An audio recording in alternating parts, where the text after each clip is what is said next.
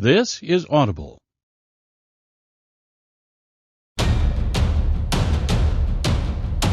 Audio Sorceress presents the unabridged recording of Clear, Blake Brier Thrillers Book 7, written by L.T. Ryan and Gregory Scott, narrated by Scott Brigg.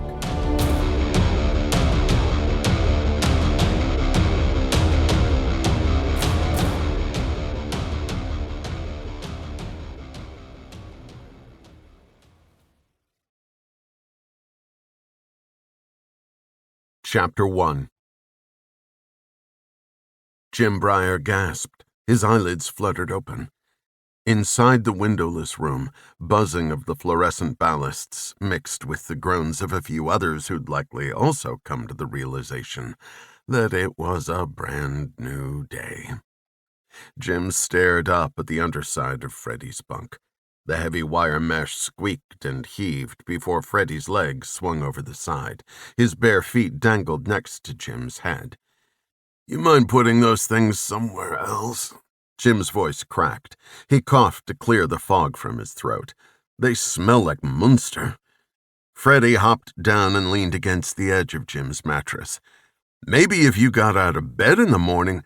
Jim lifted his knees, then let his legs fall straight. "I'm working on it." "Okay, old man." Freddy smiled. "You keep working on it. Just wait. In 5 years, you'll be right where I'm at." Once upon a time, Jim would have already been up and at 'em, as his wife would say.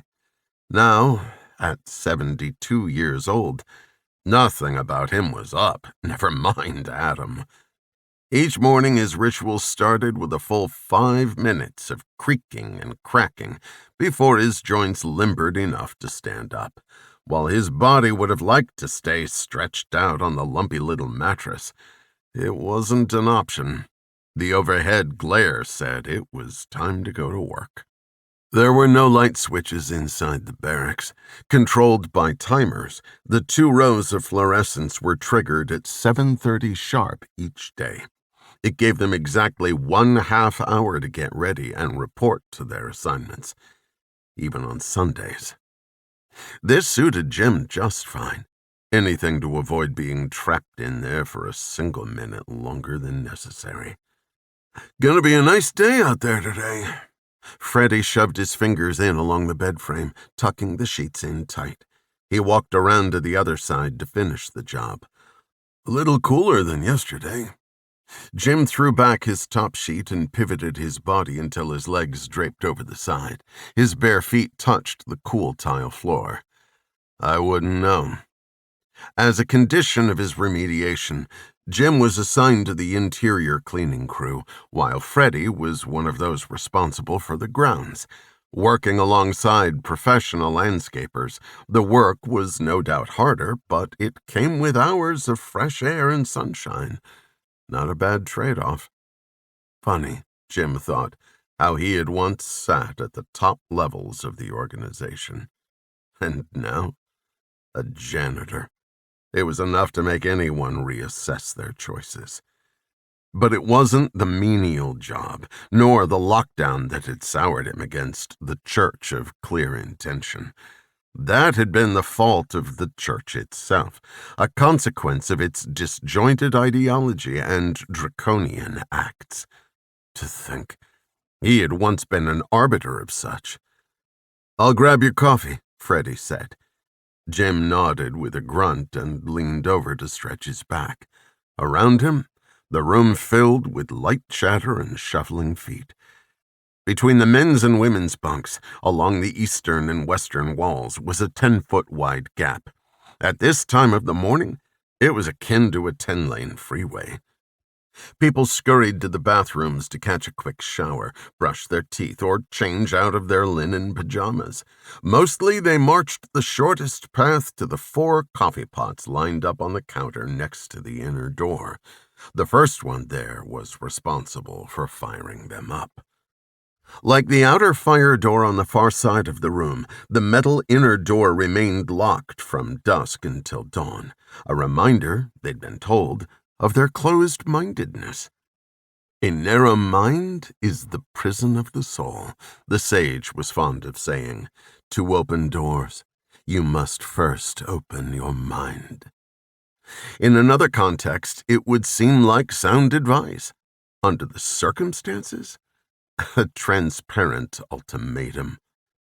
Of course, in case of an emergency, the door to the outside could be opened by pressing the bright red lever, but as the decals warned, it would set off the alarm. It didn't matter anyway. Once outside, there was nowhere to go. A high, spiked wrought iron fence guaranteed it. Here you go, hot and black. Freddie handed over a steaming styrofoam cup, then sat on the bed next to Jim. How I like my women. Jim threw Freddie a meager courtesy laugh. Ah, Freddie. Frederick R. Cook. Good for that same joke at least 3 times a week, but who was counting, right? Jim patted Freddie on the thigh and held out his cup. Thanks for this. Current proximity aside, Jim and Freddie had been friends for over 2 decades, both former members of the Echelon, a governance board formed to oversee the enforcement of policies, recruitment efforts, and physical expansion of the organization. Jim and Freddie shared a similar level of experience and culpability. Upon first glance, they could have been related. They had both long since gone gray, were both tall, from New York State, and on the outs with the church. But their similarities ended there. A widower with no children, Freddie was never in any hurry. He came across as simple, taking everything in stride, even while his words betrayed his discontent. In Jim's estimation, the man was every bit as simple as he seemed. Why Freddie was there in lockdown, Jim couldn't begin to understand. Sure, he might have asked the wrong questions, dared to point out the obvious, but in the end, Freddie would have done whatever was asked of him. It was in his nature to take the smoothest path, to avoid conflict.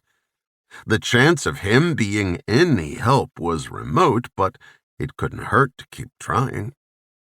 I was thinking, Jim said, how well do you know the guys you've been working with? I mean, they're civilians, right? Maybe you can feel them out. They could get us a cell phone, or maybe create a diversion. We could go back to the plan we talked. Jim. Freddie sighed and looked down at his coffee. It's too early for this. I swear you have a one-track mind. One of us has to. Jim stood and slipped his feet into his slippers, then turned to face his friend, who refused to look Jim in the eye. You say you want out. You say you're willing to do your part, but it really seems like you want to stay locked up in here forever. Don't be like that. I'm just saying, we need to bide our time. You know I'm here for you, and... Unable to hide his disgust, Jim walked away without waiting for Freddie to spew any more empty promises. As frustrated as he was, Jim couldn't hold it against the guy. If Freddie didn't want to rock the boat, it was his prerogative. Besides, there had to be others who wanted out and had the guts to do something about it.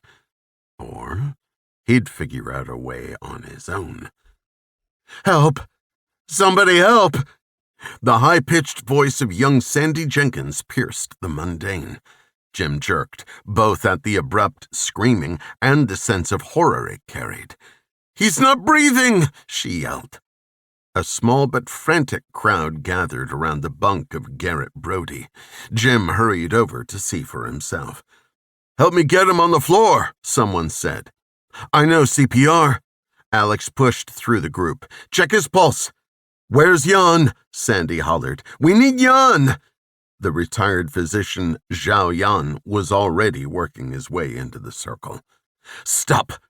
Jan pushed on Alex's arm, preventing him from further dragging Garrett's stiff corpse off the bed.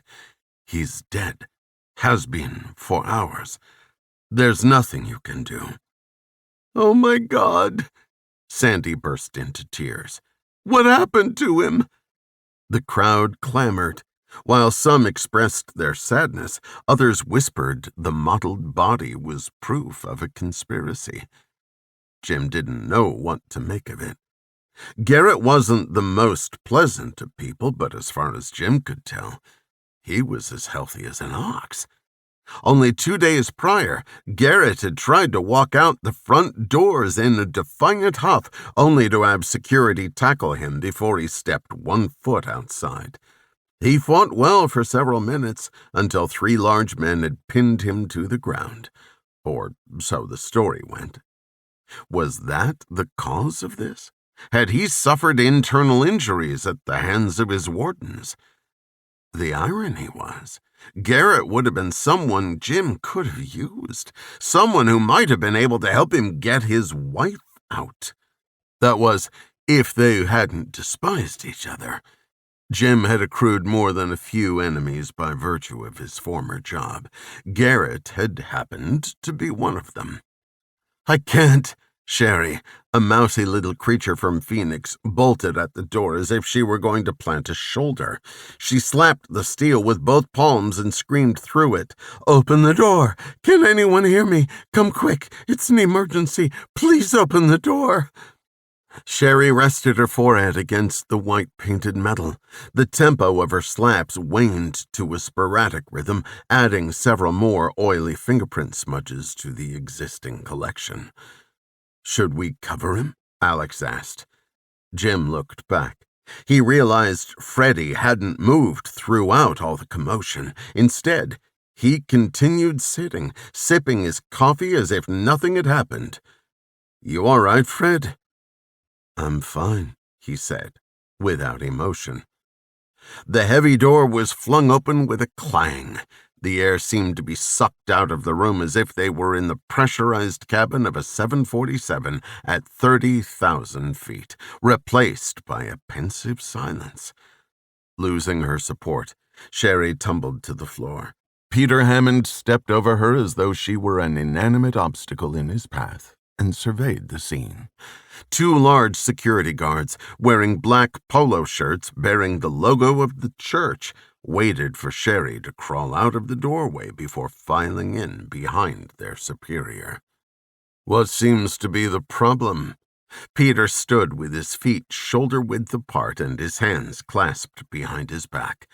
The group parted, allowing Peter a clear view of Garrett's bunk. "I see," Peter said.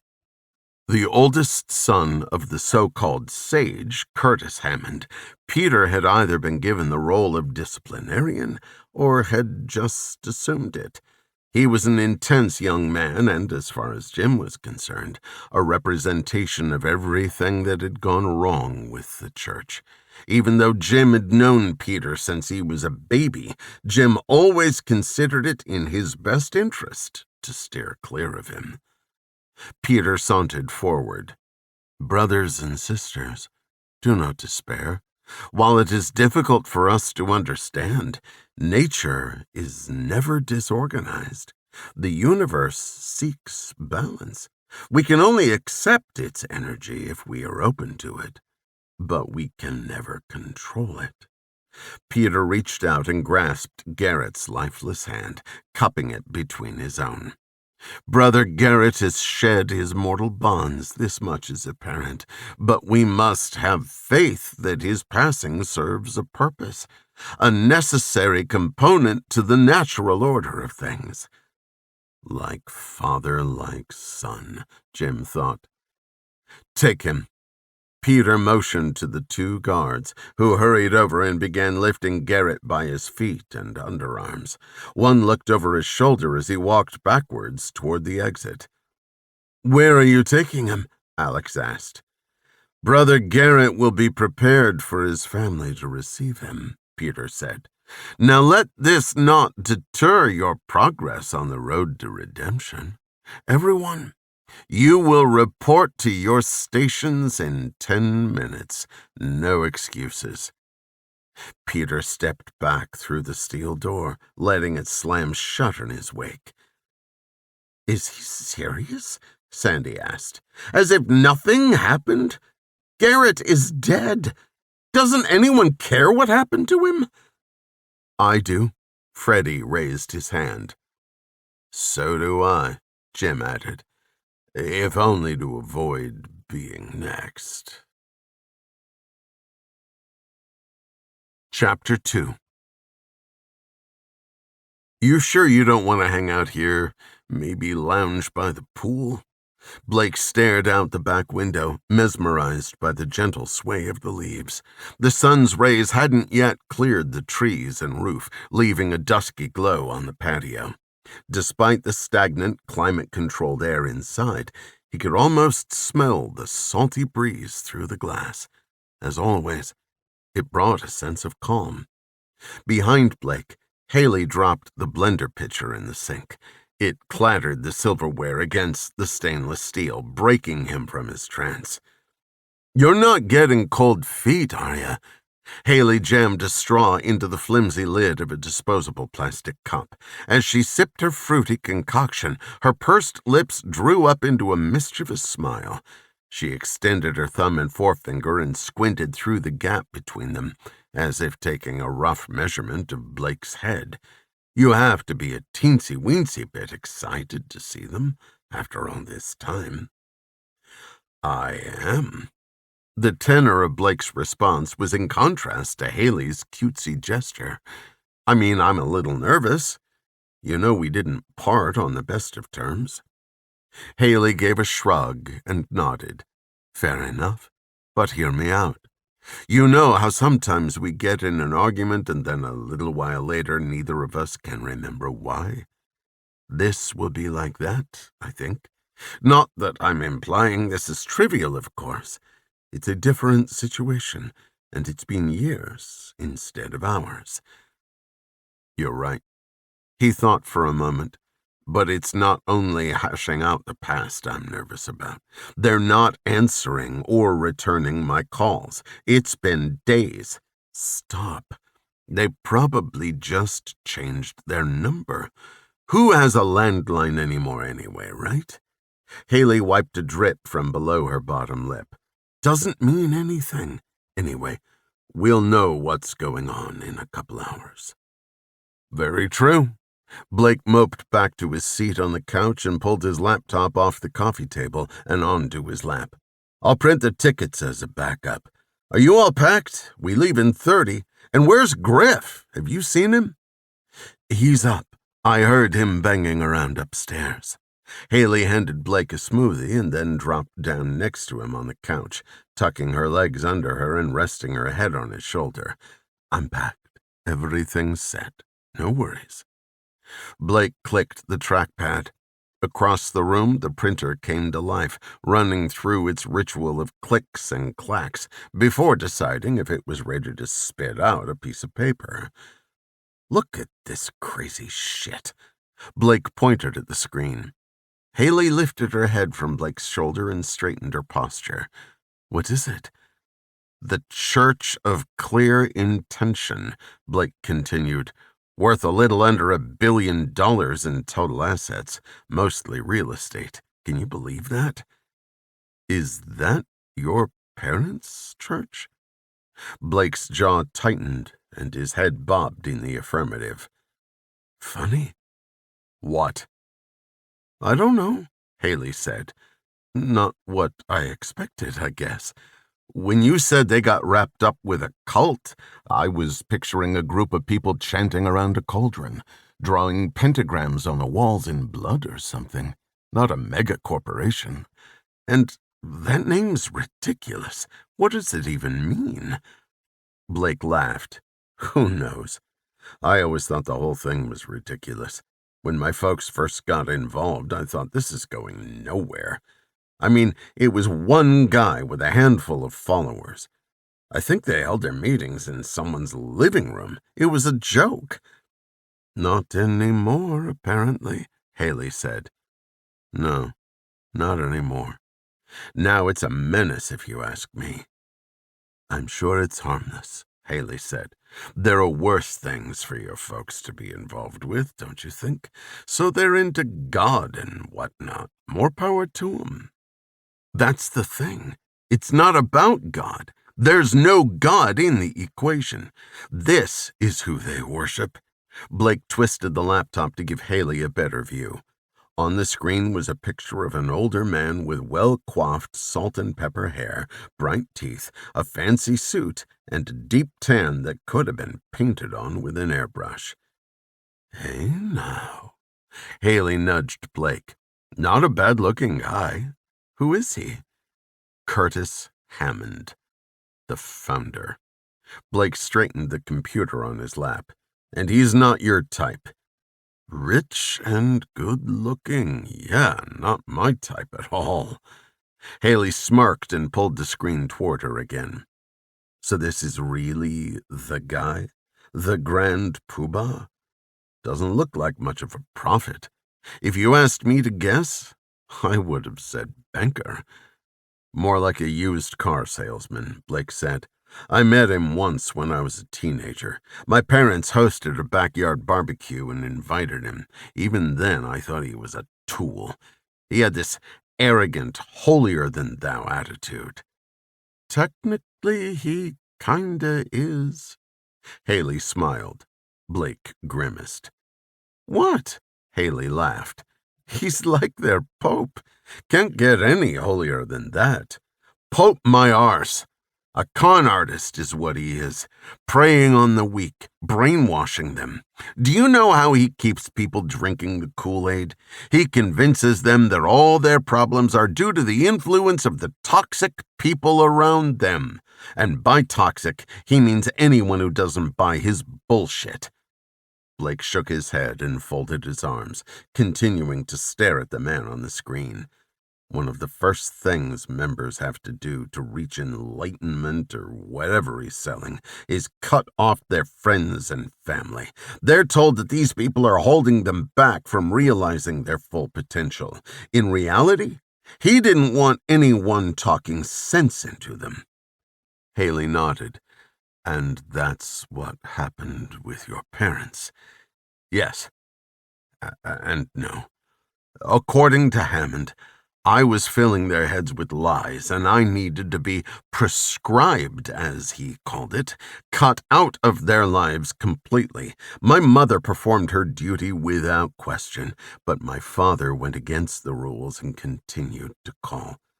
But when he did, he would just try to bring me into the fold. He pleaded with me to come around and see the light. For my mother's sake, he said. Sounds like it was breaking their hearts. Really? Because instead of saying no and walking away, the only thing they did was try to convert me. That's why I stopped taking his calls. I couldn't hear it anymore. I was never going to be enough. I was never going to come before the church. Not for him, and definitely not for her. Haeli reached over and rubbed Blake's upper back. I'm sorry. Blake could feel the anger bubbling up inside of him. It had been a long time since he'd let these memories affect him.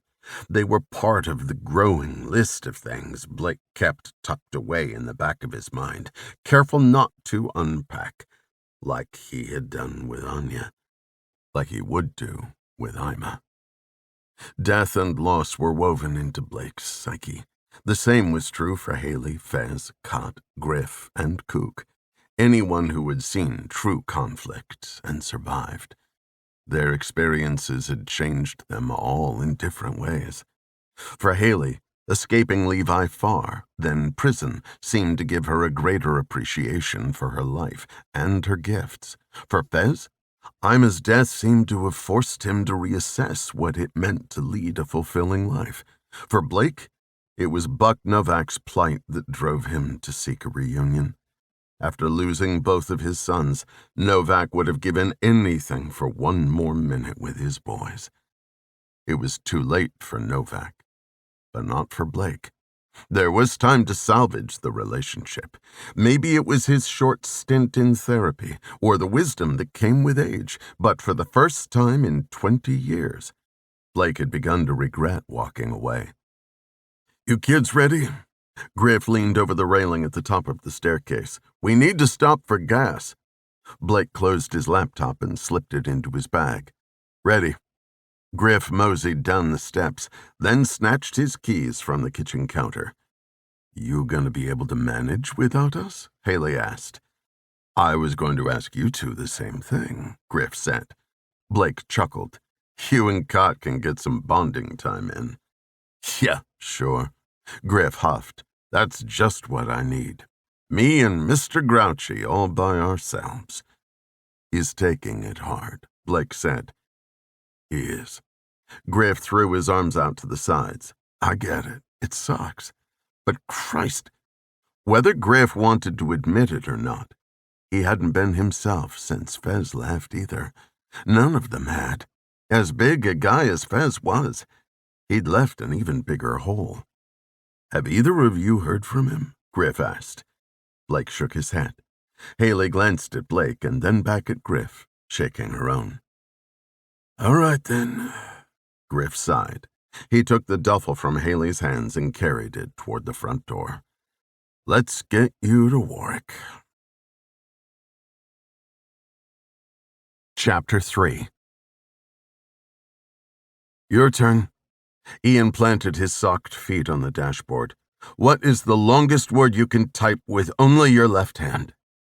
Fez blinked away his glazed-over 1,000-yard stare. He glanced at Ian in the passenger seat and responded with forced exuberance. "Easy. It's how the hell am I supposed to know a puss?" "No," Ian chuckled. "That's wrong. You just put a bunch of words together, and there were 9 letters from the right side anyway." "I was close, though, wasn't I?" Fez smirked. Over the past several days, Fez had learned a lot about Ian. For one, he never tired. It was as if his brain had a power source of its own, a mini fusion reactor insulated from the conventional physics of the open road. What surprised Fez the most, though, was the way he'd processed the news of his mother's death. He was emotional, but only for a few hours. Mostly, he asked a lot of questions. Ian was driven by details, logic. It was his coping mechanism. Everything sorted into its own little compartment. Fez couldn't begin to understand it. He was barely holding himself together, despite a lifetime dealing with death and disaster. Luckily, they had each other. Even Fez felt he needed Ian more than the other way around. Caring for an orphan, whether said orphan needed caring for or not, gave Fez purpose, and now, an actual destination. After several days of aimless driving, roadside motels, and fast food restaurants, a goal had emerged. They began to see the forest for the trees, in a very literal sense. For whatever reason, Ian had a fixation with the forest. That much everyone knew. Fez was looking for a place for them to plant their own roots, a place where Ian could recapture however much of his childhood was left, where they could be comfortable and, moreover, anonymous. In central Indiana, a random discussion had turned into an epiphany. For Ian, Shangri-La. For Fez, not so much. Nonetheless, it was decided. Coastal California, the home of the mighty redwoods, and they were already halfway there. "Fez?" "Yeah?" "Do you think when someone dies, they know it?" Fez gripped the wheel and swallowed hard. For as much time as they'd spent together, he still hadn't gotten used to Ian's blunt demeanor and endless curiosity. It was a simple, innocent question, yet a profound one, and one for which Fez had no answer. "I don't know, bud. It'd be nice to think there's something after, but I can't say I believe that myself." "Not after," Ian said. "Of course you don't know after. You're dead. You don't know anything then. I meant at the time. Do you think my mom knew?" Fez sighed. "Yes, I do." While Fez left it at that, His mind swirled with images of the faces of fallen comrades, ghosts who now lived in the world Fez left behind. But Ian's question brought one face front and center: Bo Schaefer, or Boots, as they called him. Posted on the roof of what was left of a 3-story building in Haeli, outside of Aleppo, Boots had taken a round to the shoulder. By the time Fez got to him, Boots had already dragged himself to cover and applied quick clot to the wound. A clean through-and-through shot, the bullet appeared to have missed anything vital. Bleeding had stopped, and Boots exhibited no signs of labored breathing, loss of function in his arm, or shock. Even now, the memory of what happened next continued to haunt Fez. "Come on," Fez had said, trying to scoop Boots to his feet. "Let's get you out of here." "No need," Boots had replied, his voice measured and void of emotion. "I'm dead." Fez remembered laughing out loud. "You're not dead. You're perfectly fine. Now get up and let's go." But Boots was right. Before Fez could finish his sentence, Boots was gone. Just like that. Somehow, Boots had known. He saw something Fez couldn't have, and there was nothing anyone could do. What was even worse, they never found the shooter. "Fez?" Ian said. Fez shivered. He redirected his attention to the dashed lines whizzing through the broad beams of the headlights. "Did you say something?" "I was just wondering how long till we get to California." "It's going to be a while," Fez said. "I tell you what, it's almost morning and we're not far from Denver now. Why don't we stop there? We can catch a nap, a bite to eat." "I'm okay," Ian said, "but I think the truck needs a break." "Why do you say that?" "It's smoking." Ian twisted around and pointed toward the back window. Fez looked in his rearview mirror. The smoke trailing off the back hung in the glow of the taillights.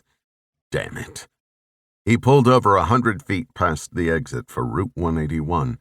As the pickup slowed to a stop, white smoke enveloped the truck. Fez turned off the engine and grabbed his cell phone. "Get out." They both hopped out and moved several feet away. "Smells like maple syrup," Ian said. Fez nodded. "Coolant."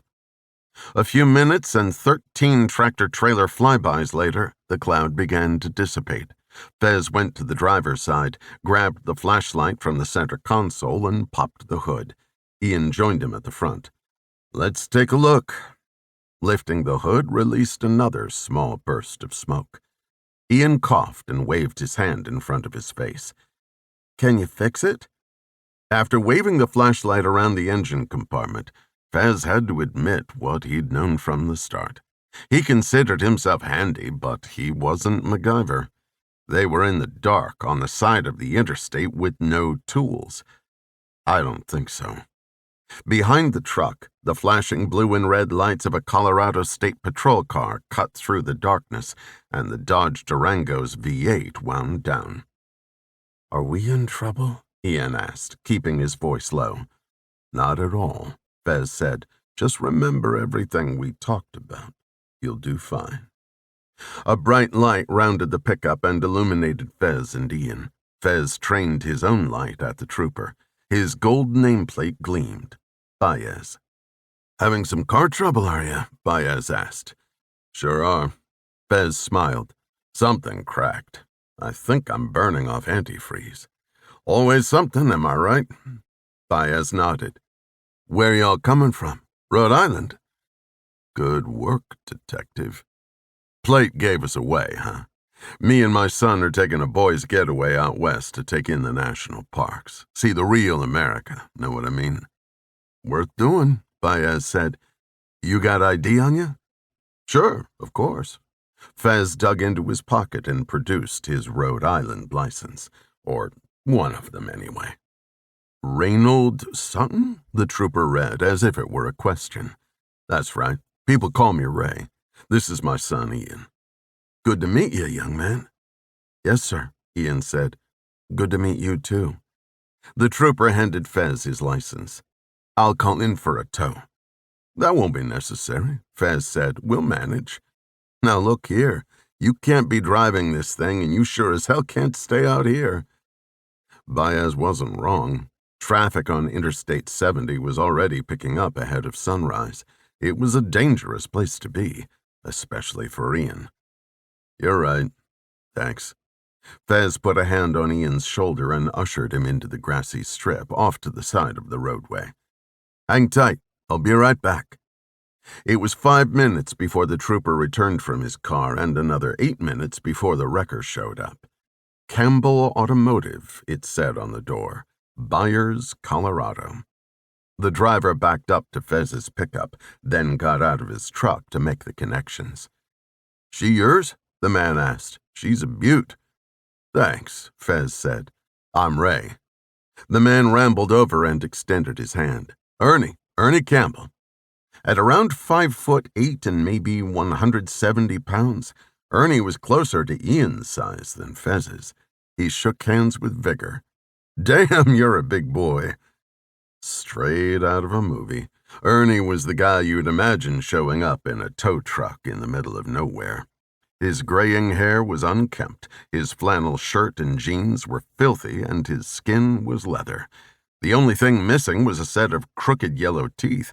Instead, Ernie sported a gleaming white smile which, when he flashed it, gave him a charming quality. Hop in the front, Ernie said. Where you taking it? Fez asked. My shop's an exit up. I'll drop it there, and me or my guy will take a look when we open at 9. What do we do until then? Ian asked. Fez deferred to Ernie. Is there a hotel nearby by any chance? Sure thing, right off the exit. Budget Host Longhorn Motel. Best motel in Byers. Ernie laughed.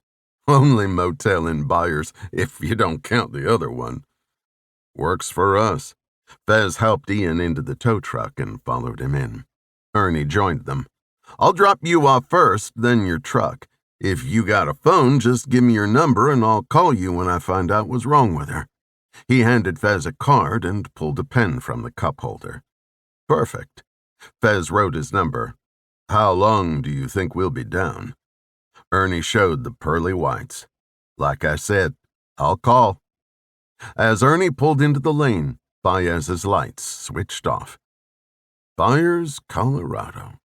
Fez put his arm around Ian. As good a place as any. Chapter 4.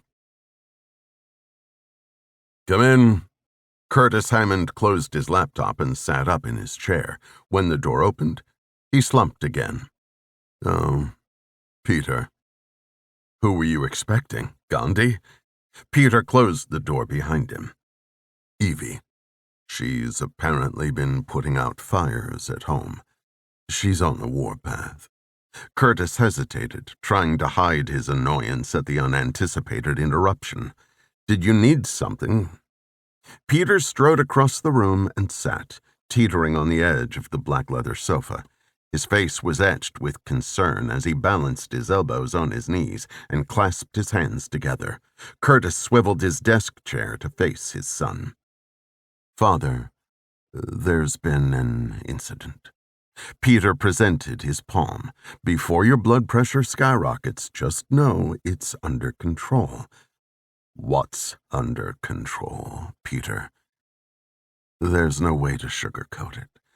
One of the disconsolates has expired. Expired? Died. Curtis squinted. 2 deep lines formed above his eyebrows. Who? What happened? Garrett Brody, Peter said, died in his sleep. Some of the others found him this morning. How could this be? Curtis groaned. Again? Really? These things happen. Sure they do. My problem is they keep happening here. We can't afford this right now, Peter. You know that as well as I do. Where is he now? In the loading bay. My guys moved him as soon as we found out. I'm sure the rest of them were going berserk, Curtis said. It doesn't take much to set them off. Exactly, Curtis said. They're big enough pains in my ass already. They're in line. As much as usual, of course. But that's not saying much. Curtis stood and paced. I'll notify Garrett's family. This time we're going to have to call the authorities. Hold on, Peter said. Don't do that yet. Or, what I mean to say is, don't do that at all. Let me take care of it. This isn't like the others, Peter. People will be looking for Garrett, and there was a whole group of witnesses. In case you've forgotten, the reason they're in remediation is because of their big mouths. They have no access to the news, Peter said. They won't know the difference. I'll be discreet, just like before. The guy had a heart attack or whatever. There's nothing we can do for him now. It's better than calling attention to us. I've got the feds breathing down my neck. Curtis's face had turned as red as the side of a barn. This is not the time. We need to play by the book here. From now on. You know they're looking to crucify us. He forced a deep breath, then let out a throaty snarl. God damn it! In a fit of rage, Curtis swiped the lamp from his desk with enough force to send it flying across the room. Cord catching, the lamp's trajectory shifted straight for the floor. The shade exploded on impact, sending green glass along the hardwood in all directions. Curtis took another deep breath and tried to slow his pulse. Lately, it seemed the cards were all stacked against him. For so many years, things had run without a hiccup. People had been loyal. They'd believed in the mission. He wasn't sure when it had happened, but somewhere along the way, stress fractures had begun to form. The hairline cracks were turning into fissures. Curtis could feel it in his gut. The IRS was out to get him, that much was clear.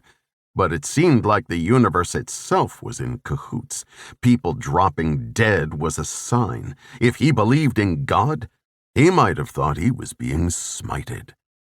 Maybe he was getting old, losing his edge, his powers of persuasion. It didn't matter. He would fight. He would do whatever he could to keep his life's work intact. His oldest son, Peter, was his legacy. That is, as long as there was something left to leave behind. Father, listen to me. I know you're feeling the pressure from all this scrutiny. That's why we must make this go away, now more than ever. It would give them an in. Peter's eyes widened. They would want to interview the witnesses. The last thing we need is to give the entire group of disconsolates a platform. Trust me, I can handle it. I've never failed you before, have I? No. Curtis had to admit, Peter was an asset and had become a strong leader. He was amazed how well Peter was able to turn off emotion amidst circumstances like these. Even as a child, Peter had the ability to make tough decisions without being clouded by desire, anger, or empathy. It was one of his strongest qualities, even if overzealous private school counselors were quick to label him. Sociopathic tendencies, they suggested. Laughable. It was ridiculous how a supposedly exclusive educational institution could put stock in such pseudoscience. Peter was loyal, organized, and strong-willed, all traits Curtis himself had fostered, traits he and Curtis shared. And Curtis, of all people, was the opposite of a sociopath. Do it, Curtis said. No mistakes. Of course, Father. Peter smiled. You know me. I don't make them. Chapter 5. Blake stumped the accelerator. The rented Ford Mustang dropped a gear and bucked forward. Look at this place. Haeli hung her arm out the passenger side window. Her long dark hair danced in the wind.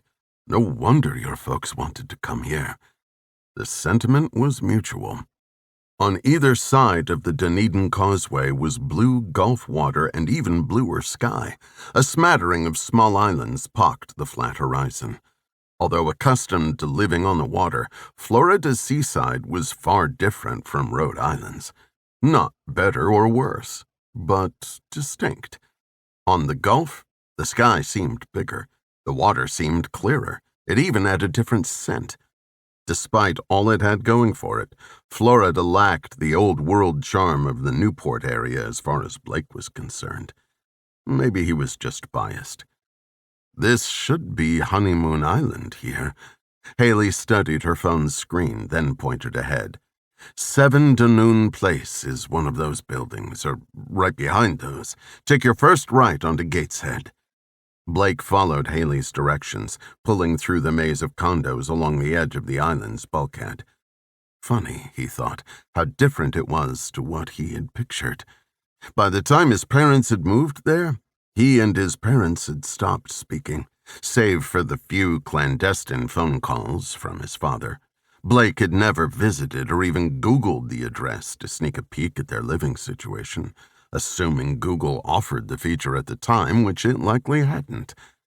"This is it," Haeli said. Long teal buildings spanned the block, a parking lot separating them from the street. It was very... what was the word he was looking for? Ah, yes. Florida. The complex was made up of several buildings. Between each was a gap, offering a glimpse of the St. Joseph Sound. Gentle waves lapped up to the wall within a few dozen feet of the dwellings. It was a nice setup for those who liked condos. Each unit of the 3-story buildings had exterior entrances of their own, all clearly marked. The one they were looking for would be at ground level. "That's it right there," Blake said as they passed by. Haeli twisted to look over her shoulder. He figured she was probably worried they would keep driving right back to the airport until he found the empty parking space marked visitor and pulled in. "Here we are." Blake shut off the car and sank into his seat with a sigh. "Long time coming." "I'm proud of you, Mick." She rubbed his arm and smiled. "I know it took a lot to get you here, and call me a broken record, but I really think you made the right decision. It's surreal, you know. They're right over there. After all this time, they're a few steps away. So awkward when you step back and look at it. Me just showing up like this. You called like 400 times. What else could you do? And not for nothing, but it's a little awkward for me, too. I'd be anxious to meet your family under normal circumstances. Come on, they're going to love you. Everyone does." "Of course they will, 'cause I'm going to charm the socks off them." Haeli laughed. "Now give me a kiss and get your butt out of this car." Blake complied with both directives. As if slogging through wet concrete, they ambled arm in arm to the door and rang the bell. A minute passed with no response. "Try it again," Haeli said. Blake pushed the button, then gave a few rapid knocks. Again, there was no response or any noise from inside. "Maybe they're out," Haeli said. "We can find their parking space and see if the car's gone. The spaces are all numbered." "We can wait for a bit, if you want," Haeli said. "Who knows how long they'll be? They could be on vacation this week, for all we know. I can leave another message, but that's pretty much pointless." "Or they're here, and they're ducking us," Haeli said. "Can you see inside?" Blake shrugged, shielded his brow with a cupped hand, and pressed his face against the window. "Can't see anything." As if she didn't believe him, Haeli pushed Blake aside and tried for herself. Just as it was for him, of course, the gaps between the closed blinds were too slight to provide a glimpse. "No one's there," a voice said from their side. One unit down, a short woman with a golden brown complexion and a bright red robe stood in the doorway. Her accent hinted at Middle Eastern origins. "Oh," Blake said. "Do you know when they'll be back?" The woman scowled as if annoyed or confused. "Who are you looking for?" "Sorry." Blake reached out his hand and approached the woman. "I'm Blake Brier. My parents live here." "Asha," she said. "Sweetheart, the Briers left 1.5 years ago." "You mean they've moved?" Haeli asked. "Where to?" "I don't know. They did not say. One day they were here, then they disappeared. It is not the first time." "What do you mean?" "It's no business of mine, but since I am never seeing you here, I am assuming you are not close with your parents." "You're right. It's no business of yours." Blake bit his tongue. "What I mean to say is, do you know your parents are involved in the church?" "Yes, I'm aware." He glanced at Haeli. Her slack jaw told him she had as many questions as he did. "The Church of Clear Intention. Are you a member?" The woman sneered. "Never." She looked around as if to check if someone was listening. "No good intention." "Does the church have something to do with them moving?" Haeli asked. "I don't know. People come and go," the woman said, "but I do not doubt it. The church owns that place. They own most of these. I did not know this when I came here. I wish I did. I would have gone to Miami like my cousin." The woman grabbed the bottom of her robe and turned in an apparent effort to retreat inside. Blake stepped forward. His voice carried an unintentional urgency. "Ma'am, sorry. Are you saying my parents didn't own their condo? That the church owned it?" "Yes. They told me themselves." "So you were friends? Were you close?" The woman dropped the fistful of fabric. "We weren't friends. We were neighbors. People like them don't have friends. I talked to them now and then, that's all. It's smart not to get involved, like I said. No good intention." Blake could feel his face getting warm. He wasn't upset with the woman. None of this was her fault. He was upset with himself for waiting so long. The woman's obvious disdain for all things related to the church only solidified what he already knew. He should have tried harder from the start. "Is there anything you can tell us that may help us find out where they went?" Haeli asked. "No," the woman said, "but they won't be far. Their precious church is here in Dunedin. They will be too. Trust me." This time, as the woman started to make her exit, Blake didn't attempt to stop her. Still, she paused in the doorway and turned around again as if summoned. "You want my advice?" The woman continued without waiting for Blake's answer, which at that point would probably have been no. "I don't know what you're looking for here, but if you're trying to save them, don't waste your time. There is no way to change their minds, any of them.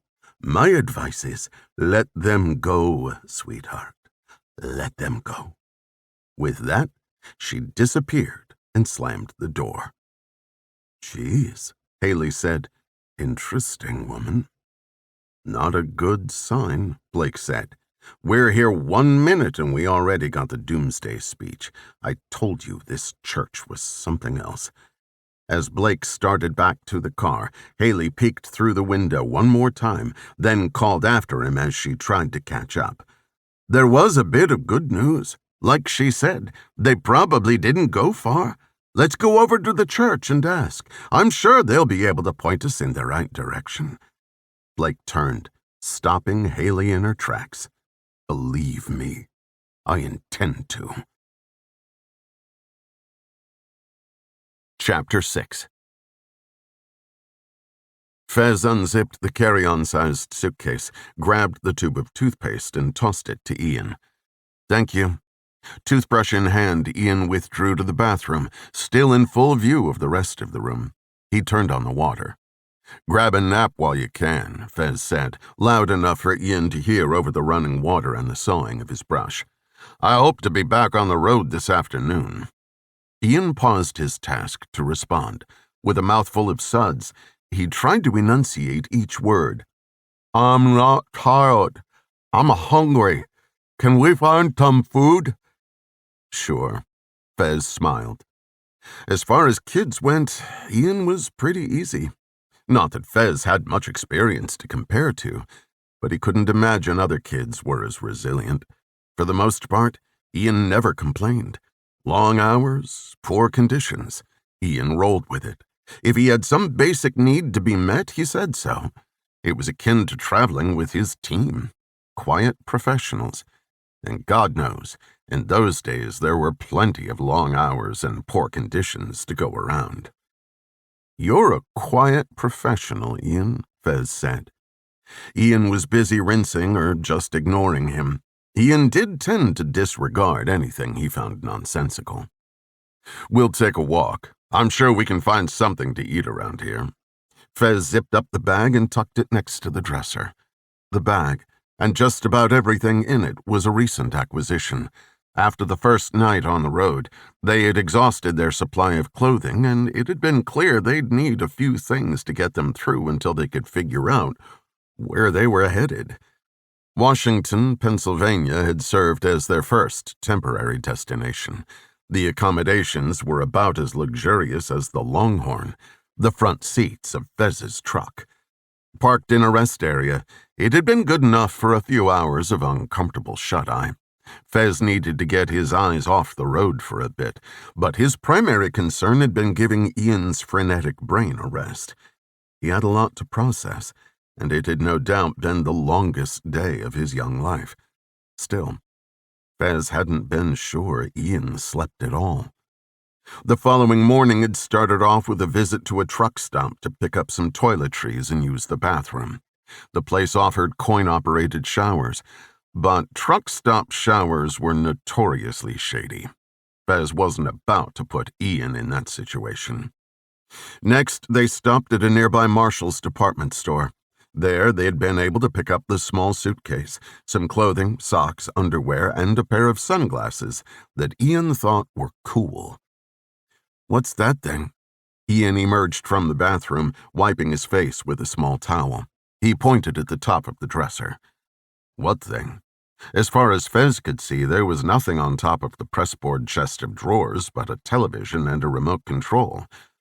"The TV?" "That's a TV? Why is it so big?" Fez laughed. The circa 1989 tube television had a convex screen, no more than 20 inches on the diagonal, but was about 3 feet deep. It never occurred to Fez that Ian had never seen one. Even he had forgotten how bulky they were. "Welcome to the 80s, Fez said. Overall, the room's decor was more 70s than 80s. A desktop phone, stucco walls, commercial carpeting. But what really stood out were the brown and gold floral bedspreads that looked like they came straight out of 1975. Fez had no doubt they were original, a hypothesis he preferred to ban from his imagination. The place was old, but not disgusting. It was about as good as it got for $69 a day. Besides, there were no better options, and it would only be home for a few hours. "You ready?" "Ready." Ian bounced toward the door, wearing a t-shirt, shorts, and a smile. "I'm starving." Fez checked that the door would lock behind them. Then the two made their way outside. A pit formed in Fez's stomach, an uneasiness born from Ian's composure, from his smile. There was no way Ian had yet come to terms with his mother's murder. Ian was a house of cards, waiting for a strong breeze. Fez could feel it. His only solace was that he would be there to pick up the pieces after Ian's collapse, to reorganize the deck, so to speak. In the same parking lot was a Mexican restaurant that was closed until later in the afternoon. Across the street off the main road was a feed and tackle store. Helpful, if Ian was a horse. Heading north, they saw a sign for Brier's General Store across from the Sinclair gas station. "Let's try that," Fez said. "A general store has to have something." Past the shared bank branch and motor vehicle department building, they found the larger-than-expected red barn-like building set back from the road. Further north, there was nothing but open land.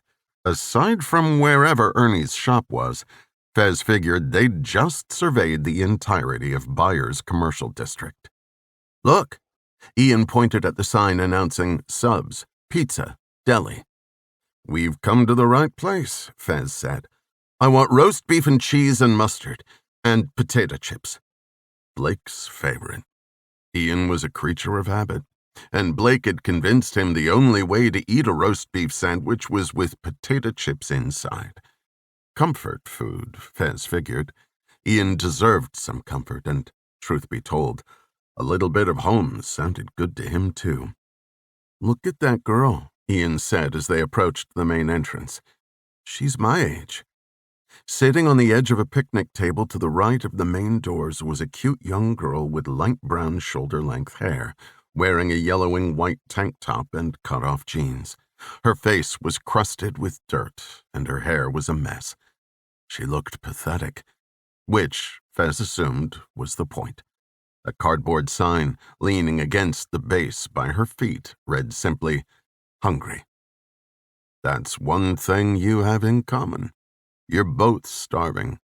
Fez ushered Ian inside. "That's not funny," Ian said. "You're right," Fez admitted. "It's not funny. Just like it's not funny how that girl's parents or guardians or whoever dress her up and send her out to beg for money. Disgusting, really. Everyone's got a racket, I get it. But she's a kid." Fez looked around.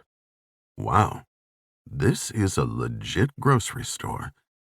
By the name and everything else they'd seen so far, Fez expected to find a strange assortment of food items mixed in with hardware, trinkets, and possibly a healthy selection of guns and ammo. Instead, they found a Winn-Dixie. At the deli counter, they took a number, even though there was only one person ahead of them. A pudgy older man worked behind the counter wearing a white coat smeared with blood. He looked like the demented doctor character in an independent horror flick. "Fez, I was thinking about what you said in the truck yesterday." "What thing?" "About me going to school." "Okay. Are you nervous?" "I don't think I need to go to school." Ian hesitated, avoiding Fez's gaze before he continued. "If we went home, Griff said he would teach me everything he knows. And Blake, too. I could be just like Mom." At the mention of the friends they'd left behind, Fez's heart sank to his stomach.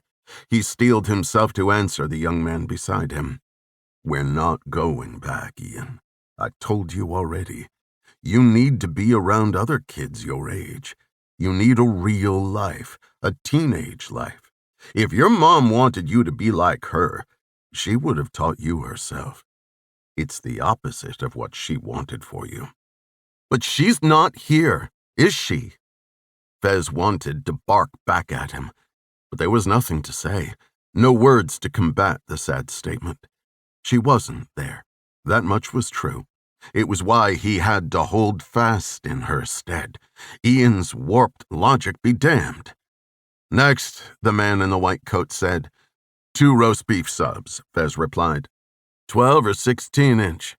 16, Ian said. "And can I have 2? "That's a big sandwich. You sure you can eat 2? "I'm really hungry." "Fine."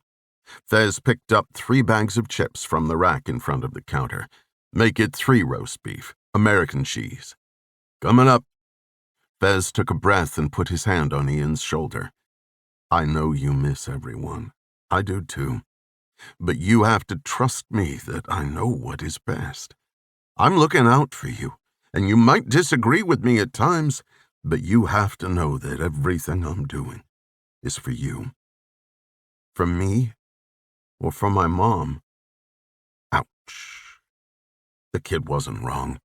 Some of it was for Ima. Fez was partly to blame for what had happened to her, after all. So there was some guilt involved, but that wasn't the whole story, was it? One thing was for sure, Ian's intuition was uncanny, and somewhat annoying. "Do me a favor," Fez said. "Give it some time. See what comes. You might feel differently in a few months. Deal?" Ian shrugged. They waited in silence for their order. "Here you go, 3 roast beef." The man handed over the sandwiches and started cleaning his station. Fez paid after first having an unusual conversation with the woman at the register about her ex-boyfriend's new girlfriend, Lainey, who she described as a crack whore tweaker bitch. Grabbing his 2 sandwiches, Ian scurried toward the exit, again leaving Fez to play catch-up. Outside, Ian hooked left. Fez watched as Ian handed one of the 2 sandwiches to the young girl at the picnic table. Her eyes lit up. "Thank you," the girl said. Her voice was sweet and carried a convincing air of appreciation. "I'm Ian." She smiled, as if struggling to stop herself. "I'm Jody. Are you homeless?" "Ian," Fez interrupted. "Come on, let's leave her alone." For a moment, Ian stood silent, looking at Jody. Jody seemed to stare back directly into his eyes, as if they were each caught in a tractor beam. Jody's smile dropped away, and the sadness returned. "Bye," Ian said. Jody raised her hand in a motionless wave. "Bye." As Ian joined Fez and started walking away, Fez put his hand on Ian's shoulder. "That was very kind." Ian looked over his shoulder and sighed. "She's kind, too. I can tell." Fez glanced back. Jody was hunched over the table, devouring the sandwich like a wild animal. Hungry, indeed. Chapter 7. Peter Hammond sat in his car, his eyes closed. Parked behind an unoccupied building on North Occident Street in Tampa, Peter not only soaked in the moment of seclusion, but the raw power radiating from within him. He visualized his aura, green and glowing, as it enveloped the car, the lot, the building. It extended to the center of the earth and the far reaches of the atmosphere. Out loud, he reaffirmed his faith. "I am the master of my own mind, the creator of my world." To give credit where credit was due, it was his father who'd taught him life's most important lessons, the simple secrets that most people were too dull to comprehend. Mindfulness and projection. The universe can't give you what you want unless you ask for it, his father would say. Wherever he was, Peter claimed his little bit of the world for himself, the master of his reach, as the affirmation went. This moment was only another small test, a foregone trial of his confidence and conviction, one that wouldn't even cause him to break a sweat. For most people, he imagined, waiting in broad daylight for a cop with a dead body in their trunk would qualify as a stressful day. But not for Peter. He had learned to trust the universe, to accept its protection. That's not to say he hadn't faltered in the past. The first time there had been some trepidation, but that was before he'd broken through the final barrier, before he achieved what the church called transcendent awareness. Members often asked the question, "How will I know if I achieve it?" Peter himself could remember asking the same question of his father as a child. "You will just know," was always the answer, and the obvious one. Logic said that someone with ultimate awareness would not also be confused about their own state of enlightenment. Conversely, someone who needed to ask that question? Yeah, not quite there yet. Peter's final triumph came only a few months prior, a reward for a lifetime of hard work and reflection delivered by the universe in the form of an online newspaper article. happening across a fluff piece on the recent death of a Hall of Fame baseball pitcher named Gaylord Perry, Peter had his epiphany. The article outlined Perry's many accomplishments and made an effective case that the late pitcher was one of the best of all time. Only Peter had never heard of him. No one he knew was talking about him, other than the one obscure article. No one was paying him any reverence. Here was a man who had reached the top of his profession, Peter'd thought at the time. He had achieved ultimate success, and yet the world had forgotten him, disregarded him as soon as he was no longer relevant. It was that notion that got Peter thinking. Awareness is understanding that nothing you do matters to anyone else but you. The world is you. The universe is you, and only you. Everything else revolves around the individual, a matter of perception. With this revelation came another. His father, the sage, the great guru himself, hadn't yet figured it out. Of all the talk, the preaching, and patting himself on the back, it was just that. Talk. Awareness meant seeing things how they really were. The sad reality was, his father was weak. The church needed Peter to survive, to truly thrive. He was sure of it, and he would do whatever was necessary to make that happen. Preceded by the telltale whine of the motor, an old Ford Crown Victoria rounded the corner, disrupting Peter's meditation. It was who Peter expected, Detective Grady Larson. A long-time member of the church, Larson had proven himself loyal by answering the call to service on more than one occasion. Although he looked like a chronic alcoholic, his disheveled appearance was deceiving. Larson was as sharp as he was dedicated. No, he would never be able to get out of his own way enough to reach transcendent awareness, but that didn't mean he wasn't useful. Both men stepped out of their cars at the same time. "What happened now?" Larson asked. "Another untimely demise," Peter answered. "But how?" "How should I know?" Peter popped the trunk and motioned for Larson to join him at the back of the car. "Heart attack? Stroke? Why don't you ask him?" Larson peered inside. "Shit. Garrett?" Peter nodded. "Is that karma or what?" Larson handed Peter a pair of rubber gloves and commenced in putting on his own pair. That's exactly what it was. Karma. A few weeks prior, Garrett Brody had gotten a hold of a phone to contact someone at the sheriff's department. He'd made claims of being held against his will, of being abused. Larson had stepped in to squash any possible investigation by making Brody out to be a crackpot with a history of delusions. The deputies had taken Larson's word and had trusted him to handle it. What upset Peter was not that Brody had called the police, nor that he'd told them he was being held. That part was true. It was that he'd claimed abuse. To Peter, it was disheartening that a member could become so jaded and short-sighted as to not appreciate the efforts of so many. "We tried our best to help him," Peter said. "You can only do so much." Larson shook his head over Brody's corpse. "Still, I think you lucked out on this one. Not to disrespect the dead, but he was going to keep trying until he got someone to listen. Someone would have eventually paid attention to him." He looked back at Peter, eyebrows raised. "You get that, right?" "I do. That's precisely why it's important to maintain strict control of the disconsolates. They've been corrupted and they're not thinking clearly. It is imperative they remain isolated from the naysayers until they complete the program.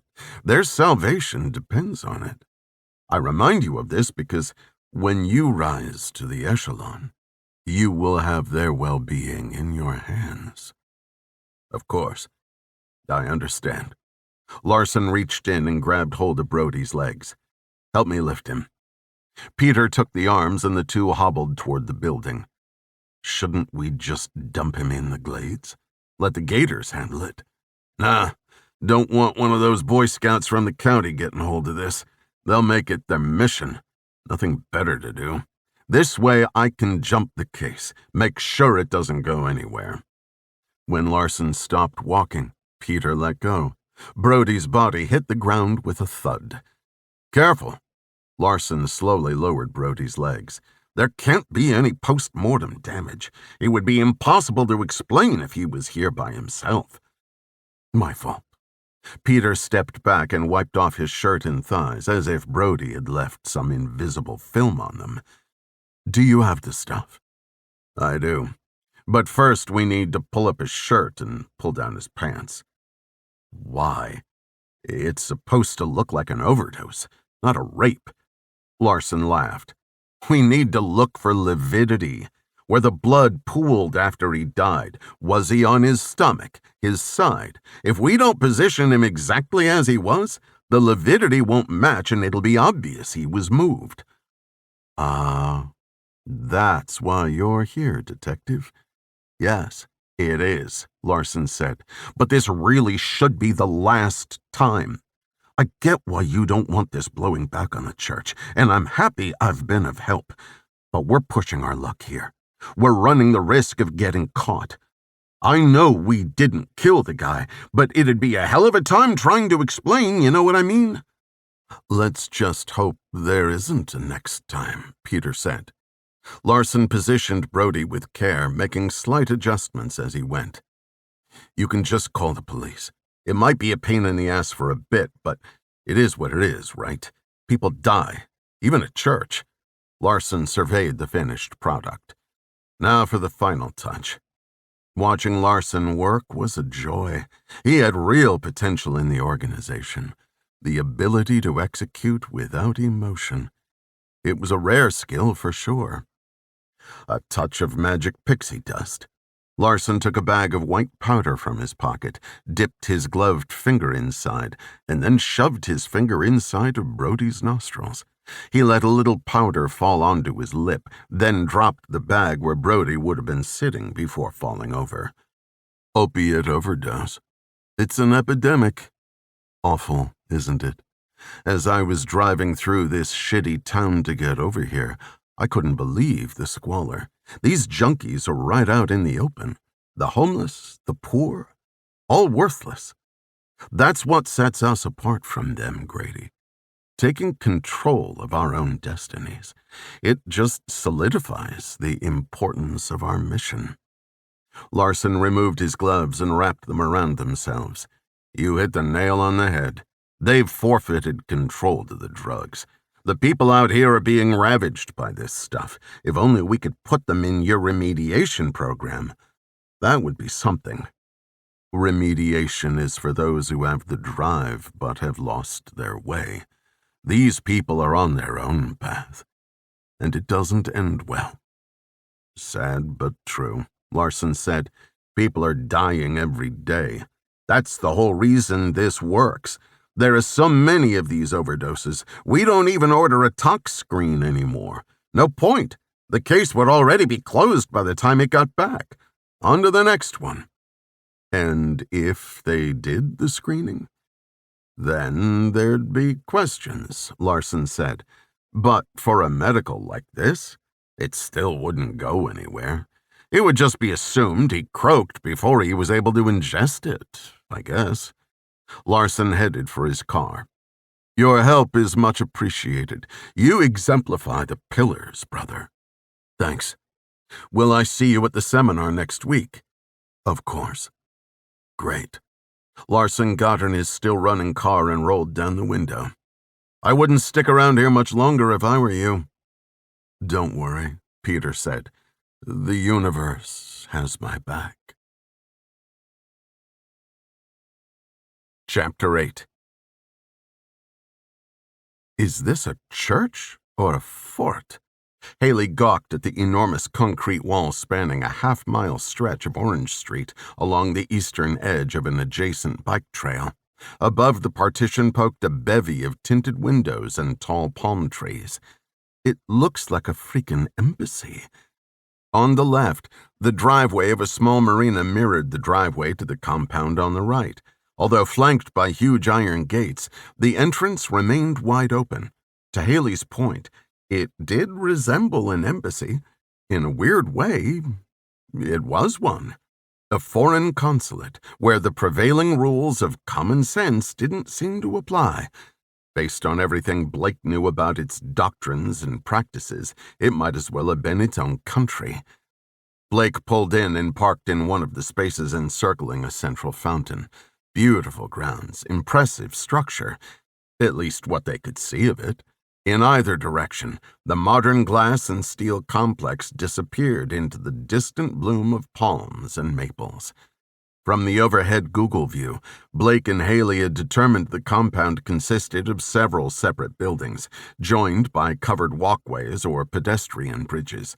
He'd known it was large, but now, seeing the multi-story structure in person, Blake was sure it was tens of thousands of square feet. "Don't forget this." Haeli reached into the back seat to retrieve the document Blake had brought along. On it were photographs of his parents, albeit younger versions of them, and their identifying information: name, dates of birth, biometric data. Haeli had poked fun at him when he'd printed it out, saying that they weren't lost kittens. She may have been right, but Blake wasn't taking any chances, especially now that he learned they had disappeared from their condo. He would show it to anyone and everyone who might be able to point him in the right direction. Blake stepped out. Haeli didn't. "You coming?" "You go," Haeli said. "I'll be right behind you. When I come in, act as if you don't know me. Divide and conquer." "Gotcha." Blake closed the door and trotted to the lavish main lobby, dossier in hand. Inside, he was greeted by an attractive woman sitting behind a massive circular desk. "Welcome to the Church of Clear Intention. My name is Anastasia. How can I help you?" Anastasia's accent was immediately recognizable. Blake sometimes heard it in his sleep. Anastasia was Russian. "I hope you can." Blake slapped the paper on the desk, then scanned the expansive room. In each of the two far corners, along the same wall as the front doors, stood a man, one larger than the other. Both wore identical polo shirts that stretched against their chests and arms. "I'm trying to contact two of your members." He slid the paper toward Anastasia. "I'm family." Anastasia smiled, took the paper, and turned toward her computer screen. "I understand you have residential buildings on the premises. Is that correct?" "It is." Anastasia kept her attention on the screen as she tapped the keyboard. "Some of our more involved members prefer to visit for extended periods of time. Do you mind if I ask your name?" "My name is Blake." "Brier? So you're familiar with them?" Anastasia gave a deadpan expression and held up the document. Even from a distance, the large font made the name Brier legible. "Ah, of course. If it helps, I believe they're currently staying here."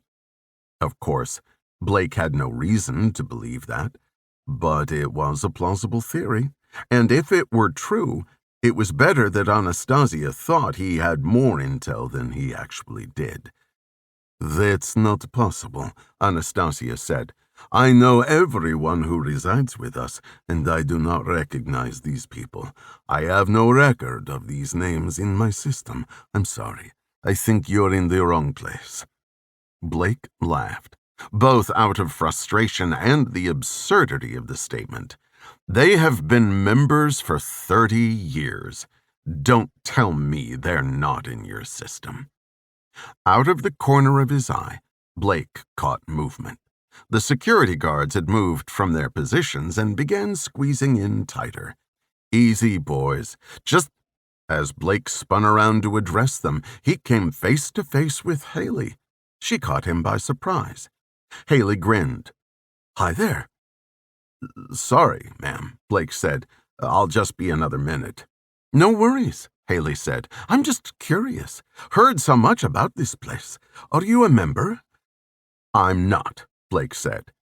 "Miss, can I help you?" Anastasia asked, side-eyeing Blake. "Mr. Brier was just leaving." "No, he wasn't," Blake said. "That's okay. I'll just wait over here." Haeli moved off to the sitting area under an elaborate low-hanging chandelier. "Look, Anastasia, I'm not leaving here until I get some answers. Call whoever you have to call to get me someone who can help. I really do apologize, Mr. Brier, but we cannot have you upsetting arriving guests. Like I said, I think you are mistaken. There is nothing I can do for you. Now I'll have to ask you to please leave." With a slight jerk of her head, the two security guards pounced, each grabbing one of Blake's arms. "Let's go," one of them said. For a second, Blake tensed, preparing to lash out, a reflex, one that he had to make a concerted effort to override. He wanted to cause a stir, shake the tree to see what would fall out, not to get in a fight. Besides, this was a battle he'd probably lose. "Fine, I'm going." He raised his hands. The guards let go and followed Blake to the door. From behind, Blake could hear the Russian accent. "Sorry for the wait. Come, let me get you some materials. We have a lot to offer." "I thought you left me." Haeli jumped into the passenger seat, gripping a stack of brochures, and slumped down in her seat. "I figured you'd find me." After getting thrown out, Blake knew they'd be watching him. He pulled out, circled the block for a few minutes, then returned to the marina parking lot across the street from the compound. "What did you find out?" Haeli handed Blake one of the trifold promotional pamphlets. "There's a free seminar called Getting in Touch with Your Intuition, if you're interested." Blake grimaced. Haeli giggled. "These people are a different breed. Anastasia asked me what size my waist is. What kind of question is that?" Blake rolled his eyes, then stared ahead and sighed. "Well, that was a total fail," Blake said. "Not entirely." "How do you figure?" "When you left, our favorite Russian ambassador got a phone call. It was about you. She seemed nervous. She told them you were there looking for your folks and that she didn't tell you anything. Promised to call the person if you came back." Haeli paused and chewed at the inside of her lip. "I think they're in there. Those people are hiding something."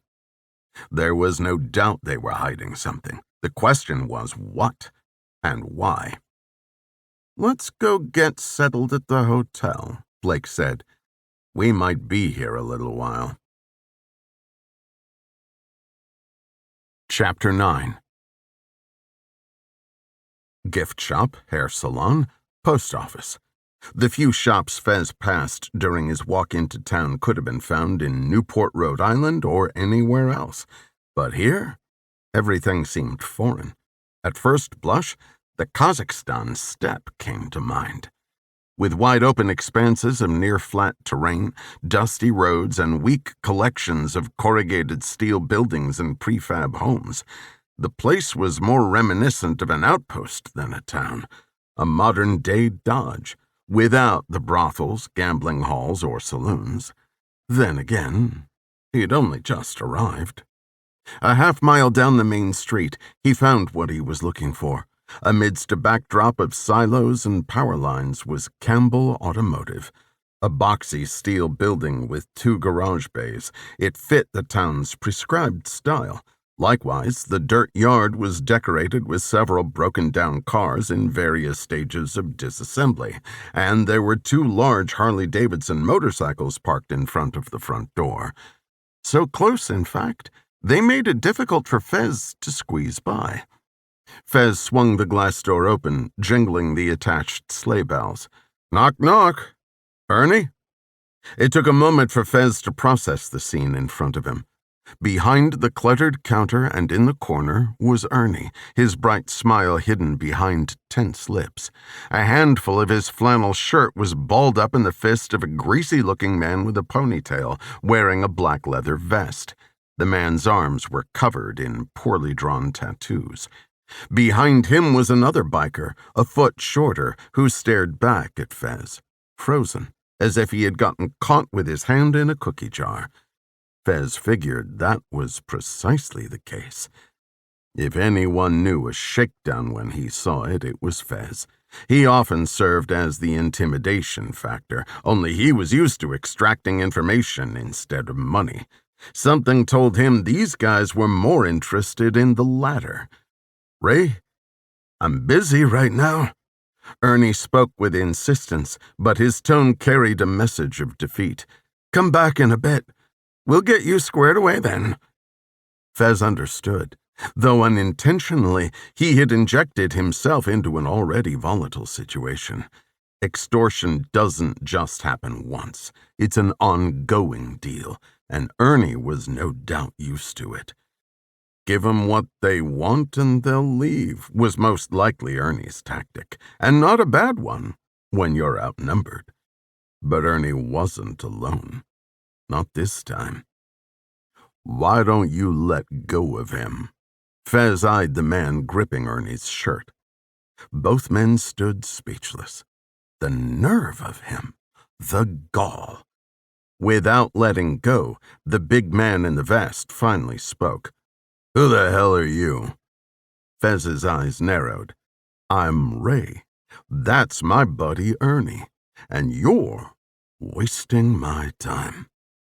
The big man let go with a push, sending Ernie staggering back into the wall. While Ernie straightened his shirt, the big man made a show of walking along the shelving units, running his hand over the various car parts. "I don't know you, Ray. You from out of town? That would explain why you think you can come in here and talk to us like that." "He's just a customer, Snake," Ernie said. "He's got nothing to do with this." "He does now."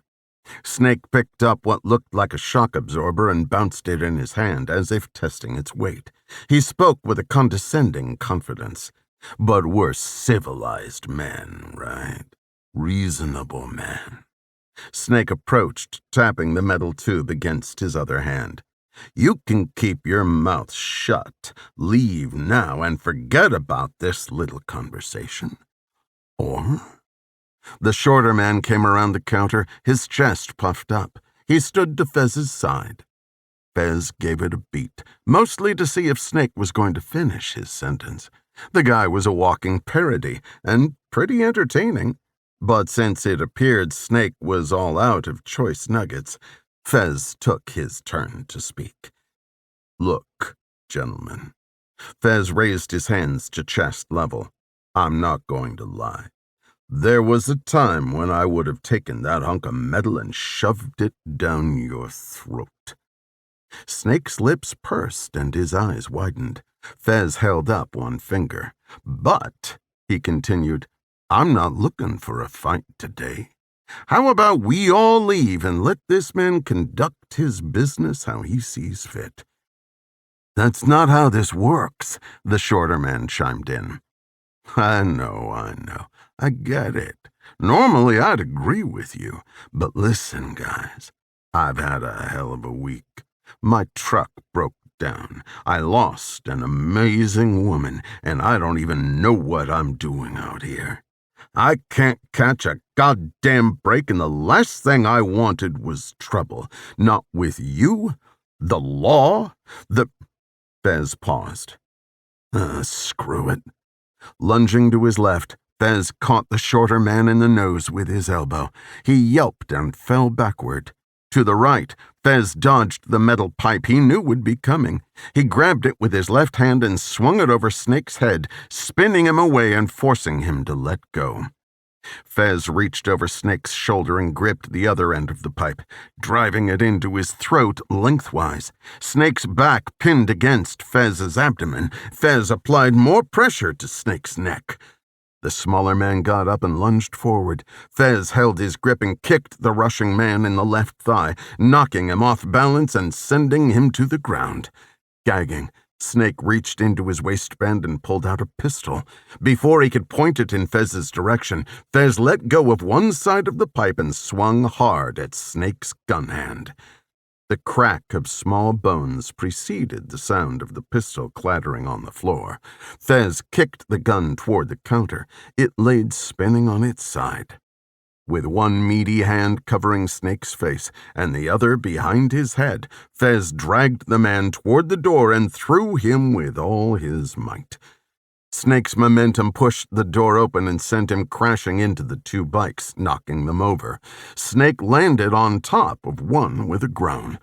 The smaller man lunged again. This time, instead of coming at Fez, he pushed through the door to join his buddy outside.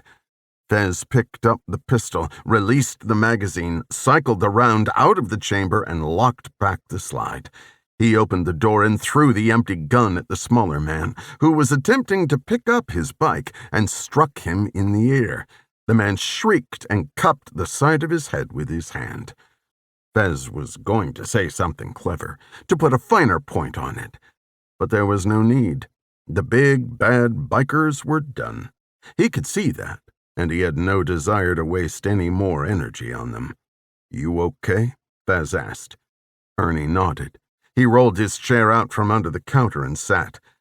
"What did you go and do that for?" Outside, the Harley motors roared to life and tires squealed. "That's why." Fez motioned toward the sound of the thugs fleeing. "I'll admit, it was incredible to watch, but it's only going to make things worse. I'm going to have to pay for that." Ernie was right. Fez had just stirred up a hornet's nest. There were probably more where those two came from, and none of them would be happy. Fez knew he should have walked away. He had every intention to. But he just couldn't help himself. Old habits, as they say. "I'm sorry, Ernie. My big dumb ass should have stayed out of it. If I could learn to mind my own—" No. Ernie smiled. "Don't beat yourself up about it. I'm being dramatic. I'll be fine, really. Hey, the good news is I was able to take a look at your truck. Easy fix." "That is good news. The bad news is I don't have the parts. They're on order, but I won't have them till tomorrow. I hope. Looks like we're staying the night. I'll check in tomorrow." "Sounds good. Try to keep out of trouble, will you?" "I'll try my best. Listen, Ernie, you have my number. If these guys show up again today or tomorrow, call me." Ernie laughed. "Not a chance." Chapter 10. Curtis Hammond double-clicked, expanding the overhead feed of the lobby to full screen. From the comfort of his office, he watched the replay unfold with full audio. It wasn't a shock to find Blake Brier in his lobby. This day was inevitable. Only Curtis had thought it would have happened much sooner. From what he could remember, Blake was a scrappy kid. Even back then, he'd been a pain in the ass. Now, a grown man, he looked downright dangerous. Not necessarily because of his size or physical presence. It was the look of determination in his eyes, in his voice. Curtis knew a little bit about Blake's background in a general sense. He didn't strike Curtis as someone who would walk away without a fight. But as fascinating as Blake Brier may have been, he wasn't the reason Curtis had watched the video clip 3 times already. That honor belonged to the woman who came in after Blake. As soon as Curtis saw her, he was stricken, smitten even. She was gorgeous, and she had a dangerous, exotic quality all her own. A dead ringer for Gal Gadot, in his opinion. Curtis had to zoom in to be sure it wasn't the actress. In the beginning, Curtis hadn't been very discerning about the women he brought into the fold. None of them dogs. Willingness was still their primary virtue. Then, as the willing became more plentiful, Curtis began to curate, often to his ever-changing tastes. It was the benefit of polygamy, he thought. Variety. In general, it was a numbers game. Like in his youth, the more shots you took, the more chance of landing a date. It was statistics. Most of his friends were too worried about rejection to put themselves out there. But the way Curtis always looked at it, 19 rejections for one taker weren't bad odds, so long as you were willing to play 20 times. It was the same in business. And above all else, business was what he was in. Though currently, his mind was clouded by one thought. It had to be purged if he were to regain balance, and there was only one way to do it. He had to take his shot. Curtis picked up the receiver and pressed the button for the reception desk. "Anastasia, can you come up here for a minute? Have Bruce take over." Anastasia arrived after one more loop through the video. "Come in," Curtis said. "I have a quick question." "About Mr. Brier?" "No, you handled that perfectly. It's about the woman who came in afterward." "Ah, yes." Anastasia smiled. "You like her?" Curtis chuckled. "Yes." Anastasia understood his interest, he figured. She had been around a while, and she didn't seem to mind dishing the dirt. The funny thing was, Anastasia had no interest in being a member, nor in Curtis, as far as he could tell. They had never been involved, sexually or otherwise.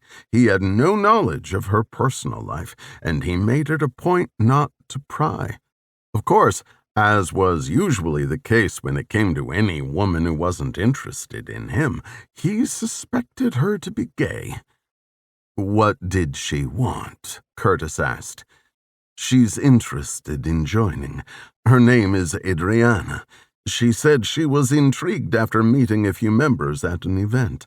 I gave her all the information and asked if she wanted to set up a tour. She said maybe later."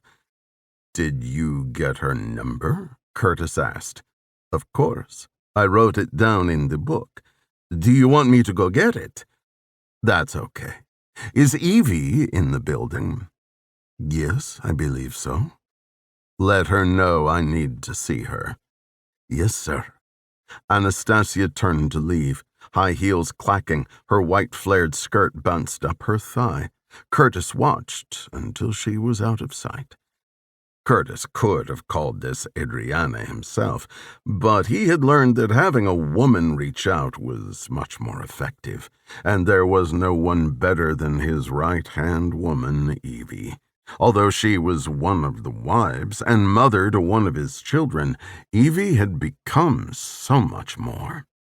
While it was true that the marriages weren't legally recognized by the state, internally they were every bit as binding, a symbolic commitment for life that Curtis took seriously. As unusual as it was, he and Evie no longer shared an intimate relationship.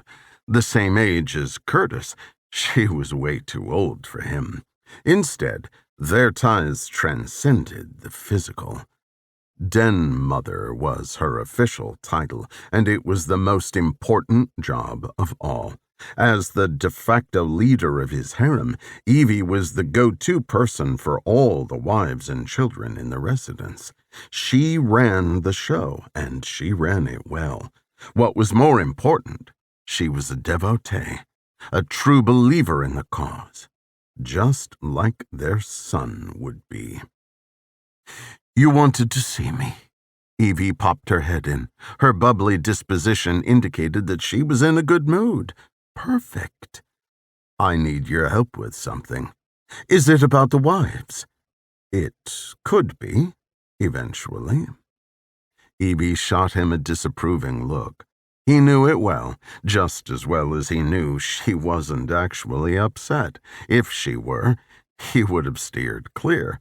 For a woman of such small stature and advanced age, she could be terrifying. If Curtis thought about it, she was the closest he had to an actual wife. "Who is she?" Evie smirked. "Her name is Adriana. Trust me, the girls would like her. Did you ever see Wonder Woman?" "Linda Carter?" "Not that one. The new one with the... Never mind. Anastasia has the info. Can you do me a favor and get her in here for a tour? I'll handle it myself." "I'll take care of it," Evie said, then turned to leave the room. "Evie, don't take no for an answer, okay? This one is special." "Wow. I haven't heard you say that since Dottie." "You know how I get, Eve. Can't get her out of my head." "I'll let you know what happens." Her patronizing sneer faded. "Are you all set for the ceremony tomorrow night? Do you need anything?" "Is that really tomorrow?" "It is. The girls have been preparing all day. I'll handle setting up this appointment, then I'm heading back to the residence. Kathleen asked for a sit-down, and I want to nip any new drama in the bud." Evie was in a hurry, like she always was. Between her personal growth and her duties, she never stopped moving. She had been on her way back out inch by inch since she'd stepped in. In another second, she'd be long gone. He decided to speak fast while she was still in earshot. "Thanks, Evie, and don't tell the others about this yet. I want it to be a surprise." Chapter 11. "How cute is this?" Haeli exclaimed as she and Blake passed from the arch portico into the main lobby of the Fenway Hotel. "Did you see that rooftop bar?" If Blake were being honest, it irked him a bit that Haeli was treating this like a vacation. Yes, the hotel was nice. In fact, it was very nice. But what mattered was that they were no closer to achieving their goal. Normally, Blake would have been interested in the finer details. A historic building, the Fenway was one of the original bastions of the jazz era and served as the country's first radio station. As a fan of jazz, the significance of the place wasn't lost on him. He just had a hard time caring right now. "Cheer up." Haeli squeezed Blake around the waist. "We'll track them down. Heck, we can stay here as long as we need." Blake tried to hide his grimace. The interior was decorated with jazz relics with a modern art twist, or the other way around. Either way, it was unique and inviting. If they did have to hunker down, there were worse places to do it. "Should we have brought our bags?" Haeli stuck next to Blake as they approached the counter. Blake shook his head. The valet said they'd have them sent to the room. "Good afternoon and welcome." The bleached blonde's silk scarf and blue blazer made her look like a flight attendant. "Hi, we have a reservation," Blake said. "Brier." "Ah, yes. Classic king with water view." "That's us." "Very well. Do you want to use the card on file for incidentals?" "That's fine." The woman provided key cards and pointed them in the direction of their room. "Hey, one quick thing," Blake said. "Do you know anything about the Church of Clear Intention?" "I know of it. Everyone does." She looked at him curiously. "Why?" "Just a shot in the dark, but..." Blake took the paper from his back pocket and unfolded it. "Have you seen these two? Have they been guests here?" "No, I don't think so." The woman squinted. Her eyes flittered up and down as if sizing him up, no doubt trying to decide what his motives might be. "I can get the manager for you." "That's okay," Haeli said. "We were just wondering. Thank you. We'll be heading to our room now." She tugged on Blake's arm.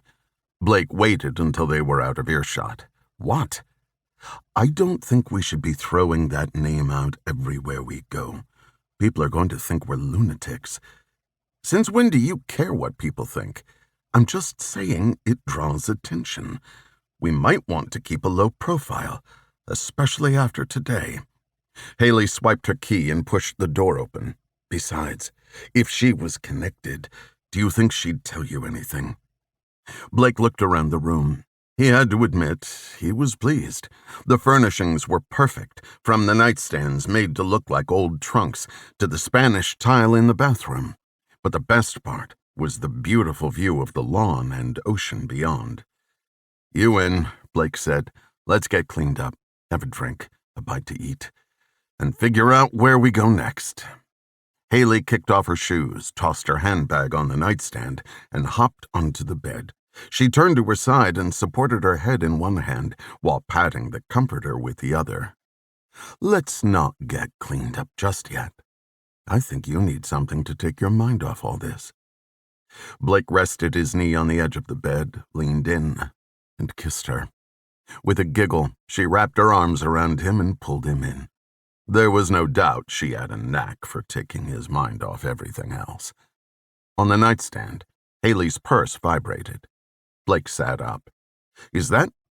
Haeli's phone was a burner, a throwaway number they had purchased for the trip. Unless it was a random cold call, there was only one thing it could be. "Pick it up." Haeli fished out the phone and answered. "Hello?" "Yes, this is she." Haeli looked at Blake and nodded. He mouthed the word speaker. "Hold on." Haeli put the phone on the bed and pressed the speaker button. "Okay, I'm here." "Can you hear me? I'm calling from the Church of Clear Intention. I understand you were interested getting some information about what we have to offer." The woman's voice was cutting in and out. With one bar of service, it was no wonder. Either they just found the one flaw with the hotel, or poor service came with a rinky-dink prepaid plan. "I'm sorry. I'm having a little trouble hearing you." Haeli grabbed the phone, jumped off the bed, and moved to the window. "Can you hear me? I'm just calling to extend an invitation. Mr. Hammond has asked me to extend the opportunity for a private tour. You would find it informative and inspiring." Haeli gave Blake a goofy face and winked. "Oh, the Mr. Hammond. Will I get a chance to meet him?" She looked back at Blake, scrunched her lips, and shrugged. "If you'd like, I might be able to arrange that. I'll see what I can do." "Okay," Haeli said. "When?" "Say, tomorrow morning. Is that good? 8 o'clock? 8 o'clock. I'll be there. Thank you for the invite." The phone disconnected.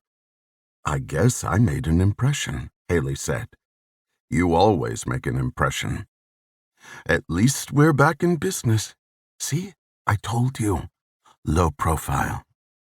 Blake motioned for Haeli to rejoin him on the bed. "Now all you have to do is find out where in that compound they're staying, and how we can get to them. Easy peasy." Haeli put her palm on Blake's cheek. Her fingers brushed his ear. "That's for tomorrow." She leaned in close. Her warm breath filled his lungs, and her lips hovered over his. "Now, where were we?" Chapter 12. One channel. 7.1 ABC. That was all Ian got. After Fez sat him down and handed him the remote, he hadn't even left the room before Ian was bored with it. To the onlooker, it might have seemed like he was riveted by the episode of General Hospital. But staring into space, he'd forgotten it was still on. His thoughts were permeated with the young girl he had met outside the grocery store. Jody. A new sensation for him. He couldn't understand why his stomach felt wobbly when he thought of her. Was there something unusual about her? Was she some kind of witch? Or maybe the sandwich just didn't sit right. Still, the only thing he could think of was seeing her again, getting another chance to say more than hi and bye, even if he was able to work up the courage to go back. Fez had told him to stay put. But why? He was old enough to watch out for himself. He had killed a man. The problem was, if he left and Fez found out, there was a good chance he'd be the one getting murdered. On the other hand, the store was close by. He could go and come back before Fez returned, for sure.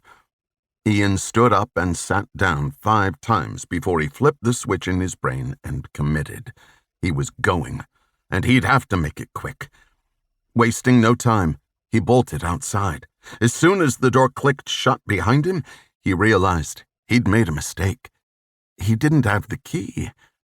It didn't matter, he thought as he jogged. He could ask the people at the desk, or he could wait outside the room and just tell Fez that he stepped outside for a second and got locked out.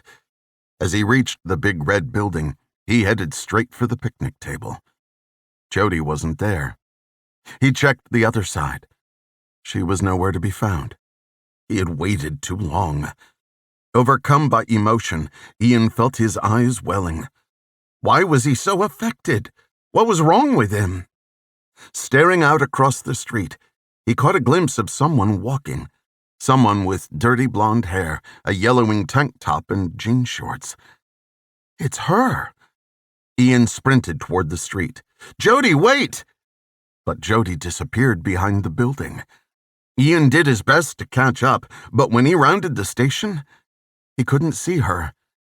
There was only one place she could have gone, through a missing piece of a chain-link fence and into the trailer park beyond it. Finding himself in the backyard of one of the trailers, he cut straight through to the street. Remnants of asphalt implied the road was once paved, but it had since disintegrated into dirt. There were several dozen trailers, maybe even more. All of them looked like they were about to fall down. Rusted cars, old furniture, and garbage littered the ground. Out of the corner of his eye, he caught a glimpse of Jody cutting through another one of the miniature properties. Ian ran as fast as he could. If he lost sight of her again, he'd never find her in there. As he snaked between 2 old station wagons sinking into the mud driveway and into the backyard, he was faced with a stockade fence. It was leaning and missing pieces, but it was otherwise solid, with one exception. At one edge, there was a small hole a small person could fit through. Did she sneak through? A tugging around his collar shifted his attention to the large woman whose grip was so forceful, his feet almost left the ground. "What are you doing on my property, you little rat?" She twisted him around to face her. The woman's eyes were beady and her skin was a splotchy red. She had to weigh at least 300 pounds. "Let go of me!" Ian squirmed. From over his shoulder, an object whizzed past him and at the woman's upper abdomen. The stone bounced off one of her huge sagging breasts and pinged against a metal drum full of burnt logs. She let go and turned to the source. "You little bitch!" Through the hole in the fence, Jody waved and yelled to Ian. "This way! Run!" Ian took 2 steps, then dove. He hit the ground and scurried through the hole on all 4s. Jody was already several feet in front of him. She stopped running and turned. "Come on, hurry!" Through an obstacle course of trash, Jody and Ian zigzagged through the park. She led him into a dilapidated trailer at the far side. Ian hadn't looked back, but he knew there was no physical way the woman could have followed them. Out of breath, the 2 of them sat on a cushioned bench. The trailer was clearly abandoned, but there were books everywhere. Hundreds of them. That was close. Jody giggled. "You don't want to let Darlene get a hold of you. She'd probably cook you for dinner." "Thanks for the help," Ian said. "I went back to the store to find you, but well, you know." "You came to find me?" Ian could feel the blood rushing to his cheeks. He didn't know what to say. I just wanted to say hey." "Hey," she said. There was something pure about her face, her gentle expression. It made Ian want to reach out and touch her cheek, to absorb some of whatever it was. Of course he didn't. "How old are you?" 13. "Cool." Ian's skin flushed again. How'd you find this place? It's kind of gross, but also kind of cool. Look at all these books. Do you think somebody actually lived here? It's not that bad, Jody huffed. Her mouth drew downward. I bet your place isn't so great. Ian's brain whirled. For someone with a high IQ, he was such an idiot. It was her place. She lived there. I'm sorry. I meant... There was no reversing it. The best he could do was change the subject. So, are they your books? Or your parents'? Jody still looked dejected. I'm sorry if I made you feel bad. I like it. It's great. They're mine, Jody said. The books. I ain't got no parents. Oh, I'm sorry. Who do you stay with? I don't stay with nobody. This is mine. Really? By yourself? So? I'm just surprised, that's all. It must be hard. Jody put her palms on her lap and kept her eyes trained at her knees. I'm staying at the motel, Ian stuttered. I have to get back to my, Dad. If he'll let us stay overnight, can I come back and see you tomorrow? If you want to. I do. Jody smiled. Okay. Ian stood and dried his sweaty hands on his shorts. He didn't know whether to offer a handshake or what, so he did nothing but turn and leave. Jody appeared in the open door. Don't go near Darlene. Chapter 13. Haeli arrived in the lobby with 2 minutes to spare. She had given herself 10 minutes to walk from where she'd parked several blocks away. It was just far enough. At the front desk, Anastasia was already at her post. She had her hair tied back and was wearing a sheer blouse encrusted with crystals. Swarovski, Haeli guessed. Anastasia greeted Haeli with her trademark saccharine smile. Welcome back, Adriana. Mr. Hammond will be right with you. Picking up her phone, she said 2 words at the most and hung it up again. You can go in. She pointed at a set of frosted double doors. Right that way. Mr. Hammond will meet you there. Haeli thanked her and followed the directions. As she approached the doors, a red light near the handle turned green. Access control. It was Haeli's mission to note as many security details as she could remember. There were 3 cameras in the lobby, 1 outside the door and at least 2 in the parking lot. It was a wonder they didn't pick up on the fact that she had gotten out of Blake's car the day before. Then again, the interesting parts happened after Blake was already inside.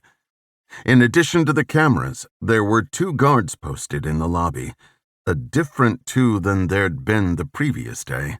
Outside, another drove around in a white Ford Fiesta. Behind the secured doors was another long, narrow common area. This one featured art, more plush couches and chairs, and a whole line of ornate chandeliers on the ceiling. Doors lined either side, spaced every 20 feet or so. Ahead, a man approached. She recognized him immediately. Very much like his picture, Curtis was tall and handsome. The distinguished gray, the confident posture. He was fit, but not big. Overall, he screamed cocky.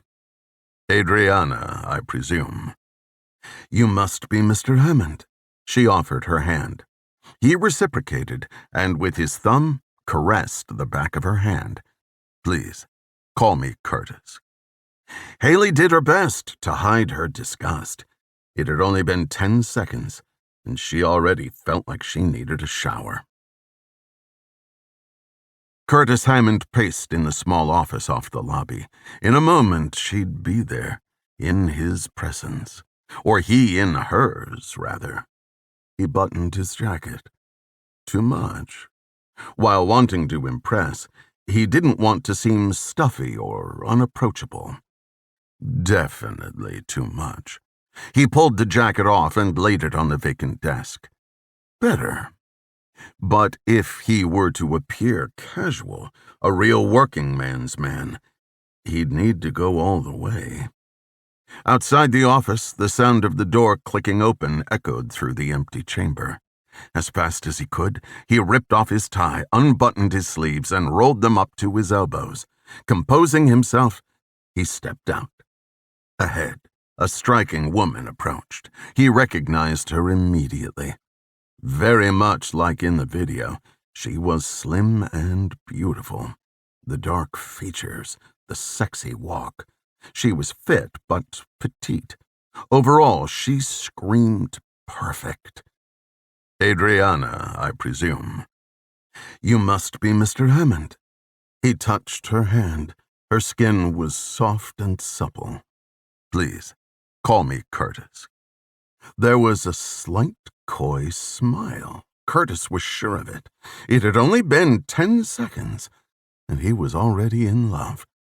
Come, let me show you around. I can answer any questions you have. Curtis started through the chamber. He kept the pace slow, so as not to interfere with any conversation. Thank you for inviting me, she said. I didn't expect you to... I've heard so much about you. I thought you must be really busy. Do you always do this? I try to. It's important to me to connect with the members and potential members. I want people to know that I'm just like them. We're all the same. That's the whole basis of our mission here. So what do you have, like mass or something? Curtis chuckled. Adriana was a bit of a ditz, it seemed, and that was all right with him. More than all right. No, nothing like that. We have sessions, sometimes in groups, sometimes one-on-one. The goal is unlocking your potential. The human brain is powerful, mysterious. It is capable of more than most people are aware. It's our link to everything. We're connected to it and it to us. But I'm getting ahead of myself. Adriana seemed to be having a favorable reaction, but he didn't want to lay it on too thick. He hadn't yet gotten a sense of what she was looking for. Everyone had a hook. That thing that makes them say, I can see myself caring about this. Adriana's was yet to be determined. Let me ask you this, Curtis said. Do you ever feel like the world is preventing you from achieving your goals? As though if you could only catch a break, you'd be doing so much more? Sure. Like, if I could have just gotten that job I wanted, or if I could have just met the right guy. She's single. Check. Exactly. What if I told you that I could teach you how to ensure you always did get that job, or that raise, or that goal? What if I told you you could have the perfect relationship with all of your needs and desires fulfilled? I'd say sign me up. He smirked. I thought you might. Adriana didn't know it yet, but he was that perfect relationship. In time, she would be his. He could feel it in his gut. Over the next hour or two, he'd get far enough into her head to start tinkering, little by little. But for now, he would try to focus, to deliver a legitimate tour, a professional pitch for the organization. It was a difficult proposition when the only thing he could think about was getting her into his bed. This area is where most of our classrooms are. There are seminars throughout the week. We have thousands of members, both locally and around the country. Some visit every so often. Others are on a more serious path. Is it true that people actually live here? It is. We have several residential wings, including our celebrity retreat. Although I can't say who has a suite here. I'm sure you've heard a few of the names in the media. Can we see? We can't go inside, Curtis said. Our guests' privacy is of the utmost importance, you understand. But I can show you our meditation rooms, our fitness center. We have 3 restaurants on site. This building is like the Pentagon, in a way. Pentagon? Like devil worshipping? Ditzy might be an understatement. No, not pentagram. He chuckled. The Pentagon is a building, and like that building here, the more involved you are and the more progress you make, the further into the compound you can go. That is to say, the more exclusive it becomes. Come, I'll show you. Curtis started to walk, but realized she hadn't moved. Instead, she was looking up at the ceiling. By instinct, he looked up as well. Are you okay? Sorry, I was just thinking, you have a lot of cameras. Like I said, we take our members' safety and security as seriously as their privacy. More importantly, we look after their mental well-being. Look out this window. Placing his hand on her back, Curtis guided Adriana toward the glass. He let it linger there, long enough to feel the ripples of hard muscle along her spine. It gave him chills. This is our eternity garden. It's a place for our members to unwind, to be at one with nature. Of course, it's only for level 3s. There are levels? She asked, her eyes bright and wide. How long does it take to get to level 3? It depends how much work you put in. A few months, a year. Of course, there are ways to skip ahead. My wives, for example, have full access to everything. I trust them all very much. So it's true what they say. You have more than one wife. I have many. Does that shock you? The moment of truth. Adriana thought for a moment. No, I think that's very progressive. I'm not much for monogamy myself. Curtis struggled to maintain his composure. Exactly. What law of nature says I can't love them all equally? And I must say, I'm known to spoil them all equally as well. They want for nothing. The best food, the highest quality jewels, whatever they want. And many of the women enjoy each other. Sexually, I mean. It's a very free environment. Curtis glanced back to gauge her reaction.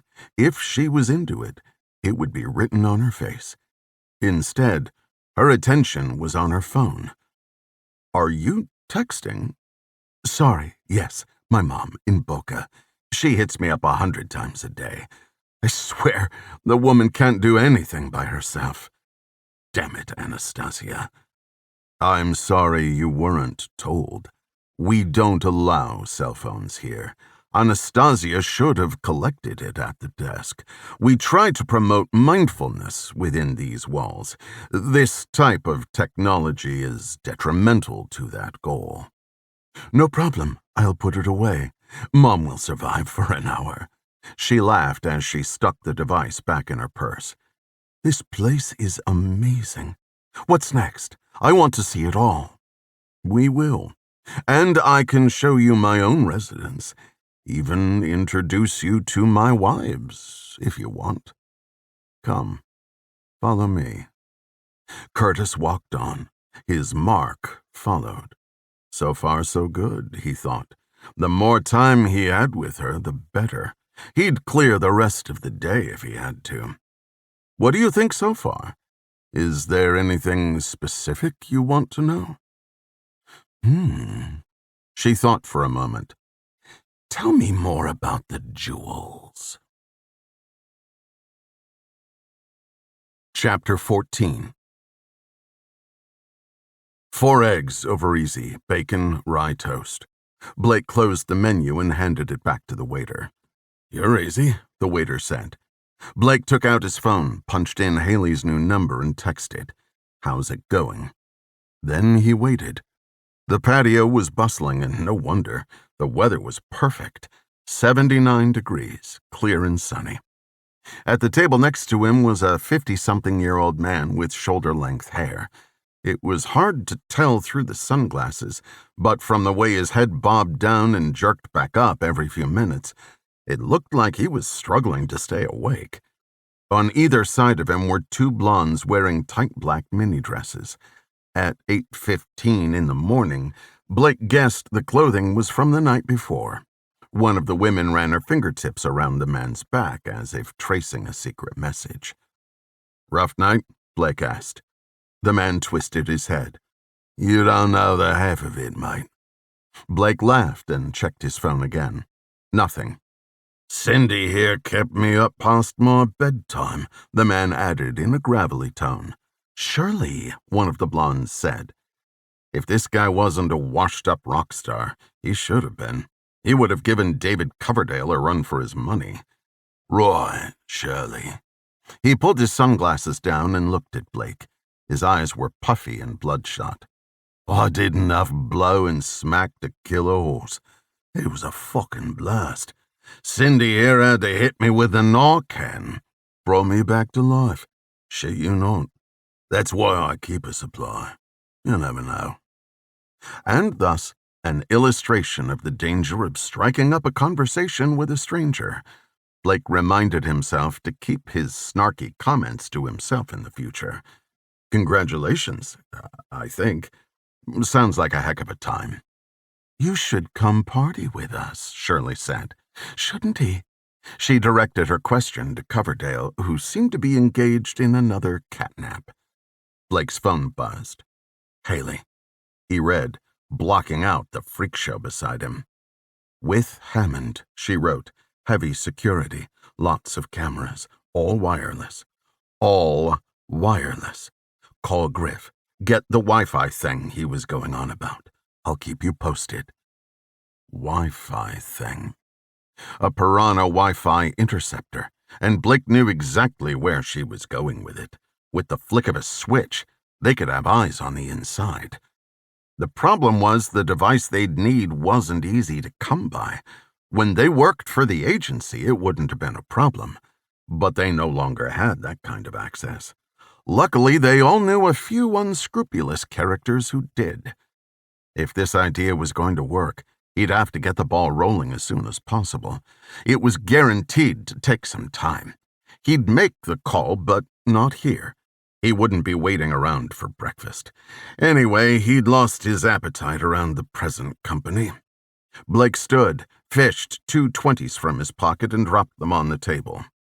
"If you want some eggs, they're on me. Looks like you can use them." "Right, mate. Thanks." He lowered his glasses again. "If you want a party later, stop by. Room 315. Change your life. Trust me." The best response Blake could give was none at all. Chapter 15. Fez yawned and stretched his limbs. Surprisingly, the bed was big enough that only his toes hung off the end. As motel beds went, he'd call that a win. Ian was already in the bathroom. "Everything good, bud?" "Good," Ian called back through the thin door. The previous night had been enjoyable. They ordered Mexican food and played cards until about 9 o'clock, when they both hit the wall. Fez conked out fast and slept through the night. He hoped Ian had done the same. Rested, yes, but the gurgling in Fez's stomach suggested he was about to have a different problem. Probably the same reason Ian was already camped out in the bathroom. Mexican food may have been a bad idea, but it was worth it. "I'll have to get in there at some point," Fez said. "No pressure." "Almost done." Fez was surprised how well Ian had taken the news that they would have to stay overnight. Excited, even. He was planning to get Ian off the road and settled in somewhere sooner than later, but it turned out to be a good thing.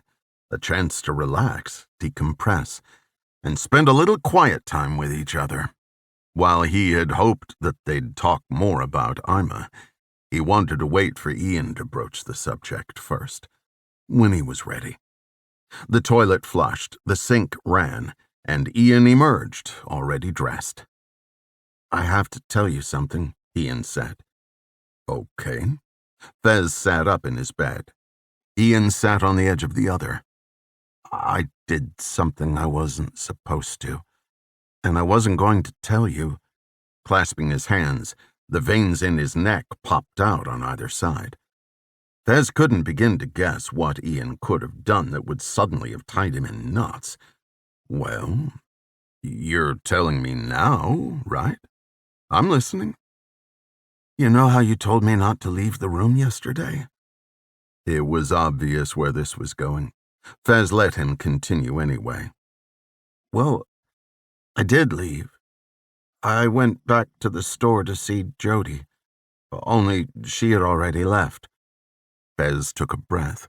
Even though he knew Ian wasn't capable of doing anything awful, he was relieved to know he didn't rob a bank or steal a car or something. That's too bad, Fez said. She must have moved on. No, I saw her across the street, so I followed her. Followed her? She went into this trailer park, and there was a mean woman, and we went to where she lived, and she had a whole bunch of books, and— Wait. Fez swung his legs off the bed. You went into that trailer park across the street without me? What were you thinking? I just wanted to talk to her. Ian, what is the deal with this girl? Why are you so fixated on her? As soon as the words came out of his mouth, Fez knew it was a dumb question. Ian was a teenage boy. Jody was a teenage girl. Enough said. The thing is, she doesn't have any parents. I mean, she doesn't have anybody. She's alone, and she's got no money. And we could help her. What do you propose we do to help her? Give her money? Sure, no problem. Will that fix it? How about we adopt her? Take her on the road like a traveling circus? I don't know. I guess we can't really help her, but we can do something nice. Can we take her out to eat? Like, sit down and order food? Please? Taking the poor girl out to eat, while a nice gesture, wasn't exactly something the girl needed. Fez assumed the idea had more to do with him than her. Either way, it wouldn't hurt him to throw Ian a bone, and the girl could use a few calories. If we're still here and she wants to come with us, we'll take her, okay? Once. Fez sighed. But there's a good chance the parts will be in today. If he can get it fixed, we won't be staying tonight. We can go early tonight, please? You don't even know if she wants to. She wants to. We can go together and ask her. Say yes. Please say yes. I already said yes, Ian. We'll ask her. Thank you. Thank you. Ian lunged at Fez and hugged him around the neck. Fez wasn't aiming to bribe Ian for his affection, but he'd take the payout anyway. And don't be mean to her, Ian said. Of course not. But she is filthy. I mean, where are we going to take her looking like that? I don't even know if there are any restaurants in this town other than that Mexican place. I don't think either of us can handle another round of refried beans. It doesn't matter. Anywhere is fine. You're really going to like her. I'm sure I will. But, buddy, don't get too attached. It'll just make it harder to leave. It's not like we have somewhere to go, Ian said. Not really. We just picked a place on a map because it had big trees. We could go anywhere. Even here. Look around you, Ian. There's nothing for us here. This place isn't in the plan. It's a pit stop. What if my mom were here? Ian. No, really. I know you liked her. Maybe loved her, I don't know. If she were here, would you go? She's not here. But don't you wish she was? Of course I do. And I know you do too. Your mom was amazing. You, me, we'll both miss her forever, no matter where we go. But what does that have to do with anything? You don't understand. You don't understand anything. Tears began to fill Ian's eyes, maybe for the first time ever. "We can't go home, and we can't stay here. I just want my mom." Ian broke down. Fez grabbed him and held him tight, letting the boy sob into his shoulder. They were on a journey together, in more ways than one, and Ian had just taken the first step. Chapter 16. Curtis's temples throbbed. The dull pain burrowed deep into his brain. He eyed the bottle of rye among the various spirits by the window of his office. Never a big drinker, the selection was only there for the occasional guest. But if there was ever an occasion to start, this might have been it. Instead, he popped 2 Advil and guzzled a bottle of spring water. Alcohol was never a true temptation. Often needing to rely on his wits, he made avoiding it a priority. In fact, he rejected all the usual vices. All except one. The problem was, that one was getting worse. His mind was clouded. His nerves were raw. Sure, some of it had to do with anticipation, not knowing what Adriana would do, how she felt, if she would return. But that wasn't the whole picture. Something was off. Something inside of him. All his life he had devoted his entire being to building the church, turning an idea into an empire. But now, even if he dug deep, he couldn't seem to find that same drive. It was as if apathy were an untreatable virus by which he was infected. Right now, his obsessive mind was consumed with Adriana. But he knew it had nothing to do with her. Tomorrow there might be someone else, or he'd succeed in adding her to his collection, only to lose interest after a few months. He was sick, probably always had been. He had just been too busy to notice, too ignorant to pay attention, or too proud to admit it, which in his opinion may not have been such a bad thing. The outside world acted like pride was the worst of sins, no doubt due to the doctrines of the so-called old religions. But he was proud of what he had accomplished. When he looked back at his 25-year-old self, working as a finance manager for a local car dealership in upstate New York, he could never have imagined where he would end up. It was funny how the universe worked, he thought. How a single insignificant moment could change the course of not just one life, but thousands. For Curtis, that moment came courtesy of Lindsay McCuff. Set up on a date by a mutual friend, it had been Lindsay's idea to attend an open mic night put on by the Schenectady Community Theater. Lindsay had begged him to get up on stage. Maybe he'd wanted to impress her, or just hadn't wanted to back down from a challenge, but either way, he ended up throwing his name into the hat. The trouble was, he'd had no talents. He couldn't sing or play an instrument like some of the other participants. He didn't even know a poem he could recite, like the old beatnik right before him. Instead, he'd decided to tell a story, one he'd had to make up on the spot. What had started out as an unimaginative tale about a car salesman who set out to unlock the meaning of life turned into an inspiring fable laced with rantings about greed, ethics, and religion. He'd surprised himself by how effortlessly it all poured out.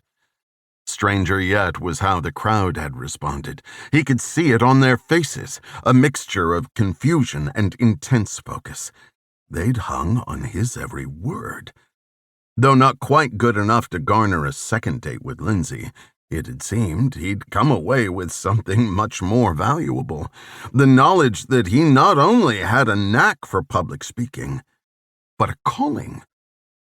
And that was it, the very beginning. It hadn't been the big break. That would come years later, in February 1998, when he'd made an appearance on the televised TED Talk event. That performance had been the true catalyst, launching him to a moderate celebrity status and gaining him his first followers. The milestone that had allowed him to leave his day job and never look back. The universe had delivered. But it wasn't all kismet. There had been a lot of hard work involved to get off the ground, organizing the thoughts and opinions that had flowed out of him that night in Schenectady into a polished speech he could take on the road. In time, with the help of an over-exaggerated resume, he'd started booking bigger and bigger gigs, corporate training events, conferences, anything that paid. You are better than yourself, he'd called his program, which focused on techniques for improving self-confidence, self-awareness, and personal growth. By the time he'd landed the TED Talk, he had honed the material into something so comprehensive, he'd almost started to believe it himself. It had been a boon, and it was lucrative, but the universe had more in store for him. Much more. As his small, devoted following began to grow, he'd started offering private sessions and developing a track to prepare others to teach his methods. Those close to him had brought friends who'd brought even more. Some came and went, but others had remained devoted, hungry to be more involved and gain his attention. The burgeoning inner circle had treated him as if he were a guru, something more than human, a god or deity in a way. It had stroked his ego for sure, but it had also set the tone with newcomers. It had had a snowball effect, almost out of his control. The influx of cash and people had sparked the idea that would truly change his life forever. Purchasing a piece of farm property in Kingsbury, he'd incorporated his fledgling company, the Church of Clear Intention. Its cornerstone had been putting a premium on spirituality without dogma and focusing on the individual nourishing their soul through reason and positive action. An anti-religion religion, per se. Calling it a church had just been a dig at the establishment, but an imperative step toward his ultimate goal, tax exemption. Curtis had been nothing if not pragmatic. To that end, he'd converted one of the several buildings on the rural property into a gathering place where they would hold group sessions. Several of the more devoted protégés had lived in the 4-bedroom farmhouse. Somewhat socially awkward at the time, Curtis had enjoyed the attention and trust he'd received from his female followers. He couldn't say it was intentional, at least not at first. But he began grooming some of the women, tailoring the ideology to suit his desires. Polygamy, hedonism, whatever he could get away with. Over time, his inhibitions faded, and his sexual appetite grew. He'd enlisted as many women as he could, hoping to coax them into joining his harem. Some kept their distance, some left completely, but some were all in. These women seemed to fall into two important categories, those with aspirations and those devoted to the so-called mission. Young Evie had fallen into both. It was why he'd kept her close all these years. Now more than ever, he relied on her. She had a drive he didn't. She had the guts to call him out when his compulsions began to spiral. But now, he wasn't sure even she could help him. Curtis rubbed his temples and swiveled his jaw. The pressure seemed to be subsiding. He touched the mouse, bringing his computer to life. On the screen was a freeze-framed image of Adriana passing through the covered walkway from the admin building to the members' lounge. The soft sidelight accentuated her curves and highlighted her eyes. "What are you thinking, Adriana?" he mused. As a practical matter, he needed to know about this woman. Where did she come from? What was her story? Where was she walking to? Did she live close? She'd said she lived in downtown Tampa, and he had no real reason not to believe her. But with all the recent attention, it was no time to get lax. He could have Evie do a workup on her. She'd done them before. He could have his guys follow her, as they had done that a million times. Whatever needed to be done, it needed to be done fast. He could barely contain himself. The phone rang, shaking him out of his obsession. Anastasia. He answered, "What is it?" "There's a woman on the phone for you. It's not Adriana. Her name is Sarah, says it's urgent." Curtis sighed. "Put her through." Sarah was a member in good standing. In normal circumstances, someone Curtis wouldn't have known from Adam. But he had taken a fancy to her after seeing her at one of the open seminars. He'd wined and dined her, the usual protocol, and after a few weeks, proposed. She'd turned him down flat, ghosted him for over a month. She'd taken a job as a waitress at the diner down the street, he was told, and stopped coming to her sessions. Then, out of the blue, she'd shown back up, professing her love and trying to accept the proposal. She'd rejoined, saying she was devoting herself to the church. By then, of course, he'd lost interest. The relationship had left a bad taste in his mouth, and there were better, newer prospects to pursue.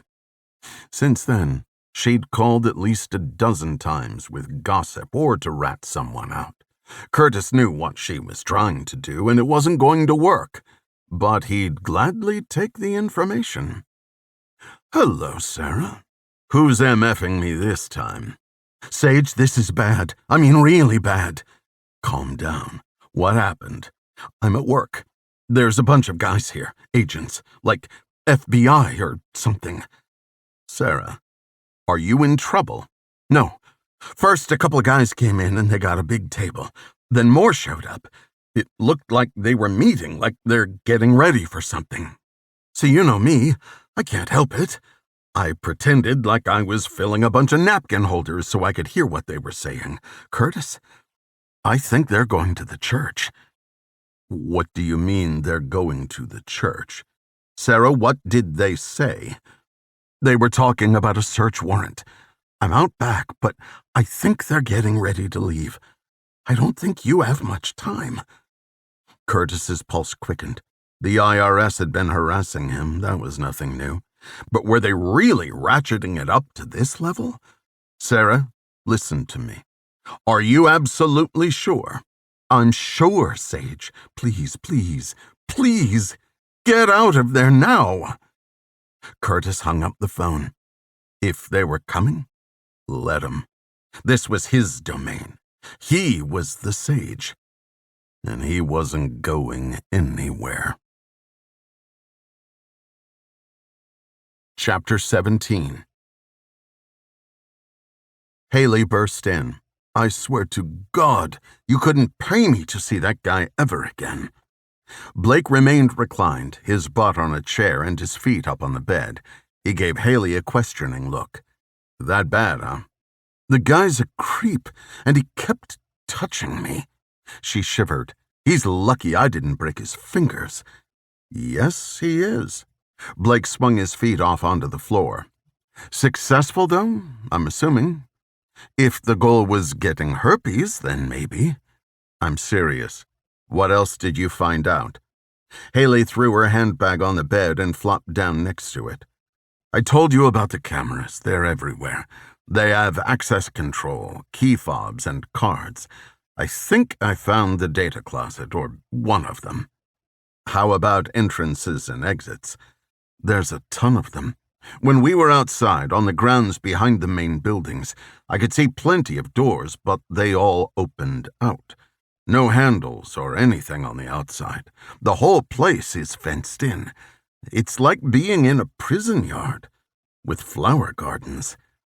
"How about the residences? Were you able to get in?" Just the common areas. The place is huge. You'd need a map just to know where everything is. She scrunched her nose. Unfortunately, I did get to see Hammond's personal residence. He introduced me to a few of his slaves. Wives. Blake laughed. You play your cards right, you could be one of them. You're not kidding. I was a little worried he was going to lock me in there and I'd have to live out my days in a cage in the basement. No joke. The place feels like a Venus flytrap. He kept dropping hints like I was going to say, sure, I'll join your little cult harem. What did you say? How'd you leave it? I didn't say anything. Just played dumb like I wasn't picking up the advances. Told him I was really interested in learning more. Threw a bunch of compliments at him. He seemed to eat that up. Other than that, I just tried to see as much of the place as possible without getting molested. Blake got up, then leaned over Haeli and kissed her on the head. Thank you for doing that. He sat down next to her. Now, start from the beginning and tell me everything he said. First, we have to call Griff. You know what I was saying in my text about the Wi-Fi? I was thinking, because there were so many wireless cameras, we could... It's in the works, Blake said. I spoke with Griff and Cott. Cott has a contact in Miami that can get us a unit. It's called a Piranha. It's actually made by a couple of your brethren. Of course it is. Haeli rolled her eyes. The Israelis don't mess around when it comes to cyber warfare, that's for sure. I've used one of these units before. They're impressive. Well over a quarter-mile range if you use an external amplifier. But I'm not sure we'll be able to get the amp. How does it work?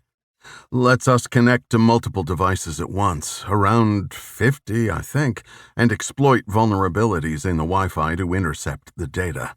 And once it's set up, we can access it remotely, so we're not stuck wherever. The only thing will be finding a place to hide it where it'll be close enough and not be disturbed, or stolen. We are going to have to return the thing. So, what do we do in the meantime? Blake grabbed his phone from his pocket. Wait for Cott to text me the meeting location. It'll be somewhere local.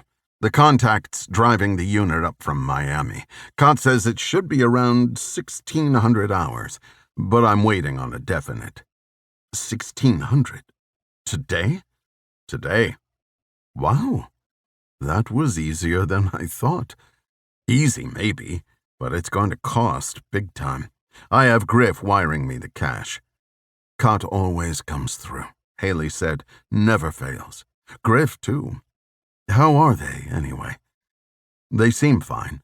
There's been some news on Fez. Haeli sat up. They talked to him? No, but they got a hit on Fez's plate. A trooper in Colorado ran it. Are they going out to find him? It'd be pointless. If he was tagged on the highway, he's probably long gone by now. But Griff's also tapped into the toll systems, so if he hits a city and the plate reader scans him, we'll know about it. Anyway, Kook's still out in Cali, so if anything, he'd be the closest. To be honest, the way Kott's been taking it, I'm surprised he's not already in the car. Probably wants to be, but he knows it would only make things worse. We need to give Fez his space. Ian's safe with him. Blake paused. I know Fez. He'll come around. It'll just be nice to know where he ends up, in case he runs into any trouble. You mean in case trouble runs into him? Blake chuckled. Exactly. Chapter 18.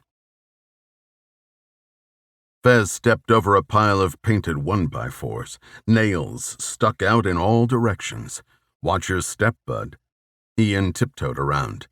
I think it's right over here. After checking the general store, Ian convinced Fez to go with him to Jody's place.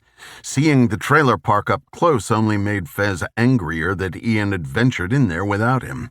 Not that Ian wasn't as capable as any other young man, but their situation wasn't typical.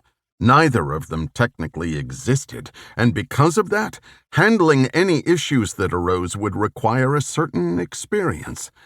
Above all else, they needed to avoid the system.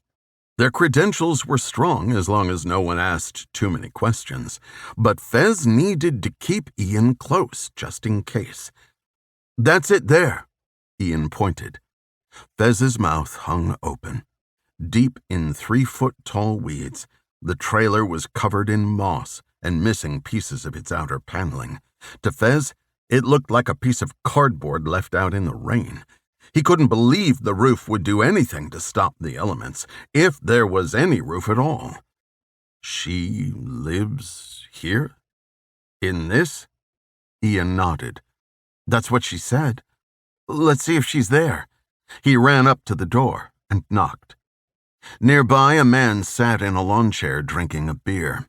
There were 2 sickly dogs tied to one of the arms. He didn't seem to pay any mind to him and Ian. The door opened and Jody, wearing the same shirt and jeans, appeared. The look on her face was one of horror. "What did you do?" Jody yelped. "What?" Ian looked at Fez and then back at the petrified girl. "Why did you bring someone here? I told you it was our secret." Ian put out his hands as if he thought she would faint and planned to catch her. "It's okay. This is my dad. Ray. He won't hurt you." "I should never have let you come here." Fez interjected. "Hey now, take it easy. Ian's just trying to help. I'm not going to tell anyone, okay? No one is going to hurt you. We just wanted to talk to you for a minute. Is that all right?" Jody paused, then bowed her head. Ian looked at Fez as if to say, "What now?" Fez jerked his chin toward Jody as if to say, "Talk to her."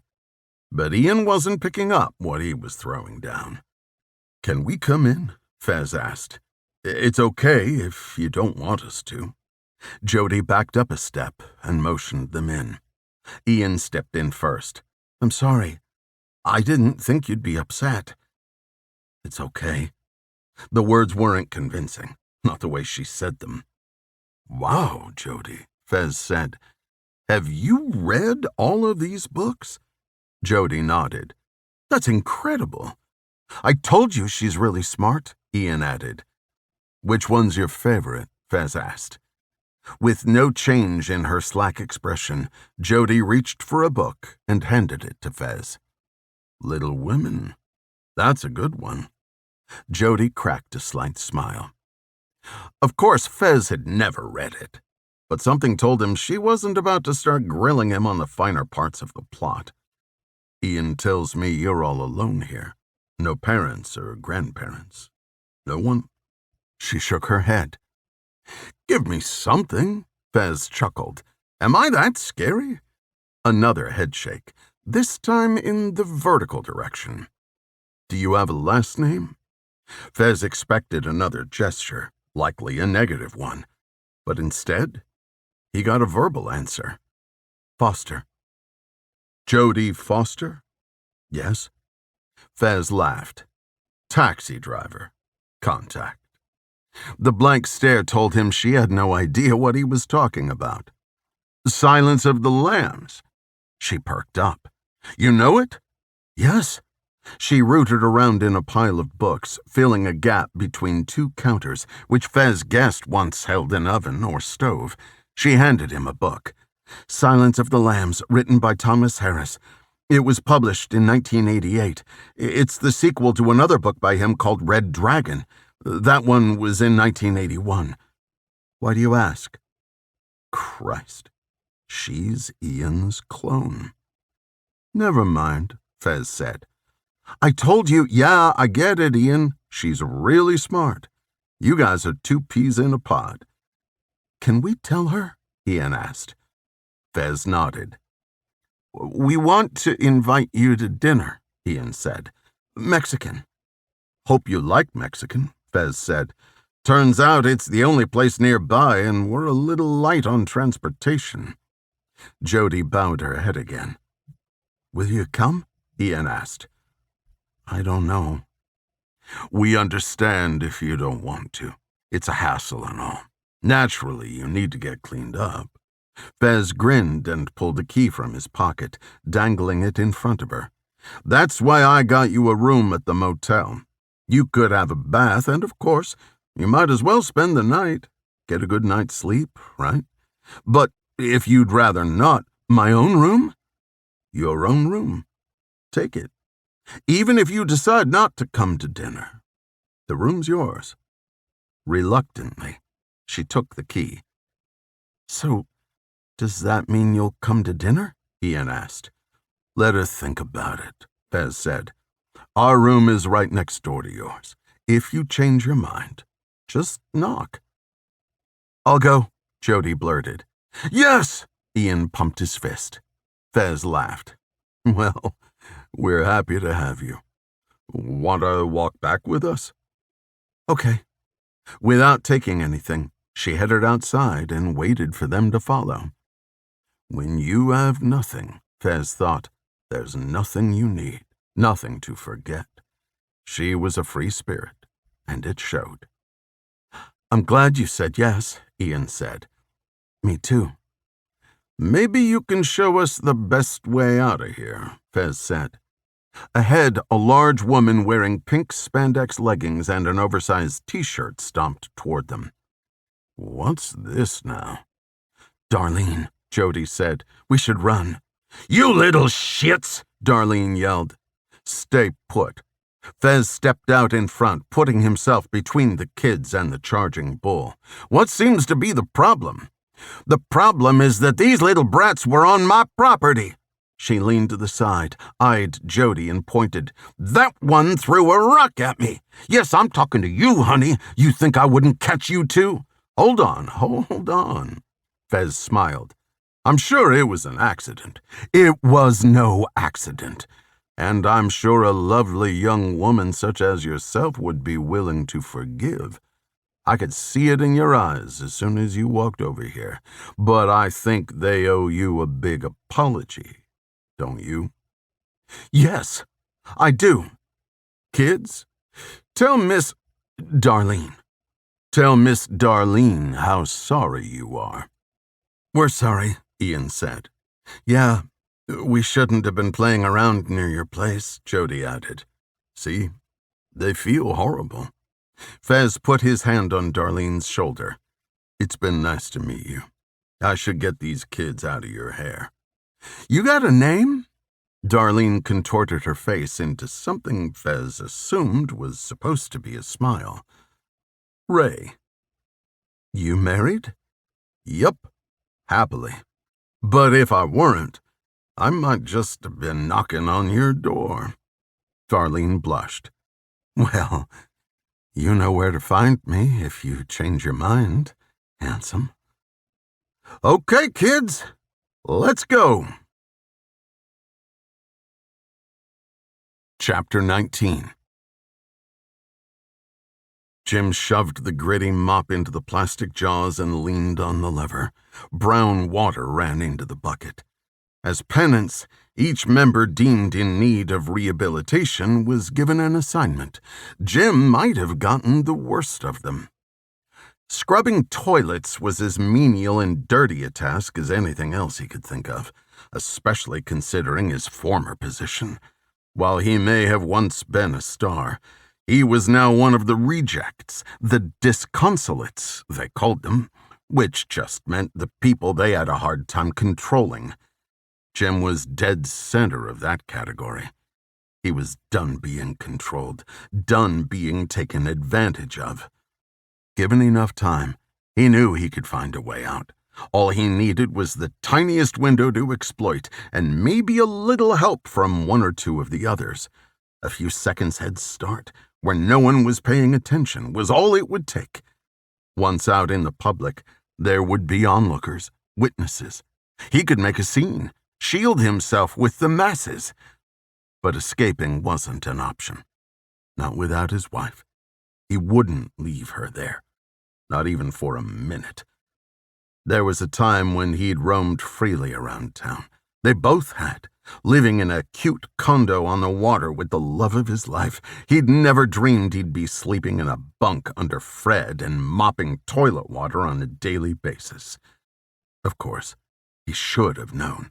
He'd seen it happen to many, had even offered suggestions on how to better secure the holding quarters. At the time, he'd believed it was the right thing to do. The theory had made sense. Keep the subjects secluded from the outside world long enough to deprogram them of the ideas implanted by the misanthropes. Once they realized the error of their ways, they'd be reintegrated. And they were reintegrated. Sometimes. He'd seen it happen, though not as much of late. With each generation, it seemed people were catching on quicker, turning their backs on the church. If only he had done so sooner. For the lower-level members, there was not much likelihood of being sentenced to remediation. They didn't know enough to pose a problem. Instead, they'd be released from membership and allowed to pick up their lives where they'd left off. But for those who were brought into the inner sanctum, who had earned trust and learned secrets, it was a whole different story. Now, he had come to a crossroads, needed to commit to a decision that had already been made for him. He would play the part, take his punishment, then, when the time was right, profess his loyalty. It was the only way he could gain enough freedom and access to plan a proper escape. For both of them. Now, however, his only goal was to finish the women's room so he could move on. Jim opened the last stall at the end and dragged his cart inside. He'd start there and work his way down the row. Grabbing a toilet brush and bottle of cleaner from the cart, he squirted the blue liquid into the bowl and up under the rim. Outside the stall, the door to the bathroom crashed open. Taken aback, Jim was about to say something. Cleaning in here or something to let the poor woman know there was a man inside. But the woman dashed into the stall next to him before he had time to speak. Figuring it was an emergency, and to save her the embarrassment, he decided to just leave and come back after she left. Before he could take a step, 2 arms and the top of a head appeared above the stall. It wasn't a woman at all. Jim crouched down low. He watched the man, who must have been standing on the toilet seat, move one of the drop-ceiling tiles to the side, then shove a stack of file folders through the gap and rest them on top of another tile. Holding his breath, Jim pressed his back against the partition and closed his eyes. If he could avoid being seen, he had a chance to find out what was going on. A moment later, the man's feet hit the tile floor, and he scurried out into the hallway. As the mystery man opened the door, Jim could hear a commotion outside. When the room returned to silence, Jim emerged. He checked each stall, alone. One wobbly step at a time, he climbed onto the toilet, straddling the bowl on either side of the seat. He steadied himself, then pushed on the ceiling tile and retrieved the stack of documents from their short-lived hiding place. There was no time to read them. Not there. Returning to the last stall, he removed several rolls of toilet paper and paper towels from his cart, put the files down, and covered them with the paper goods. Satisfied no part of them were visible, he wheeled the cart toward the hallway. If he could get back to his barracks while everyone else was at work, he could put them under his mattress. It wasn't the greatest plan, but it would have to be good enough for the time being. As he left the privacy of the restroom, it became clear what the ruckus was all about. Several men in blue jackets, FBI, IRS, Secret Service, had gathered up a number of individuals into a group. Anastasia, Brent, Eleanor, Cooper, to name a few. Jim could only assume one of them was responsible for dumping the documents in the ceiling, but he didn't get a good enough look to know for sure. White shirt sleeves and brown hair described at least 6 of them. The good news was, no one was looking at him. No one ever cared about the janitor. For a second, He considered grabbing one of the agents. "I'm being held here," he could say, but not without his wife. They still had her, and if he caused that kind of commotion, he had no idea if he would ever see her again. No, he'd stick with the plan. Bide his time. Jim wheeled the squeaking, squealing cart down the hallway and toward the residential wing. Still, no one blinked an eyelid. It was his lucky day, he thought, though he couldn't say the same for Curtis Hammond. Chapter 20. The Mustang idled at the east side of the Publix Market parking lot in Palmetto. There was one other unoccupied car in the row. The clock read 3:58. These were the instructions Blake had been given. The location was about as random and nondescript as they came, with easy access to I-75 and no connection to either Blake, Haeli, or their contact. It would be a quick drop-and-go in the middle of nowhere, all in plain sight. As clandestine transactions went, there was little risk in this one. To a layperson, the unit they were attempting to acquire would look like nothing more than a commercial access point or a beefier version of a Wi-Fi router you'd find at Best Buy. Even if they were stopped by the police, there was nothing illegal about possessing a piece of computer hardware. All the risk was carried by the contact. Blake didn't ask, but there was no question in his mind that the guy was CIA. If he was caught, the repercussions would be severe. Although not classified per se, the Piranha device was highly regulated and only legally available for use by certain governments, including the United States. Lending it out to civilians without authorization would constitute a major breach. "Do we know what we're looking for?" Haeli asked. "I don't have a vehicle description, but he has ours. He'll find us. Should be an African-American male, slender build. Cott said he looks like Griff, only not as pretty. And he's got different color eyes." "That's unfortunate," Haeli said. Blake knew what she meant. When it came to intelligence, especially in the field, the more forgettable the face, the better. If captured, it would be impossible to deny one's identity with such a unique physical characteristic. Contact lenses only get you so far. "Is this him?" Haeli leaned forward to get a better view through the passenger side mirror. Blake tracked the incoming car in the rear view. A gray Kia minivan rolled up and stopped, straddling the two empty spaces next to them. The driver, a slender black man wearing sunglasses. The man got out and approached Haley's window. Haeli rolled it down. "You got the cash?" the man demanded. "Depends." Blake leaned toward Haeli to get a better view of the guy. "Can you see all right with those shades?" The man paused for a moment, then lowered his sunglasses to the tip of his nose. One brown, one bluish green. "What do we call you?" Haeli asked. "Roger." It was a fictitious name, but it helped to have some way to refer to him. Otherwise, they'd just have to make something up. Two-tone, maybe. "All right, Roger. We've got the money." Blake reached behind his seat and grabbed the stack of 300 Benjamins. 30,000. Roger stepped back and reached through the open driver's side door of the van. He came out with a black metal box. There were antennae sticking out from the top and wires wrapped around it. "You know how to use this?" "I do.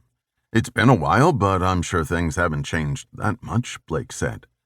Roger slapped the finned aluminum casing. "Batteries should last a few days.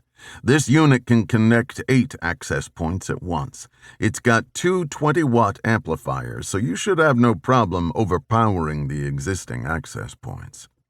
There's also a 32-watt jammer built in to knock your targets off their existing connections, and it's fully weatherproof. Whatever your need is, this thing can probably do it. Grab credentials for any app, cloud service, whatever. I swear, you don't even need skill anymore." Roger was right. The tech had become so good it was scary. No computer or device had ever been safe, but in the past, it had at least required someone like Blake to be behind the keyboard. Now, anyone with a decent computer background could do it. Any device, account, content, any time they wanted would be at their fingertips. Got it. Blake handed the money to Haeli, who handed it to Roger. Haeli took the device and placed it on the floor under her feet. You've got 3 days max. Understand? We do, Blake said. Our mutual friend trusts you, and I trust him. But if you don't show up with this unit, you know what happens next. We do, Haeli replied. I'll send the login for the 4G link to our friend after I leave. Other than that, enjoy. Roger got in his car. Haeli rolled up the window, and they parted ways. On to the next step. Deployment. Hi, Blake greeted the man at the front desk. My wife and I are looking for a basic room for the night, maybe 2. Do you have a reservation? We don't. The inn was inexpensive, but offered a surprising number of amenities. In excellent condition, the exterior was painted ocean blue with white trim, giving it a Caribbean feel. From what they could see online, the rooms were spacious and decorative, nicer than their room at the Fenway even. And there were resort-type activities on the property, an RV park, and a pool. But it wasn't comfort they were after, or a place to stay. The motel was located across the street from the concrete wall along the backside of the church's property. It was more than close enough for a signal, and with the help of a Do Not Disturb sign, it would be the perfect staging point for the piranha. I'm sorry, we are booked up. I have something next month if you'd like. That's not going to work for us, Blake said. Do you have anything at all? No. Like I said, we're completely booked. Are you sure? Haeli asked. If they were in a courtroom, this would be the moment the lawyer objected. Asked and answered, and even that would be unnecessary. The man behind the desk didn't seem to have any intention of repeating himself. Thank you for your time. Blake walked away. Haeli followed him outside. What now? Blake needed a second to think. He stood in the lot surveying the area. Across the street was a farm stand. The small building sat near the southernmost edge of the compound, separated by the thick wall surrounding the entire property. At least Blake assumed the wall continued along the entire border, with a thick cover of trees to the north of the stand. It was hard to tell. It got him thinking, this thing is weatherproof. There's no need to be inside. Look at that tree line over there. What are the chances anyone has been in there in the last year? I say we put it right behind their wall. You're right, Haeli said. We're overthinking it. We pull right in. You go distract whoever's there. Ask some questions about vegetables or something, and I'll slip into the woods. Done.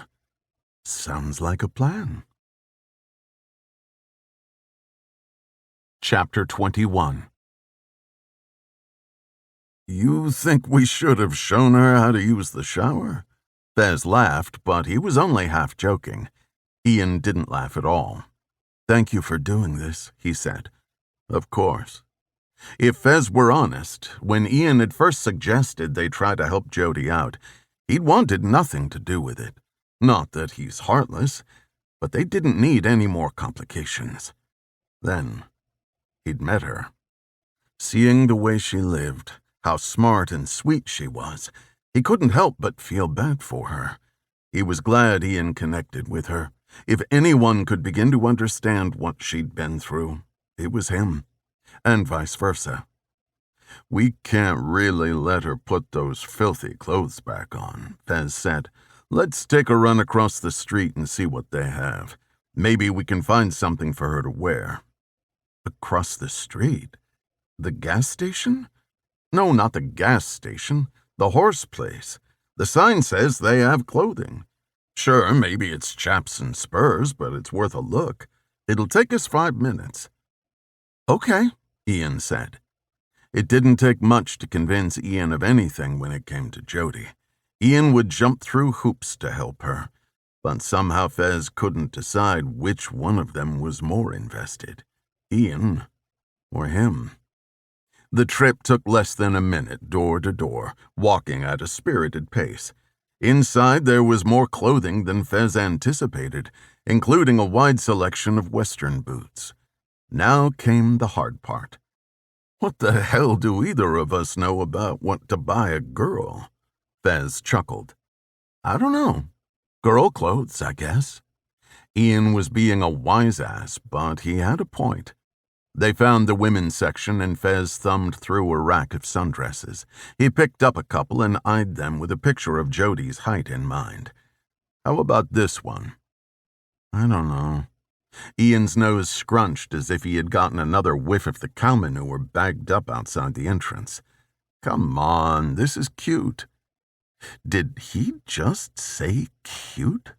Fez would have smacked himself if it wouldn't have drawn attention. He needed his head examined. Cute. Next, he'll be baking brownies for Thursday night PTA meetings and inviting the neighbors to Tupperware parties. Still, it was kind of cute.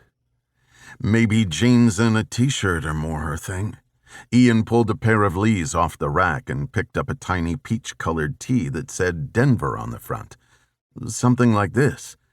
Fez considered the options. How about this idea? We get both and let her decide. Okay. Shoes? She's got shoes, Fez said. But they're old and have holes in them. Fine, shoes too.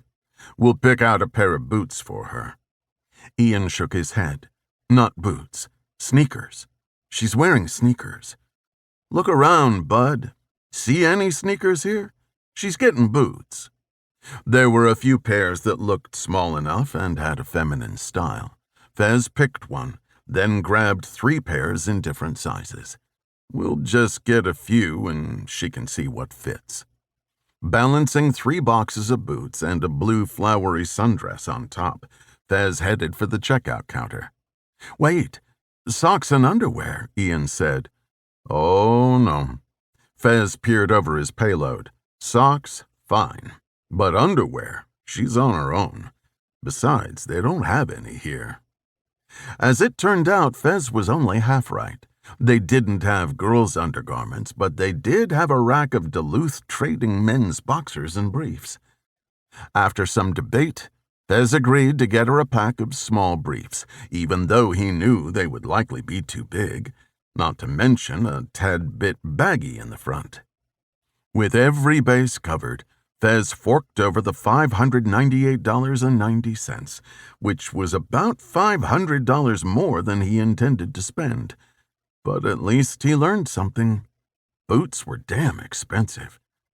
Despite being rushed, Fez thought the outcome was pretty good, and by the time they got back, they could still hear the shower in the adjacent room through the wall.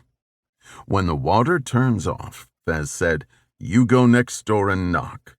You can leave the stuff outside the door." Ian did just as Fez suggested.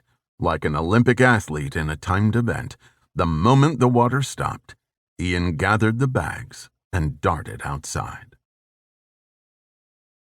Ian waited to hear a response. Should he knock again? Or should he just leave the clothes, hoping she heard him? The door cracked open as far as the chain would allow it. Jody, wrapped in a towel, poked her head in the gap. Hair wet, face reddened. She looked like a different person. She was beautiful. I'm not ready yet, she said. I know, Ian stuttered. We got some things for you. He squeezed the clothing through the small opening, then reached down into each box and passed one boot at a time. We didn't know what would fit, so we got some options. And sorry about the underwear. It's all they had. Jody took each item and piled them at her feet. I can't believe. Her eyes welled with tears. Ian wanted to sneak through the gap and hug her. She could use it, and so could he. See you after. Holding her towel at her armpit with one hand, she bent down, picked up the sundress, and passed it back to Ian. Chapter 22. Curtis took in the doorway of the accounting office, surveying the scene. Where many computer towers had once sat on every desk, there were now only scraps of paper and empty file folders. Much of the paper deemed irrelevant had been tossed to the floor, giving the area an aura of natural disaster. Peter approached from behind. What a mess. Are they all out? The last of them were just loading up. No one's left in the building. How did this happen? Every avenue was covered. They're fishing, Peter said. Trumped up charges on one little mistake in the filing, and they're getting as much mileage as they can out of it. We had a deal.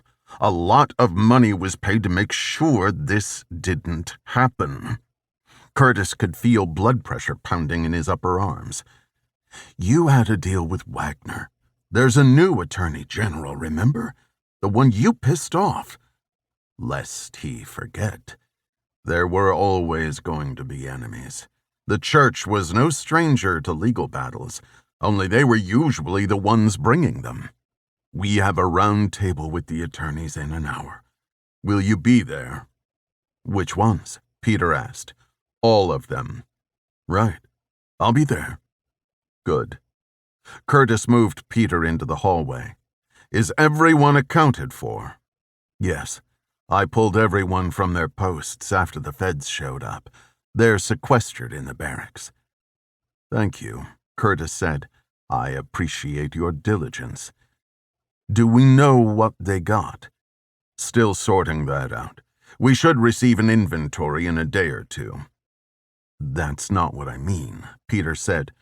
Are we exposed regarding the other files? No. Curtis smiled. I got a heads up before it all happened. Just enough time to make sure that part was taken care of. Excellent. The rest will work out. We will. Curtis turned to leave, then turned back. Are you going downstairs? Yes. Have Anastasia track down Cooper for me. Send him up to my office. No problem. Peter left and Curtis headed back to his desk. Inside, the story was much the same as the other administrative offices. When the feds had arrived, Curtis directed everyone to be as cooperative as possible. He himself had turned over many documents and even opened his personal safe for them. While normally he'd have made them work harder for it, simply out of spite, he knew that if they found what they were looking for, they would have no need to force themselves further into the facilities. There were several high-profile guests staying in the Celebrity Center, and the last thing they needed was the feds poking around the barracks, talking to the disconsolates. Sitting down at his desk, he gathered the sheets of paper and rearranged them into a stack, all face up. He didn't have to read them to know they were inconsequential internal memos. He could tell by the format, and besides, they'd been left behind. Curtis flicked the mouse. Of course, the screen remained dark. His computer was the first to go. He knew what would relieve his tension, but he couldn't have it at that moment. A quick viewing of his favorite movie, starring his favorite starlet, Adriana. Luckily, even though they took the on-site servers, their video surveillance footage was stored in the cloud. He'd have a new computer by the morning. The IT department was already on it, and he'd be back in business. Cooper poked his head in. Sage? Come in. Sir, there's a problem. Look around, Cooper. There's a lot of them. You know the files you gave me and told me to hide? Why do you think I called you here? For tea? You can retrieve them now. I'll put them back. That's the thing. I hid them in the ceiling of the women's bathroom. I didn't know which bathroom you wanted, so I put them in the one by the lobby. Doesn't matter which bathroom, just go get them. I did. I tried to, but when I went back, they were gone. Curtis froze. He met the younger man's concerned gaze. Gone. He shook his head frantically. No. Go look again. I pulled all the tiles down. They're nowhere. Curtis stood. For shit's sake! Are you sure you have the right restroom? Yes, I swear. Those bastards found them? Curtis smoothed his hair back with a shaky palm. How is that possible? How could they have known to look there? It's not possible. I was down there the whole time. None of them went in there. Cooper, listen to me. I want you to check every bathroom in this building and hope that your puny little brain is mistaken. Yes, Sage. Go. As Cooper fled in fear, pain surged from behind Curtis's eyes. He clenched his jaw. Stop it, he said into the ether. Just stop this. Whatever he had done to anger the universe, to bring bad energy upon him, he was sorry. He was sorry, and he'd do better. He was broken in so many ways, but not defeated. He would stand up and fight, with however much he had left in him. Curtis picked up the phone and dialed the front desk. Anastasia, get Peter and Evie. We are going to turn this place upside down. Chapter 23. Almost there. Blake tapped away at the keys on his laptop. Another minute. It had only been 22 minutes since he and Haeli had gotten back to their room. In that time, he'd set up a tunnel through the hotel's Wi-Fi and acquired the software needed to utilize the Piranha. With its own 4G radios, the Piranha was already online. He only needed to connect to it. Haeli bit her lip. And Blake slammed the last keystroke. Done. We are up and running. Haeli knelt on the floor beside Blake and rested her arms on the bed in front of the laptop. A grid of black boxes appeared on the screen, each replaced with a live video feed in random order. Recognize any of this? Blake asked. Some, yeah. The windows are so tiny it's hard to tell. But this is the garden here. She clicked her fingernail on the plastic screen panel. Can you enlarge this? Double-click, Blake said. You're driving. Haeli pressed twice on the mouse pad and zoomed in on the exterior shot. Hold on. She got up, grabbed the hotel-branded notepad and pen from the nightstand and kneeled back down. After a few scribbles, she had drawn a rough map of the compound's layout. Rough was an understatement. Where's the main door? Blake asked, then pointed at his best guess. Here? Yes. This video is from here, looking that way. She drew an X on the map and an arrow facing the top of the page. There should be a door directly underneath it, and several more along this wall. What's this building here? Blake pointed to another box toward the right side. Or is that not a building? It is. Recreation. This is the residential wing here, as far as I could gather. Admin offices here on the first and second floor. Hammond's office is on the second. Take me through the camera views. I need some context. Blake scooted the laptop closer to Haeli. Two-finger clicked to zoom out to the grid. Swipe to move to the next camera. Haeli double-clicked on the top left box. This is the front parking area, you know that. She swiped. And the lobby, you know. And again several more times. Lobby. This is where I met Hammond. It's just off the main entrance. As Haeli continued to swipe, Blake made his own mental map. He tried to visualize himself moving through the buildings, to relate one place to another in three-dimensional space. The purpose and location of some areas were obvious. A kitchen or dining hall, for example. Others, like hallways and offices, were arbitrary. Haeli only recognized some. Many of the offices were a mess, not what you'd expect from such a high-profile and well-appointed space. There were papers everywhere, closets open, chairs pushed into piles. If there weren't people around, he'd say the place had been deserted. It was the people he was interested in. Over the course of the next day or two, or 3 if necessary, Blake intended to track the movements of everyone he could see, to understand their schedules, protocols, and habits. Only then would the full picture come into focus. Haeli continued to scroll through the impressive array of angles, devoting no more than 5 seconds to each. Blake couldn't be sure, but he thought he saw something. Someone he recognized. "Stop," he said. "Go back one." Haeli swiped. "This one?" "Yeah." He slid the laptop in front of him, pulling the screen 6 inches from his face. There were large men in black polo shirts, similar to the ones who'd shown him the door 2 days earlier. They were following 2 older men down a corridor. Blake zoomed in further. "That's my father." Blake was sure of it. He was older, more withdrawn, and his eyes had dark circles under them, but it was him.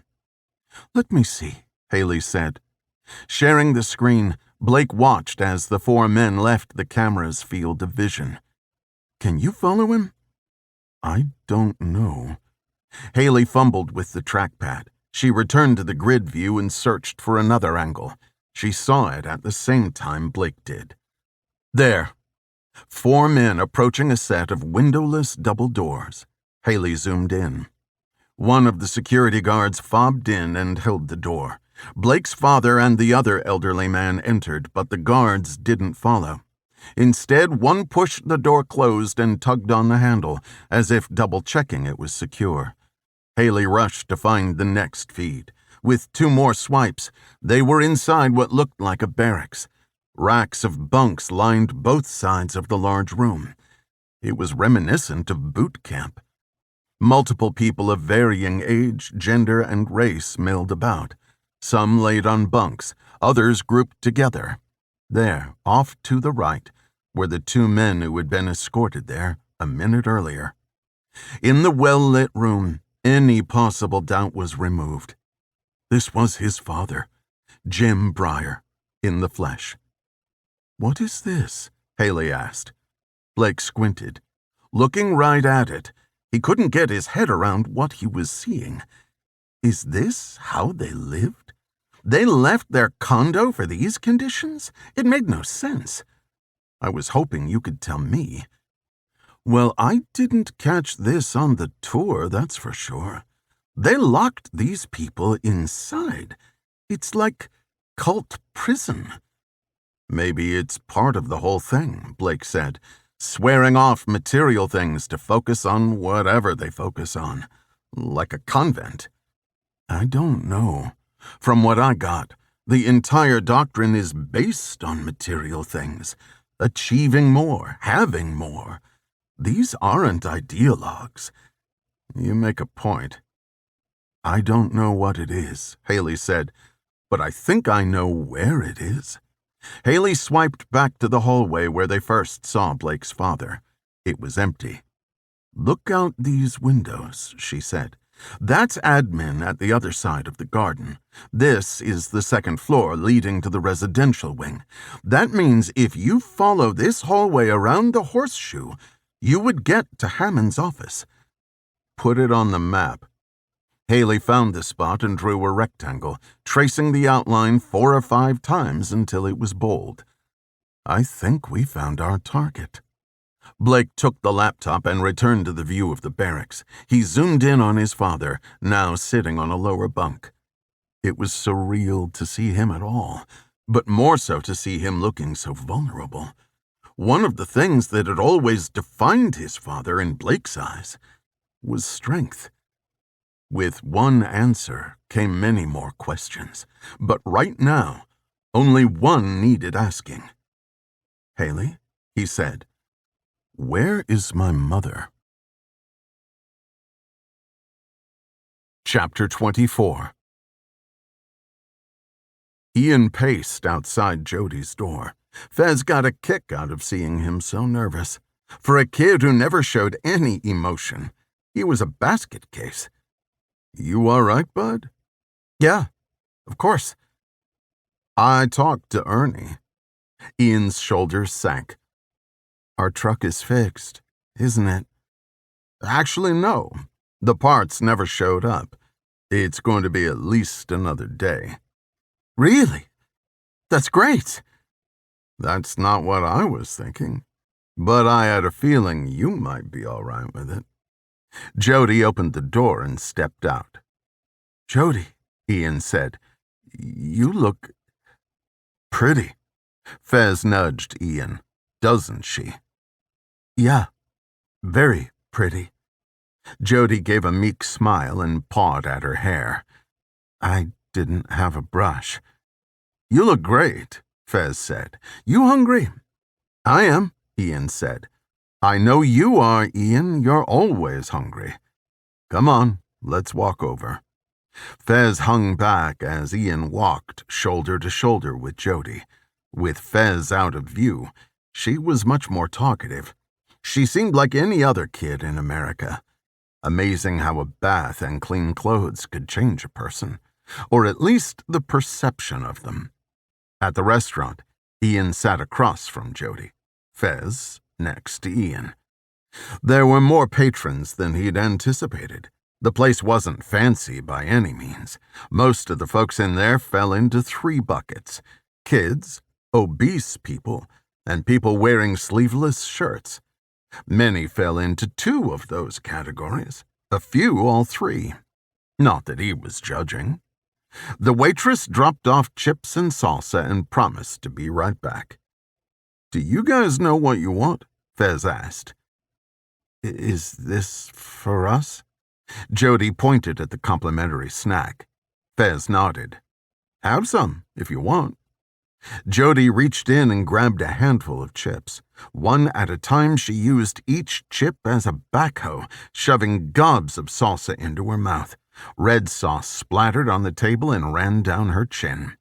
"Slow down," Fez laughed. "We're going to be here for a while. You can chew." Jody paused like a deer in headlights, then finished chewing her mouthful. "The food is pretty good here," Ian said. Fez knew Ian was struggling for something to say, to break the ice. But he wasn't wrong. Despite the deceiving atmosphere, the food was solid. "I have an idea. Let's order a bunch of everything for the table, and you can have whatever you like. This way, no one has to choose. Sound good?" Jody nodded, finished chewing, and swallowed. "So, where are you from?"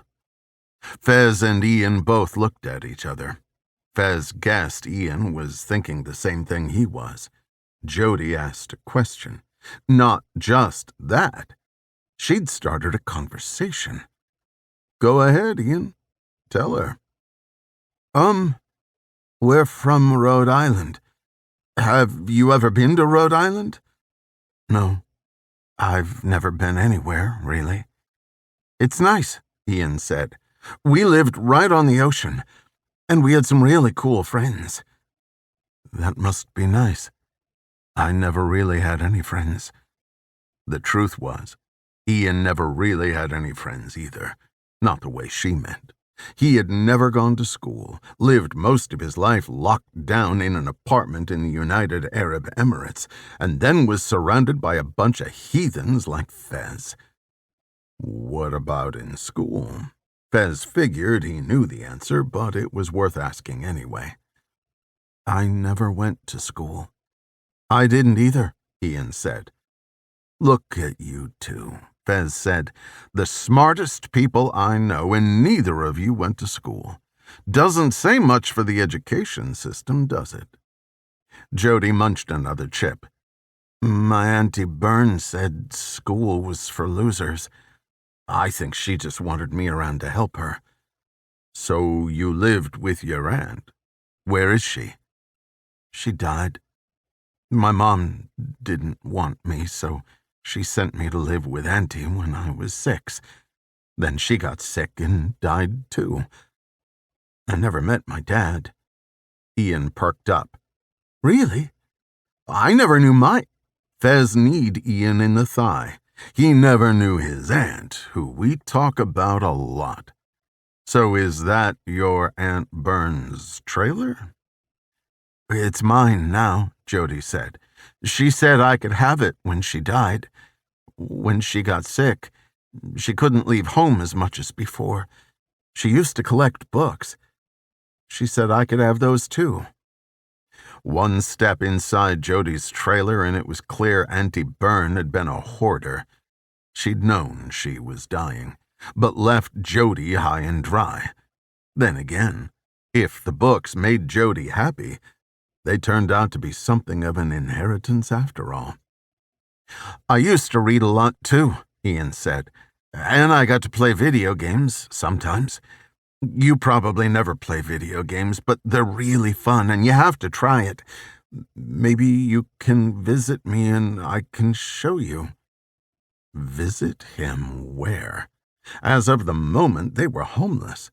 Fez wondered what fantasy world Ian was concocting for himself, one in which his new friend Jody would pop over to hang out and play games. Ian was in for a big letdown, and Fez was only feeding into it.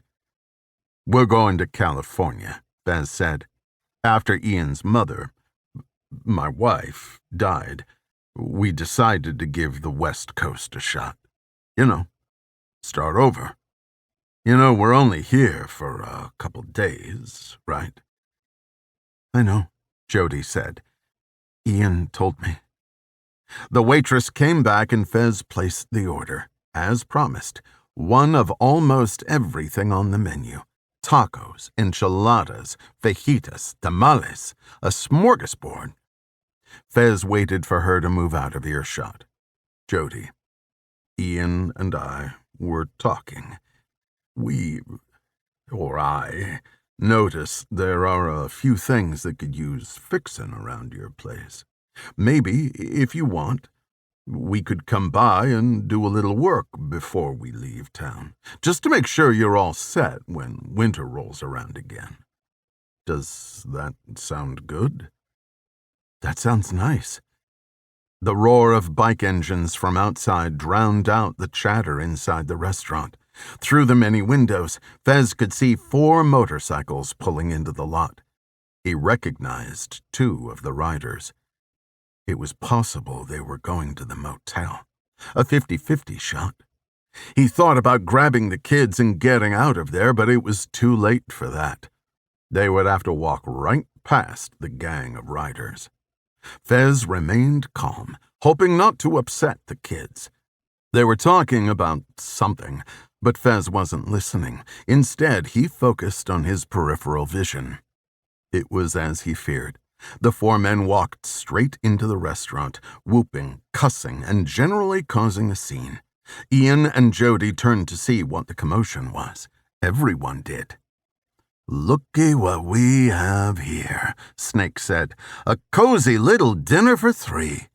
Who are the tykes?" Fez ignored Snake, instead looking at Ian and Jody. He spoke in a low and measured tone. "Just ignore them. Stay calm. It'll be all right." Snake came closer, moving behind Jody. He pulled out the empty seat and sat, draping himself as if he were made of jello. What a lovely gathering. He reached over and with his index finger pushed a lock of Jody's hair behind her ear. Jody jumped out of her seat and rushed behind Ian. Fez leaned forward and looked Snake in the eyes. "You're scaring the kids." Snake looked over his shoulders at the 3 men who had gathered behind him. They were laughing and snarling like animals. "Hear that, boys? We're scary." "I didn't say you were scary," Fez said. I said you were scaring the kids. Now how about you and me take this outside and let the rest of these people enjoy their tacos? Oh, we're not here to fight. We're here to deliver a message. Is that right? Fez planted his hands on the table and stood up. What message is that? Snake smiled. I think you got it already.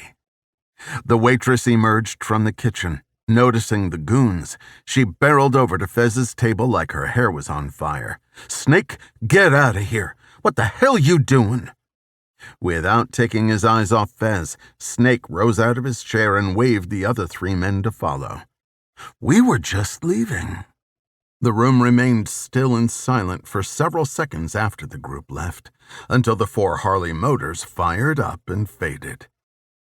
What was that all about? Jody asked. You know those guys? Ian added. We've met. But listen, they're gone and we're about to have a lot of food to eat. Everyone relax. There's nothing to worry about. Of course, it was a lie. Fez knew it wasn't over. He shouldn't have been surprised. Ernie did warn him. Chapter 25. Sorry I'm late. Kathleen grabbed a chair and set it in the circle. We're just sitting down, Evie said. Everything all right? I was just giving Roberta instructions. Nathan has a sinus infection. He's on antibiotics 3 times a day. The ladies will take good care of him, Evie said. Roberta's always on top of it, you know that. Kathleen nodded, her expression still pensive. Roberta was the longest-serving nanny. She had been with the church for over 15 years and had raised many of their children from birth. Like the advanced tutors for the older age groups, the nannies looked after those under 8 years old and taught their reading, writing, and math lessons when they grew old enough. The Wives Club, as they called themselves, had 17 children in total, not counting any they might have from their past lives. The church only acknowledged those fathered by Curtis Hammond. They were commonly referred to as the heirs. Let's jump in, Evie said. I'd like to start by addressing the elephant in the room. I'm sure you have all heard about the FBI's presence in the building yesterday. Let me say there is nothing to worry about, but I want you to feel free to ask any questions you have. I'll try to answer them. I have one, Jessica said. Was the sage arrested? Jessica, the youngest of the group at 29 years old, was trembling. Evie understood why the girl was nervous. All of them relied on Curtis for their survival and that of their children. Jessica had 2, 8-year-old Birch and 4-year-old Rose. She knew she couldn't care for them without her husband's support. All of them believed this same premise. But it wasn't true. It was the church that provided for them, not Curtis. And as long as Evie was around, she would make sure they were all taken care of no matter what. No, Jessica, he wasn't arrested. Then why was the ceremony canceled last night? Amanda asked. It wasn't canceled, Evie said. It was postponed. The sage regretted that he became indisposed and told me that he had every intention of communing with you all in a few days' time. The ceremony was something the wives looked forward to.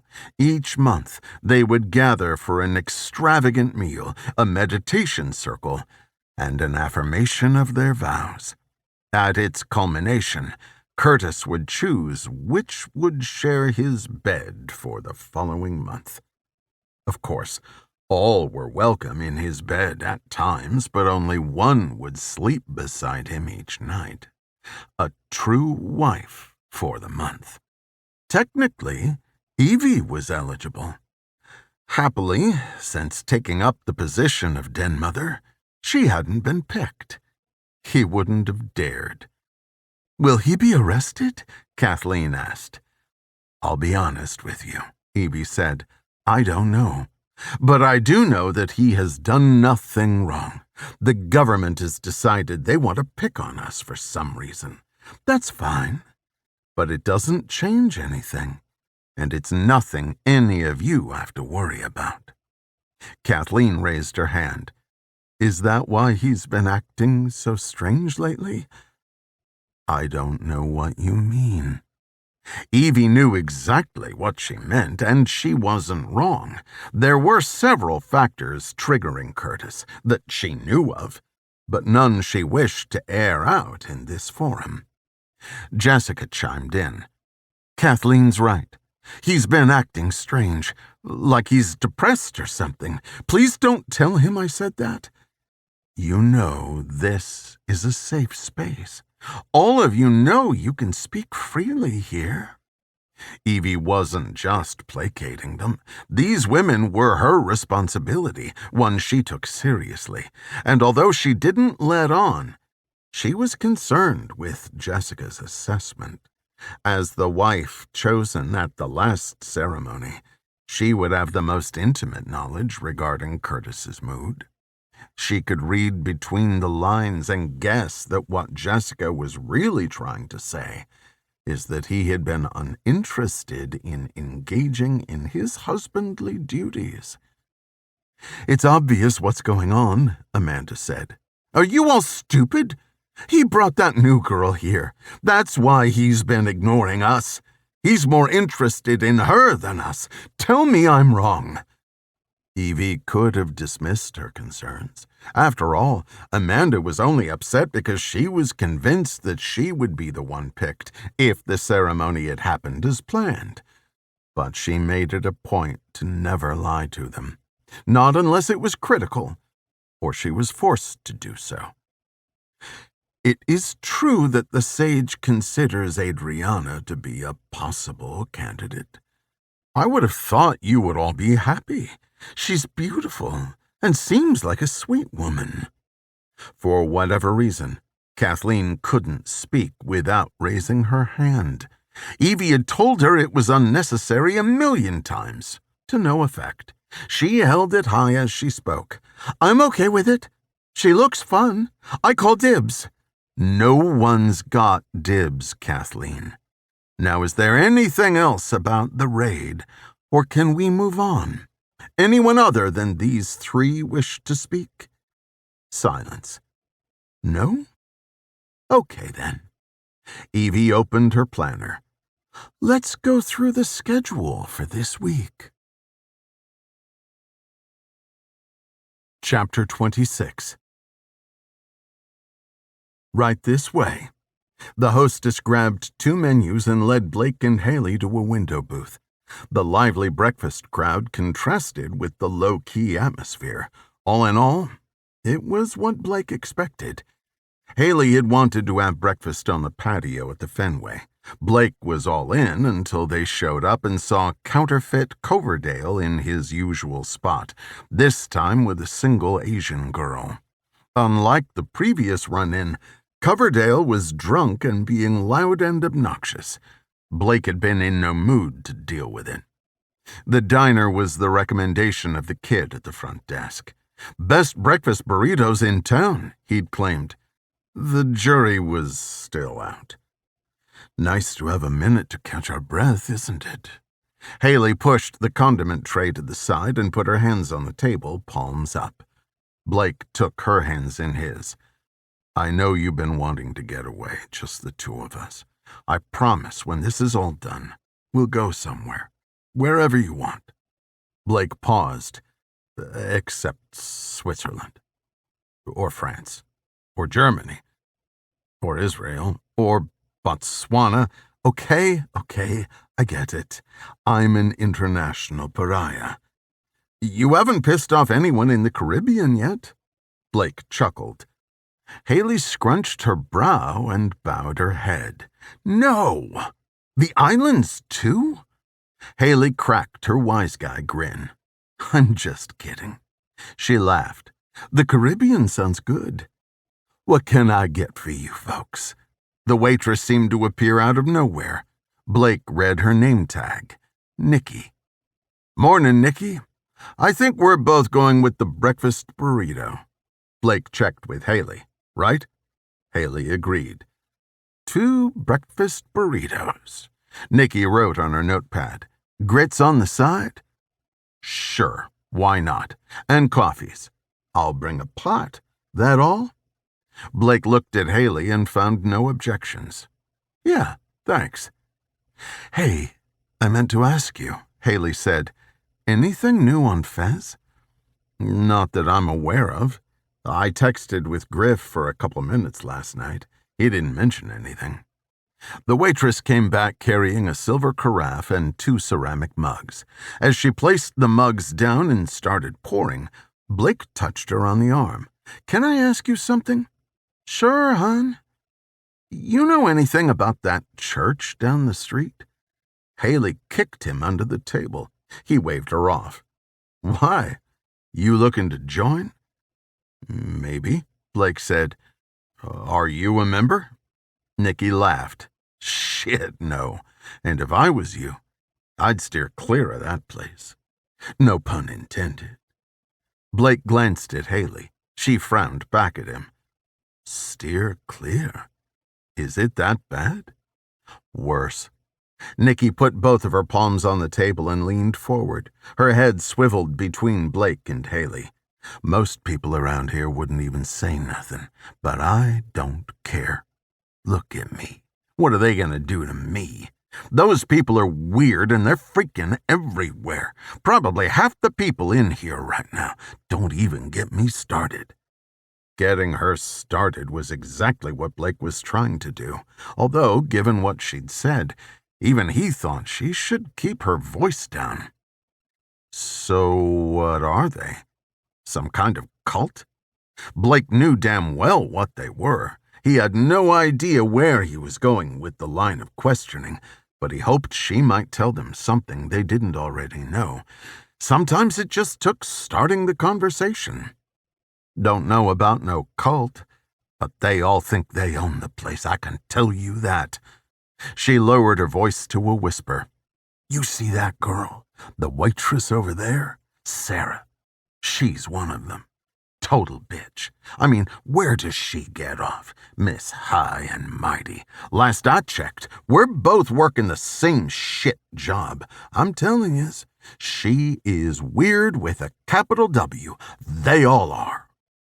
"Wow, Nikki. Tell us how you really feel." Blake glanced over his shoulder at the woman their waitress called Sarah. She was attractive, probably in her 30s, and didn't seem all that weird from a distance. But she did seem perturbed. Now staring in their direction, there was a good chance she had heard Nikki's less-than-stellar assessment. Anyways, like I said, stay away from them and you'll be good. Your food should be out in a minute." She walked away. "Interesting woman," Haeli said. Blake kept his eyes forward. "The other waitress behind me. Is she still staring?" Haeli checked with a quick glance behind Blake as she brought the cup of coffee to her lips. "Yep. I think we should talk to her." "We're not talking to her." She set the coffee mug back on the table. "Mick, the only thing it does is get people riled up. We're not going to learn anything more than we already know." "You're probably right. But she's not staring for nothing. It's like there's something she wants to tell us." "Look." Haeli pointed over Blake's shoulder. "She's leaving. Can we drop it now?" Blake looked. Haeli was right. She was carrying a pile of dishes into the kitchen. "Please?" Blake sighed.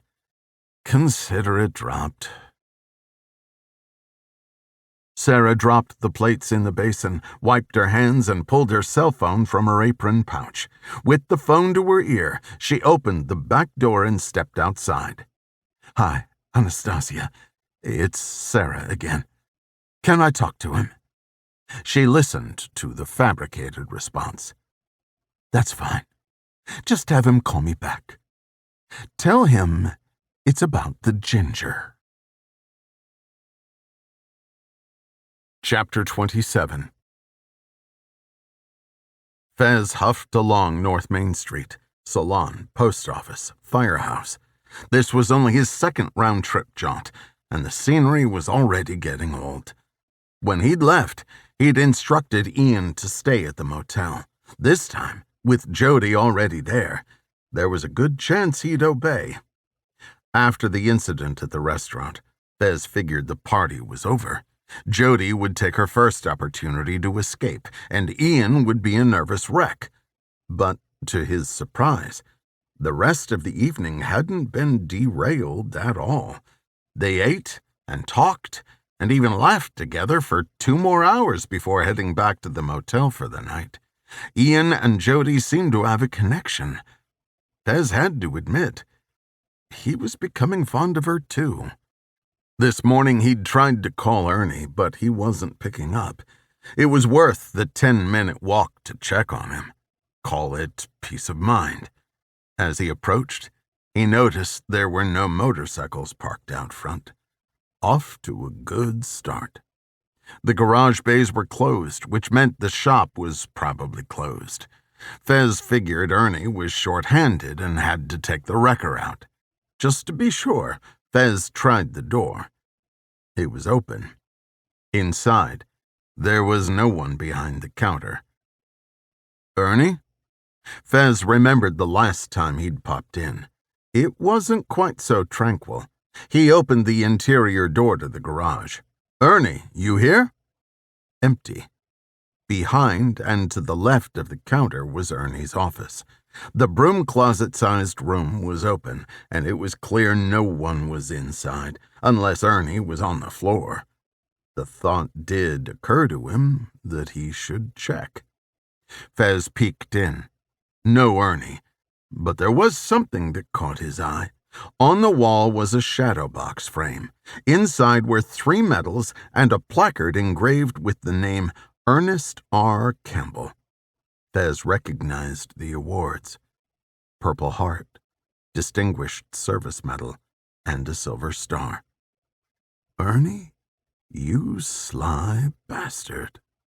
At no point since he'd met Ernie would he have guessed the man was a veteran. Then again, this was often the case when it came to true warriors. Look at Blake and himself. In Fez's experience, the more dangerous a person, the more unassuming they were. The loud, cocky guys with their military bearing, pussycats. Chances were, Ernie was the real deal. One of the humblest soldiers involved in the Iraq conflict was an Army Sergeant First Class named Dillard Johnson. Stateside, Johnson could be found spending time with the family, surfing, and volunteering with no outward indication of his service. As the commander of a Bradley fighting vehicle nicknamed Carnivore, however, Johnson had personally racked up 2,746 confirmed kills, which also made him the deadliest soldier in United States history. "Ray," Ernie said as he came through the garage door. "Sorry, didn't realize you were waiting here. I was out back." "No worries," Fez said. "I just stopped in to see how everything was going." "With what? Your truck or the Demon Squad?" "The Demon Squad? Don't tell me that's the name of their little gang." Ernie laughed. "Not little. The Demon Squad is a big deal down south, based in Texas." "So what are they doing up here?" "Who knows? But they opened a clubhouse here, about a mile out. This guy named Butch Gossamer is the president of the chapter, a real ass. Calls himself Hawk, if you can believe that." "So this Butch guy is from Brier or just showed up?" "He's from Brier, I think. Then he was in Texas, Odessa. Mind you, this is just what I heard. He petitioned to open a chapter here and took a bunch of guys with him. I don't know if he got booted from down there or what, but he's been a pain in our asses ever since." Who's Snake, then? Snake is Gossamer's buddy. Another winner. Ernie rolled his eyes. When they first came into town, nobody paid much mind. Guess they were busy building the clubhouse, bolstering membership or whatever. Everyone knew what they were doing in there. It was all about booze and women, you know. But then, as time went on, they started messing with the residents, going to the businesses and offering protection. From what, I don't know. And it just got worse and worse.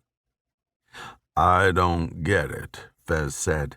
I don't mean to pry, but I noticed your medals in your office. You saw that, did you? Ernie averted his eyes and snorted. Past life. Marines?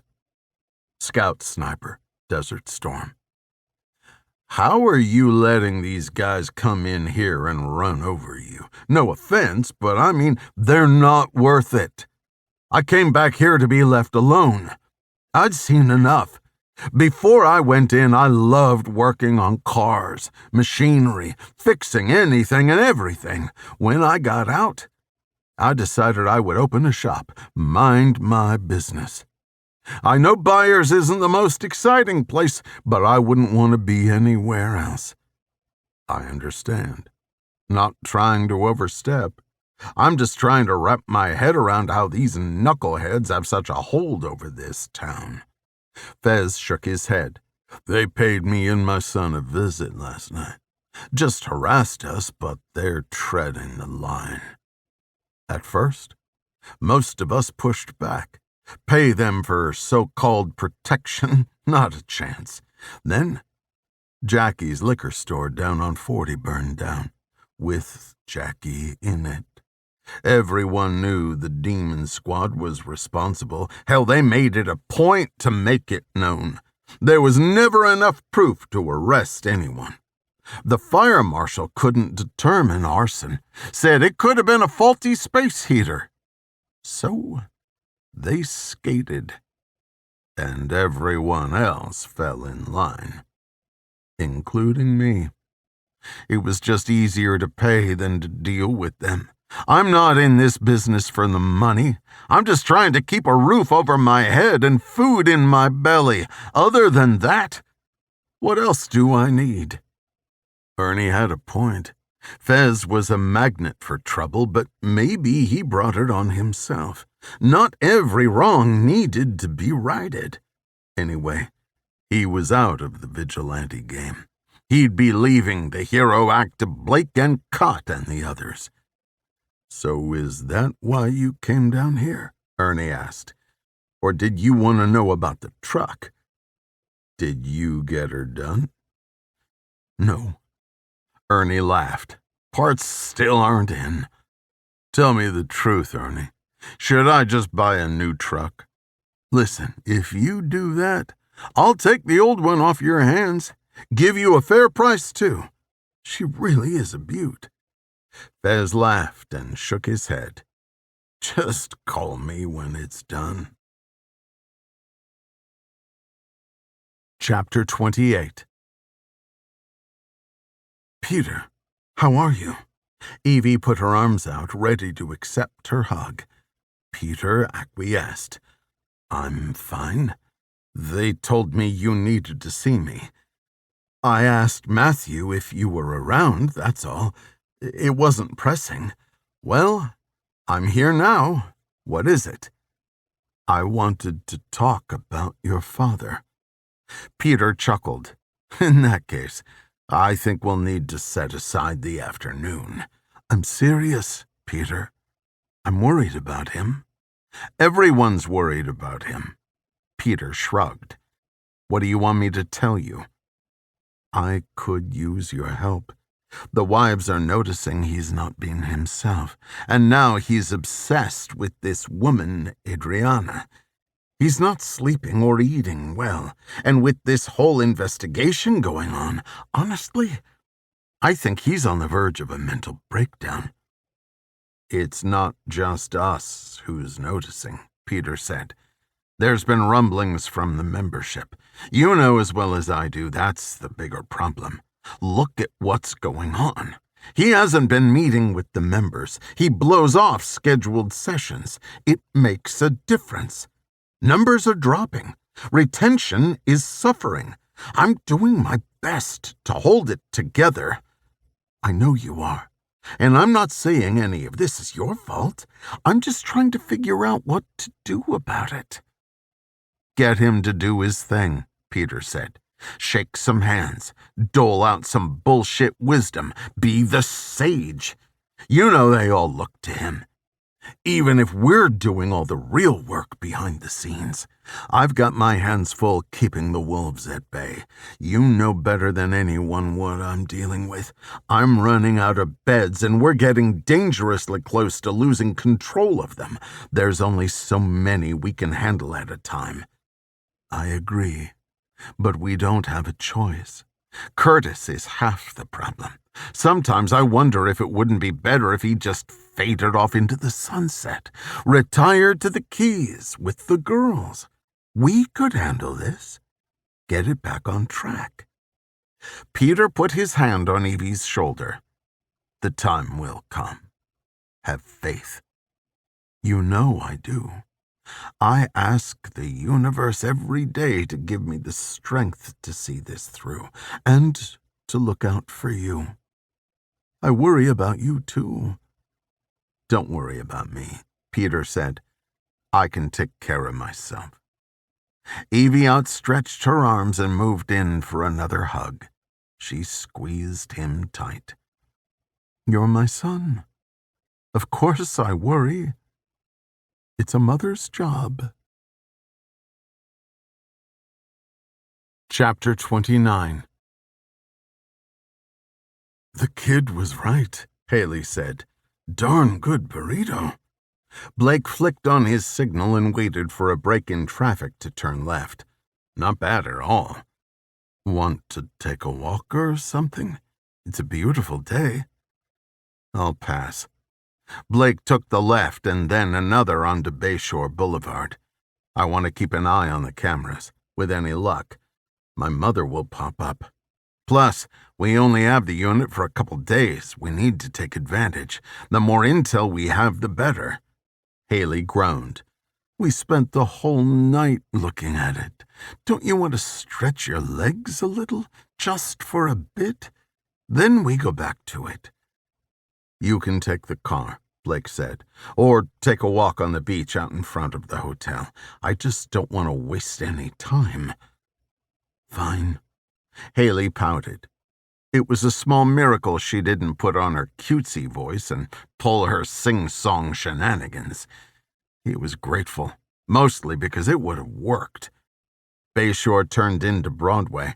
After a right and a quick left through Marina Plaza, they were on Edgewater Drive. Blake peered into the rearview mirror. Haeli. The sedan, 2 cars behind us. Was it in the lot outside the restaurant?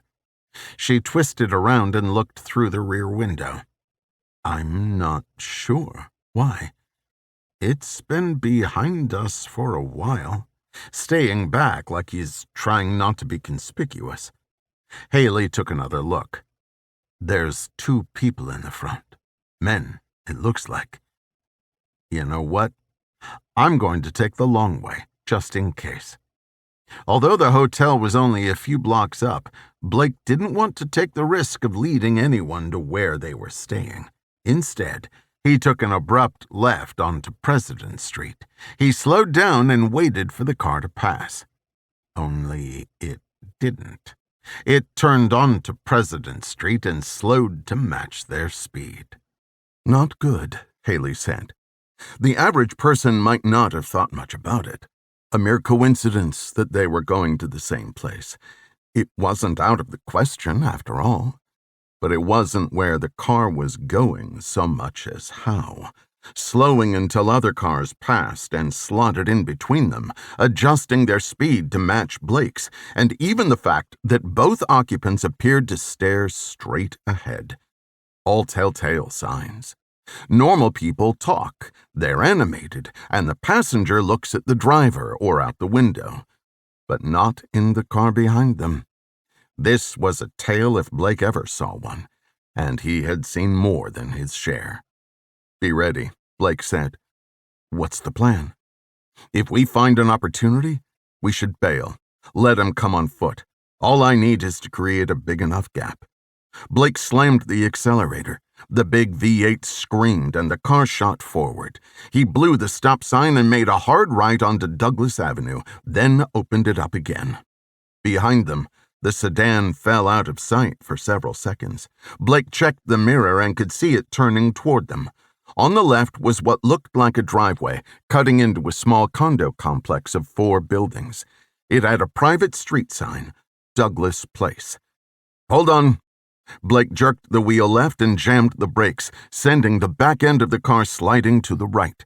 He hit the apron, and the car bounced forward.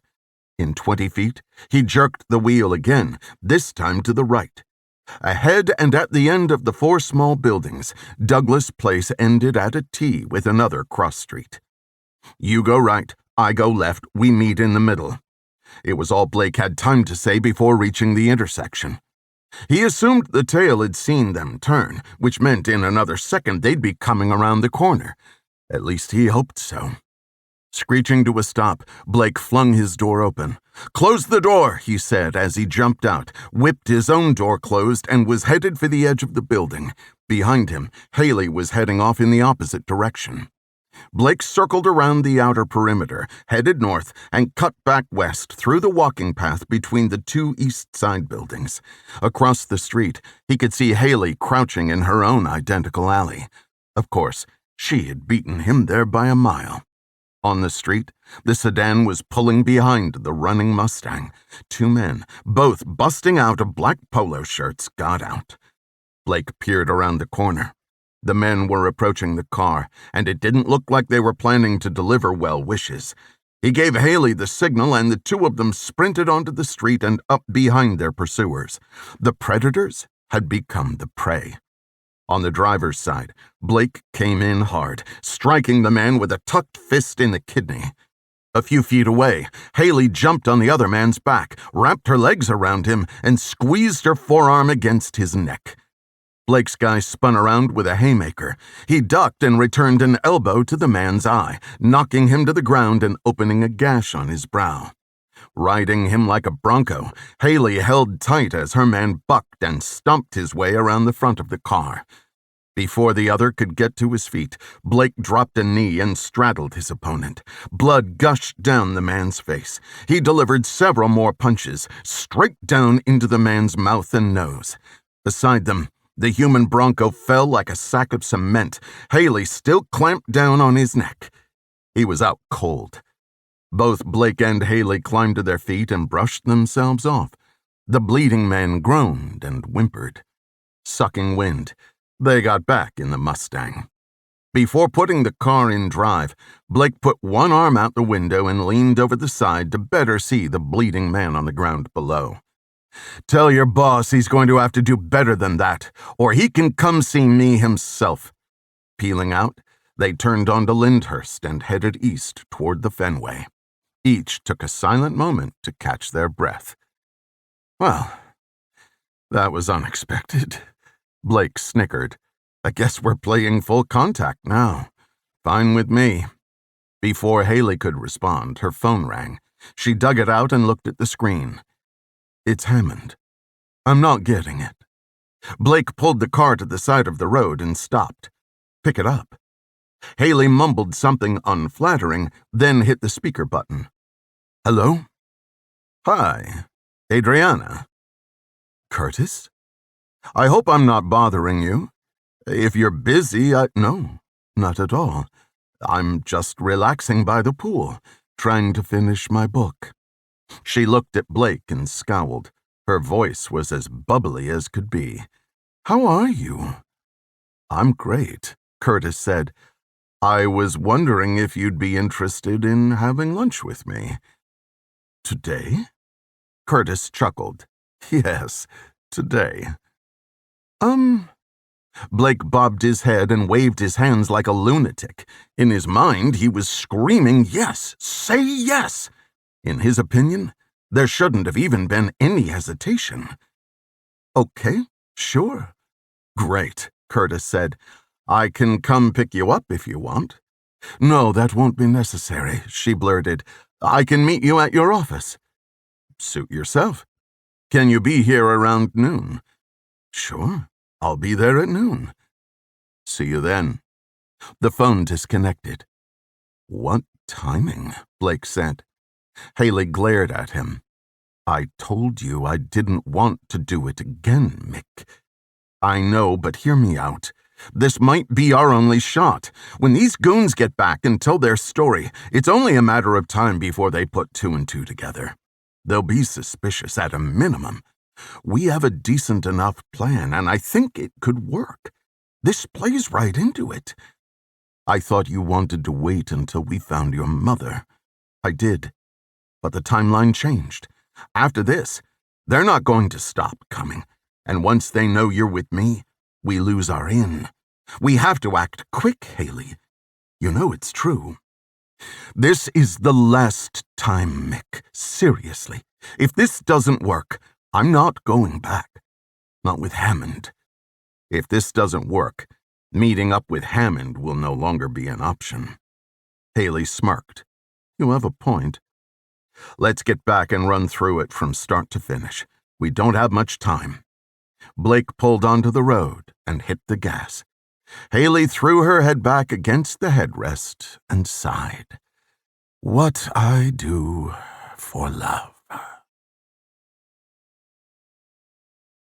Chapter 30. I'm tired. Ian trudged along, wading through the tall grass. Almost as far as he could see were flat, open fields. Where are we going? I told you. It's a surprise, Jody said. You complain a lot. It's just, we weren't supposed to leave the motel. And now we're so far away and it'll take forever to get back and we're going to be in trouble when... Jody stopped and pressed her index finger to his lips. It'll be worth it. I promise. Anyway, it's right up here. 2 more minutes.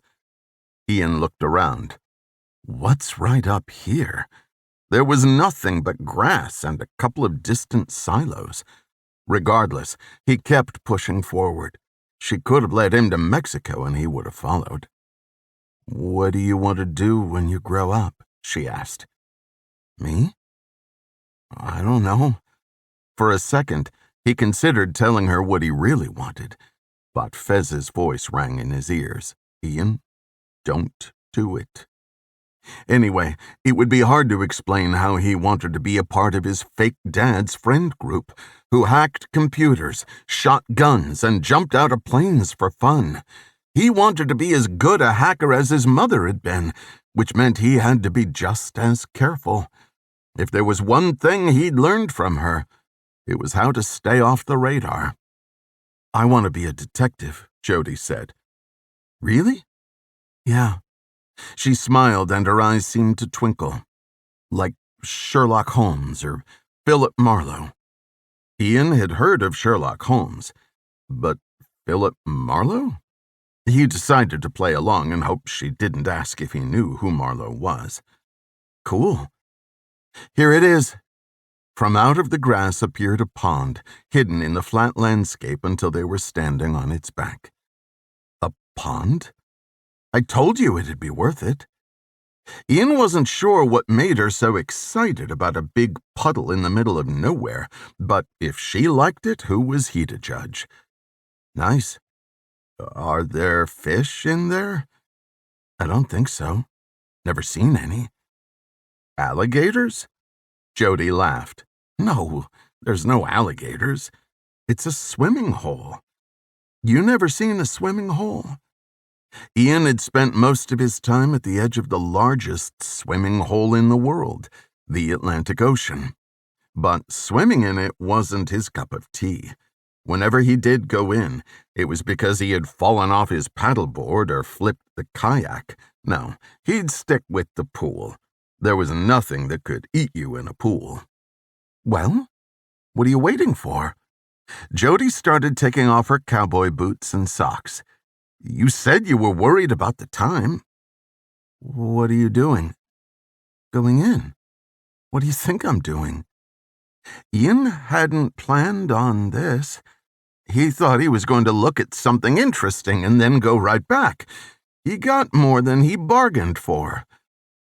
"We don't have our bathing suits." "You just go in your underwear, silly."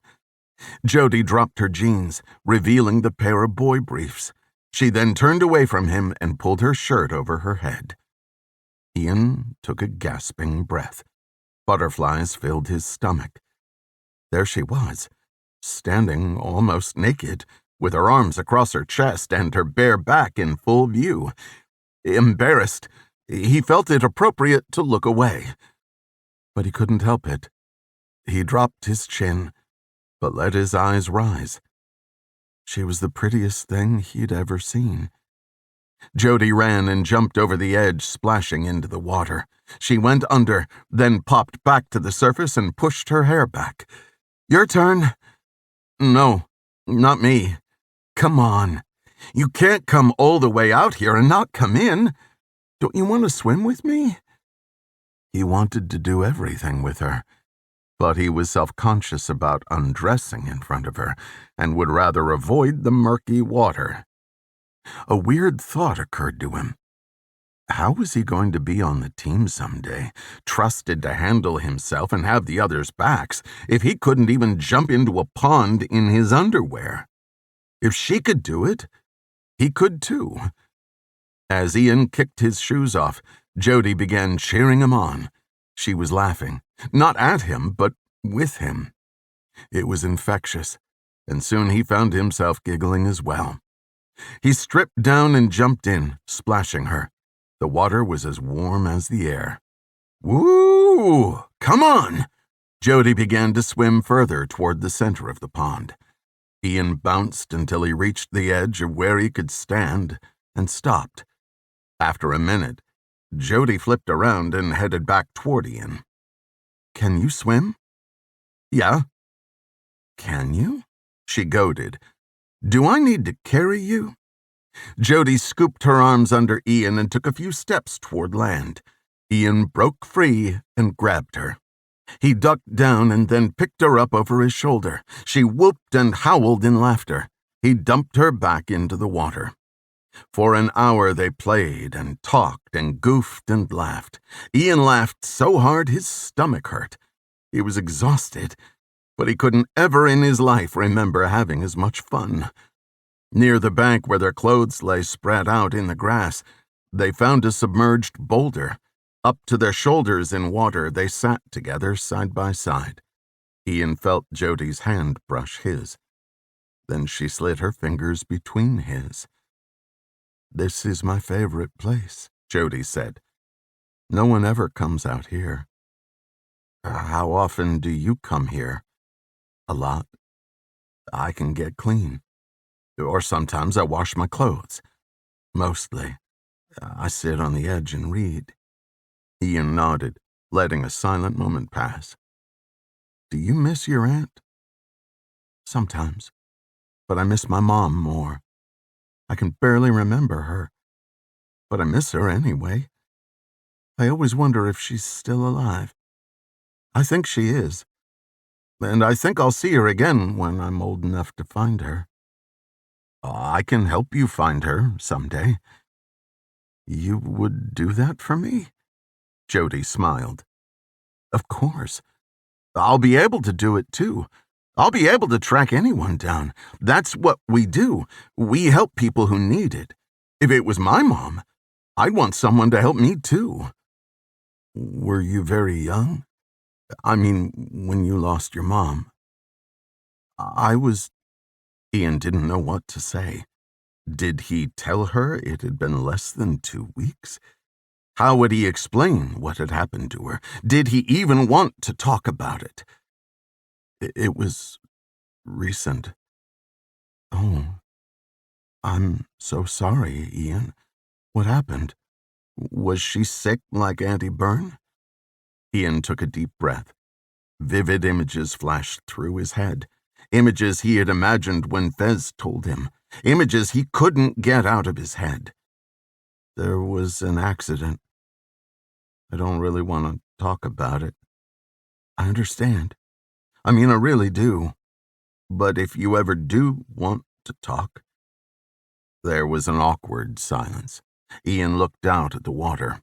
He could feel Jody looking at him, but when he turned, she was facing away. He had one thought on his mind, and he couldn't help but say it. I don't want to leave here. I don't want you to leave either, Jody said.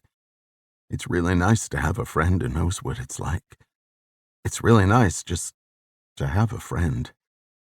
Yeah, it is. Both looked out at the landscape. The silence was back, but it didn't feel as awkward. Then it happened. Jody leaned over and gave him a peck on the cheek. Ian sat frozen, his mouth hanging open, unable to move a muscle, to properly celebrate the greatest moment of his life. We should, start heading back. Ian stood up and leapt onto the bank. He gathered his clothes, holding them at his waist, and stared back at Jody. She laughed. I'll come out, but you've got to turn around. Oh, right. Sorry. Ian turned his back. Behind him, he heard the splash as the very naked Jody hopped from the rock onto the grass. He pulled his shirt over his head. When he was dressed, he stood still, waiting for the okay to turn around. After a minute, Jody walked up next to him. That was fun. Ian looked her in the eyes, built up the nerve, and then leaned in and kissed her on the cheek. Jody smiled, took his hand, and headed home. Chapter 31. Haeli peeled the silk blouse away from her chest. The humidity was high, and even the short walk had caused her to work up a sweat. It wasn't the look she was going for, but something told her Curtis wouldn't be dissuaded. Adriana, welcome back. Anastasia popped up from behind her desk the moment Haeli walked in. She abandoned her acrylic cockpit to greet Haeli face to face. He's expecting you. Sorry, I'm a few minutes late. Not feeling well, Haeli said. It wasn't true in the slightest, but the notion would become critical to the plan. Best plant the seeds sooner than later. Stomach bug or something? Anastasia paused as if searching for the appropriate response, but it never came. Instead, she addressed one of the two security guards posted nearby. Ronan, would you watch the desk for a minute? I'm going to take Miss Adriana upstairs. The guard took the cue and moved to take up Anastasia's usual position. Follow me. As they moved up the stairs and into the administration hallway, Haeli peeked into each office as they passed. Things had seemed to calm down since last she saw. Much of the mess had been cleaned up, but there was an eerie stillness impregnating the cool, climate-controlled air. It's nice to see you back, Anastasia said. I trust your tour was informative. That's one way to put it. Good. We're glad to have you. You will see. This is a wonderful place to be. There are so many wonderful people here. Haeli took a step in front of Anastasia and stopped, turning toward her. Can I ask you something? She checked her surroundings. Do you really believe that? It's the truth. Many people's lives have been changed by our wonderful programs. The sage is a miracle worker. Wonderful. English wasn't Anastasia's first language, but that wasn't the cause of her lack of vocabulary. It was like she was reading off a script. Wonderful or not, Anastasia didn't believe a word that came out of her own mouth. As her father had always said, if you can't say something nice, don't say anything at all. For Anastasia, it wasn't an option. Maybe, but that's not what I asked. Do you believe it? Anastasia opened her mouth, but no words came out for several seconds. Her uplifted cheeks and wide eyes sagged. "I don't know what you want me to say, ma'am. I just work here. I don't want you to say anything. But if you are going to speak, say something real. We're both smart, capable women, right? We both know what this is." Haeli knew she had to tread lightly. Her mission was to string Curtis along, not to offend him.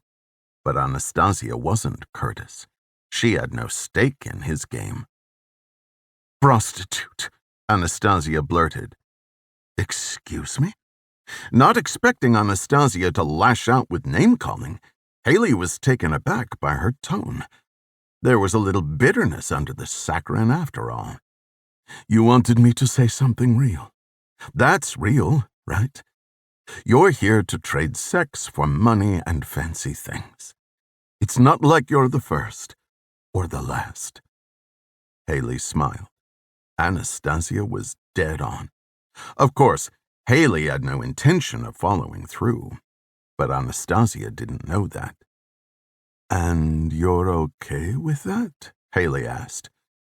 "I'm still here, aren't I? It's none of my business what you do, and I don't care. He asked me to bring you. I'm bringing you. Are you okay with that?" "I am." "Wonderful." Anastasia carried on down the hall. In a weird way, Haeli liked her. One of the many casualties of that screwed-up place, perhaps. On the other hand, she embodied everything wrong with it. A bright, optimistic exterior, with sheer disregard lurking below. Upon reaching Curtis's office, Anastasia gave 3 rapid knocks. "Yes," Curtis said from within. Anastasia opened the door and gave a curt announcement. "Adriana for you." "Nice talking with you," Haeli said. With a sarcastic smile, Anastasia put on her sweetest voice yet. "Have a wonderful time." "Adriana," Curtis said. "Please, come in." Curtis took in the view. Adriana was a sight to behold.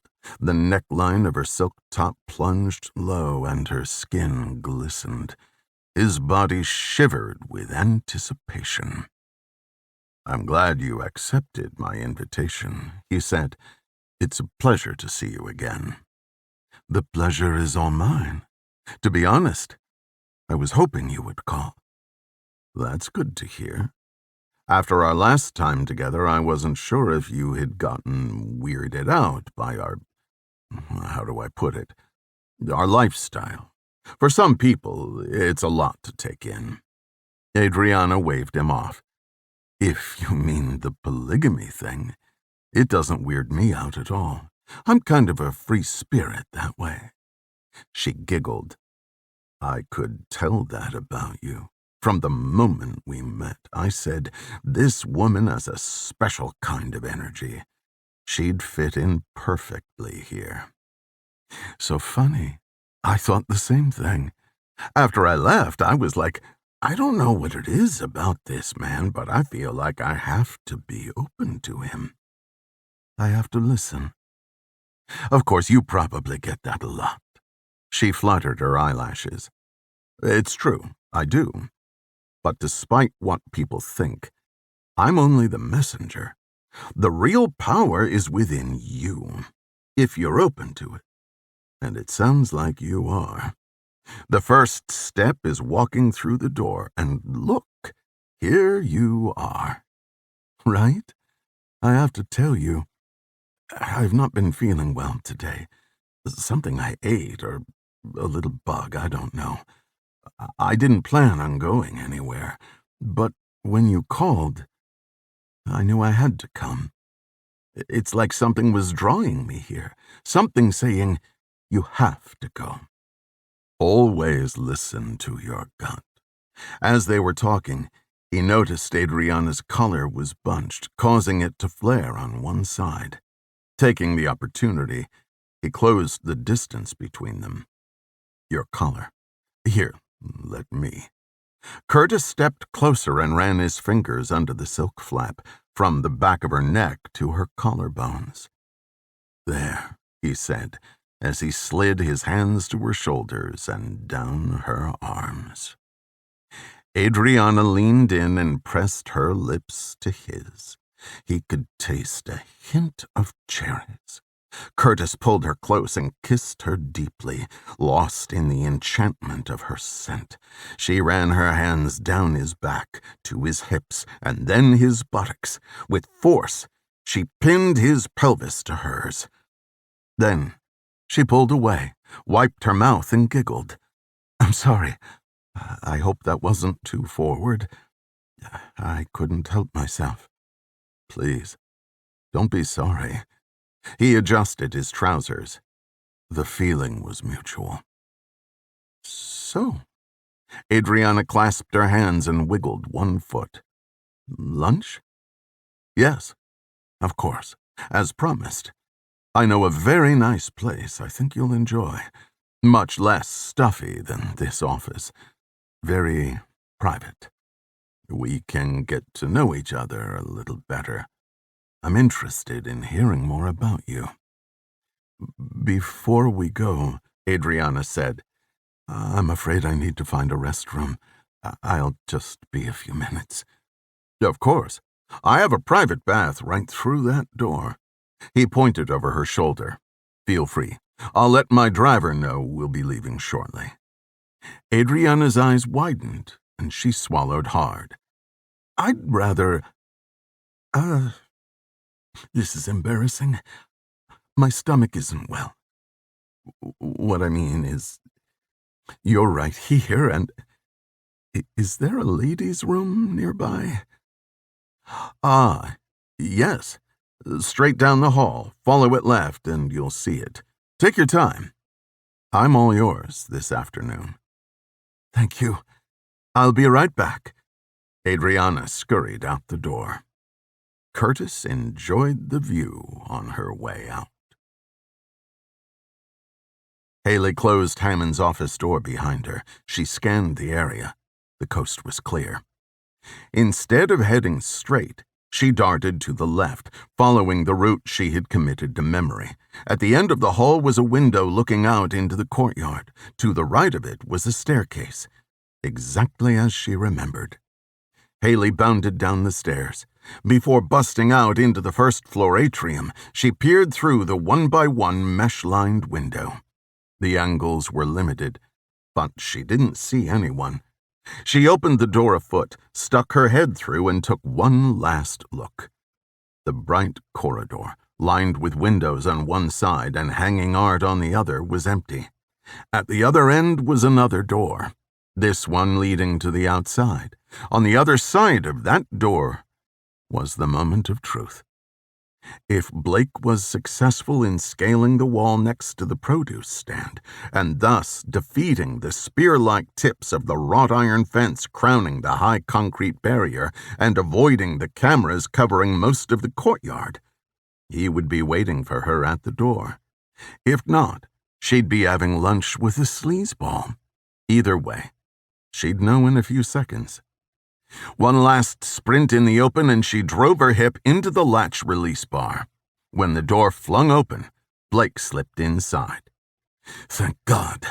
Haeli let out a breath she hadn't realized she was holding. Get to the stairwell. The two ran back the way she'd come and ducked into the cover of the first-floor landing. With a flourish, Haeli produced a key card and handed it to Blake. Don't ask me what I had to do to snatch this from his pocket. You're welcome. Blake kissed her on the cheek. I owe you one. You know where you're going? She asked, even though she knew the answer. They had run through it 50 times together. I'm good, Blake said. Stall him as long as you can. I will. Just hurry. Haeli rushed up the steps. Blake hung back. He would have to go the same way once Haeli got back to Hammond's office.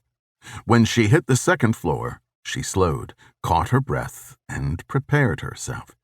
Then she strolled back into the office. Ready to go? Hammond asked. Would you mind if we hung here for a couple more minutes? I might have to use the ladies' room one more time. I'm really sorry about this." "No problem." Hammond walked to the leather sofa and slapped one of the back cushions. "Here, have a seat. Relax for a minute. Would you like a drink?" "Sure," Haeli said. "A drink would be perfect." Chapter 32. Blake reached the second floor, took a quick look down the hall, and then started walking. He imagined himself completing a mundane task, seeing Sheila in accounting or getting ready to clock out for the day. It was a strategy he'd used before. Sometimes the best way to avoid detection was to not avoid it at all. The mind was a powerful thing. Believe you don't belong and your body responds with furtive movements, little cues intuitively picked up by everyone around you. But believe you do, and poof, you're invisible. He'd used the tactic outside of legitimate operations as well.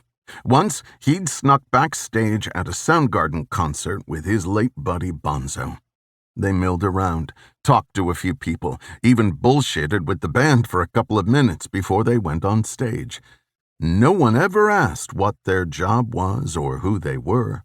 They'd gotten so cocky as to tell one of the security guards to let in 2 blondes hanging around by the stage door. The guard had listened. Why wouldn't he? Some random person wouldn't be doling out orders, would they? This was no different.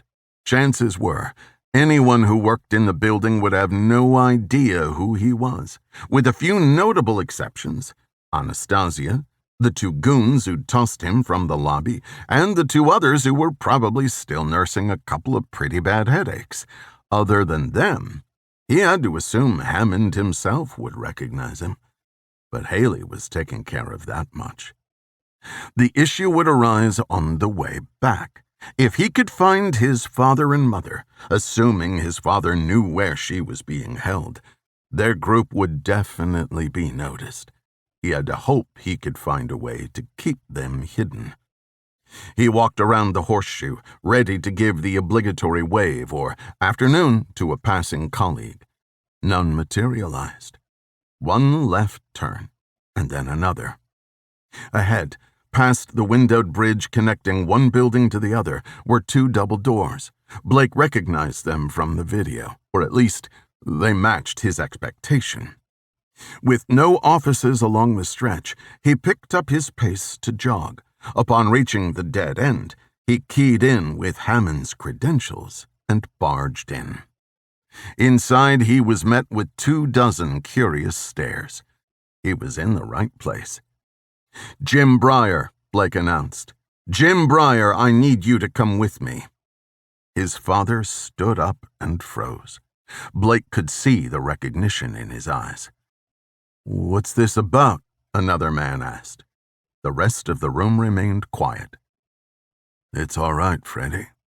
Otherwise completely still, Jim raised a hand toward the man. His face was void of any expression. "Now, Mr. Brier," Blake said. With shuffling steps, Jim walked to Blake. The room watched intently. "How did you—" Jim's face contorted. His eyes were glassy. Blake whispered, "I'll explain everything, but we need to go. Right now." As if carried by an apparition, Jim moved into the hallway. "You." Blake pointed at the vocal man. "Freddie, is it? Come here." Outwardly cautious, Freddie obeyed. "Hold this door." Blake stepped out and Freddie took his position, holding the door 3/4 open. Blake turned his attention to his father. "Where's Mom?" "Mom? I don't know." "Is she here, in the building?" Tears filled Jim's eyes. "I don't know." "Did something happen to her?" Blake raised his voice. "Is she alive?" "Yes, she's alive." Jim's voice cracked, and a tear ran down his cheek. Blake barely recognized the feeble man in front of him. Whatever he had been through over the past 2 decades, It had broken him. Then we'll have to come back for her. We will come back for her. Is this your son? Freddie whispered.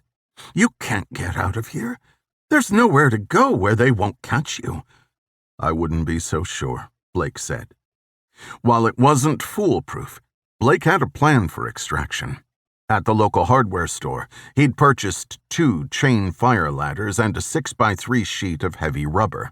After dropping Haeli off, he'd gotten on his laptop and used the Piranha to disable all on-site cameras and jam all other Wi-Fi signals. Then, he'd gone to work in the wooded area behind the compound, setting up the route over the wall. The rubber, folded over the wrought iron spikes, gave a solid enough base to hook the 2 ladders, one on either side. With luck, his father would have the strength to climb them. Blake turned to Freddie.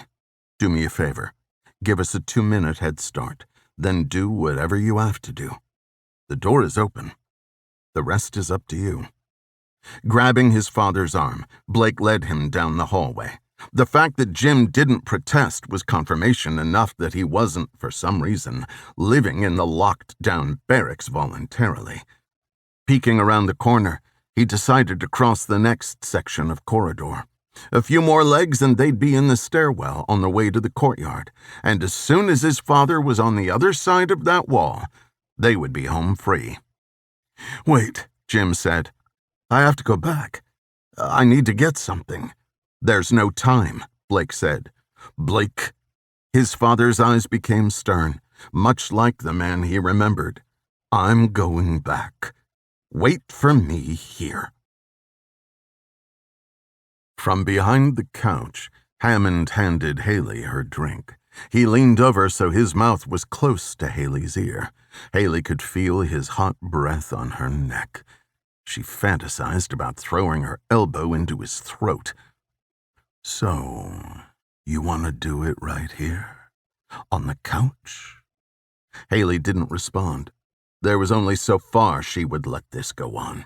If he touched her again, she couldn't be responsible for what she did to him. Anyway, Blake would probably agree. Unconsciousness would trump distraction. No? Hammond laughed. He walked around to face her. Don't want to take one for the team. What's that supposed to mean? Hammond cackled. Did you really think I was that stupid? That I didn't know what you're doing here? He checked his pockets and feigned surprise. Oh no, my keycard's gone. I must have lost it. Gee whiz. Haeli sat back and smiled.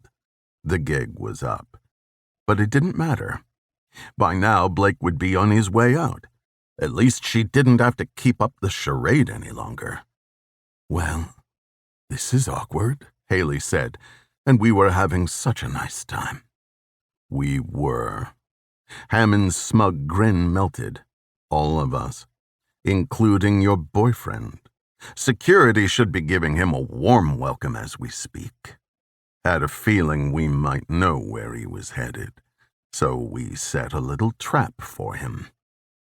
Haeli figured he might get suspicious at some point, but this? She couldn't say she'd seen it coming. How did you... I found it interesting that you always seem to show up here on foot. Made me wonder where you were coming from. Does she live close by, I wondered. I watched the recordings from when you came for the tour. Watched you come from somewhere over a block away. So I went back to your first visit. Lo and behold, there you were getting out of a black Ford. Blake Brier's black Ford. Took you long enough? Then, of course, I got a call that Blake was at a diner with a woman, described as attractive and petite with dark hair. That would be you. And Peter's men, who ran into the 2 of you out in town. They said the same thing. I figured best to stay 1 step ahead of you. Good for you, Haeli snarled. You win the prize. I have you and your boyfriend. You see, I knew what Blake Brier was after. And once I knew you were working together, I knew what your game was too. But I have to hand it to my son. This little ruse was his idea. If we allowed you access, allowed you to think you had the upper hand, you'd both come barging in here like the arrogant fools you are. And now, you'll be our guests on a more permanent basis.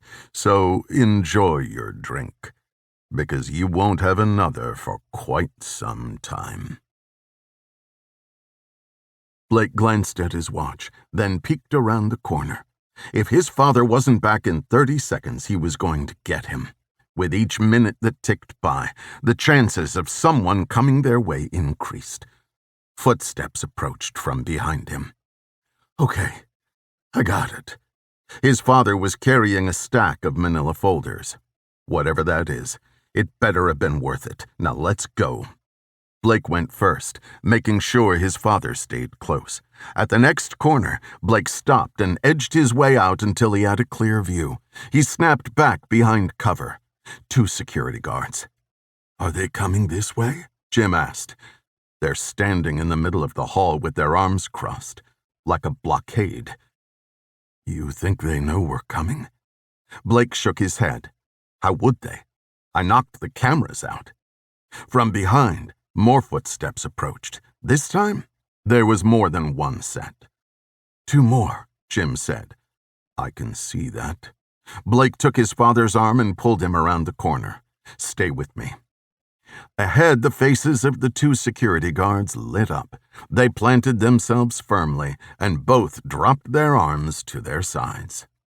Blake moved toward them at a steady pace. When he got about a foot away, he looked down at the floor, then exploded upward with a fist to the chin of the man on the left, followed by an elbow to the cheekbone of the man on the right.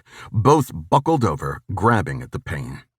Yanking his father by the arm, Blake pulled him between the 2 guards. Run! Blake let go, and both men sprinted down the corridor. Behind them, 2 pursuers passed their injured brethren and continued giving chase. The other 2 fell in behind them. Jim hobbled, pushing himself to what Blake assumed was his absolute max. The men were catching up, and there was no doubt Blake was about to be tested, maybe past his own limits. 4 on 1 weren't very good odds. We're not going to make it, Jim huffed. No, Dad. Blake pushed harder. I don't think we are. I think I'll go ahead and pass on the offer. Haeli got up and moved toward the door. Hammond didn't try to stop her. I've had enough of this place for a lifetime. I'll see myself out. Haeli opened the door. Behind it stood 2 large men wearing black polo shirts. Neither had time to register what was happening before Haeli had kicked one in the groin and pulled the other's legs out from under him. As he hit the ground, she delivered a flurry of kicks to his skull. His head bounced back and forth without any tension. He was unconscious. The second man was doubled over, holding his groin and groaning. She grabbed his head with 2 hands and slammed it into the doorframe. Still feeling pushback, she did it again. This time the man went slack, and he tumbled over face first. Hammond had worked his way around to the back of the couch as he watched the massacre unfold. Coward. Haeli ran toward him, planted a foot on the couch, and launched herself at him. Like a spider monkey, she grappled him to the ground and latched onto his neck. Cutting off the blood supply from the carotid artery, he passed out in mere seconds. She left him where he lay. Looking around the office for something she could use as a weapon, she noticed a sliding door behind the sheer drapes. A possible escape route. Muggy air flooded in as she cracked the slider and stepped out onto the balcony. She peered over the edge. Only 1 story. The jump would be easy, and once on the ground, inside the fenced perimeter, she could make her way to Blake's extraction point. But not knowing if Blake had been ambushed, she couldn't leave the building. He might need her help. Haeli returned inside, stepped over Hammond's snoring body, and headed for the door. Before she could climb over the 2 meatheads, she saw it. A human freight train was coming her way. Blake, his father, and an angry four-man caboose. Blake looked over his shoulder. The men were gaining on them. Focusing ahead, he saw Haeli standing in Hammond's doorway, 2 piles of muscle at her feet. She waved him toward her. "This way!" she yelled. Blake put his hand on his father's back and pushed. He gave it everything he had. As he and his father stepped over the 2 men, crossing the threshold to Hammond's office, Haeli moved out of the way, kicking the door shut behind them. She turned the lock. "Out there!" Haeli pointed to the open door, exposed by the sheer curtain blowing in the breeze. From the hallway, the men smashed and banged. The door rattled, barely resisting the force. Blake and Jim went first, and Haeli followed. There was no question. At any second, the wooden door would give way, and 4 men would come spilling into the room. Swinging his legs over the railing, Blake jumped. He hit the grass and rolled to break his fall. "Dad, come on, I've got you." Blake held his arms out. When his father dropped down, Blake would wrap his arms around his falling body to lessen any impact. Jim was reluctant. "Trust me."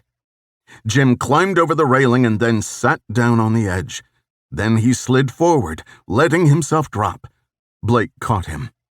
A loud bang from within sent Haeli leaping over the railing. She landed and dropped to her knee. "This way, around back," Haeli said. By the time the men breached the door, they were halfway across the courtyard, on their way to freedom. Chapter 33. Ian hopped on one leg to expel the water from his right ear. It didn't work. Up ahead, Ian could see the back of the trailer park. Unlike the walk out, the way back went by in a flash. They talked about books and music, even though the only music Jody knew was whatever they played on country radio. It occurred to Ian that after all he had been through, his experience still didn't stack up to hers. Fending for yourself was a whole different ballgame. She'd never had to answer to anyone, never been berated for not being where she was supposed to be. Funny, he thought. In a few minutes, she would no longer be able to say never. "He's going to be pissed," Ian said. "No, he's not. We didn't do anything wrong." Ian moaned. "Maybe you didn't. We'll just tell him I needed to go to my place to get something, and I didn't want to go alone. I do need to stop on the way back anyway." "Look at us," Ian said. "Our clothes are wet. He's not going to buy that, and we don't have time to stop. I need to." "Why?" "It's a girl thing." "What's that mean, a girl thing?" Jody grunted. "Stop asking questions. Just come with me. It'll be quick. We're going right by there anyway." Ian didn't know why Jody was acting so strange. What was the big secret? She was right, though. They were going right by. At this point, what was a few extra minutes? Out of the field and over the berm, they were at the side of her trailer. "Can I come in with you?" Ian asked. "Yeah, I just need to grab something." Ian followed her. The spring-loaded door crashed closed behind him. "You know, when my dad said that he and I were going to help fix this place up, he really meant him. I don't know how to do any of that." Jody ducked into the back room and responded to him from there. "That's okay. You're strong and smart. I bet you'll be great at it." She emerged with nothing in her hands.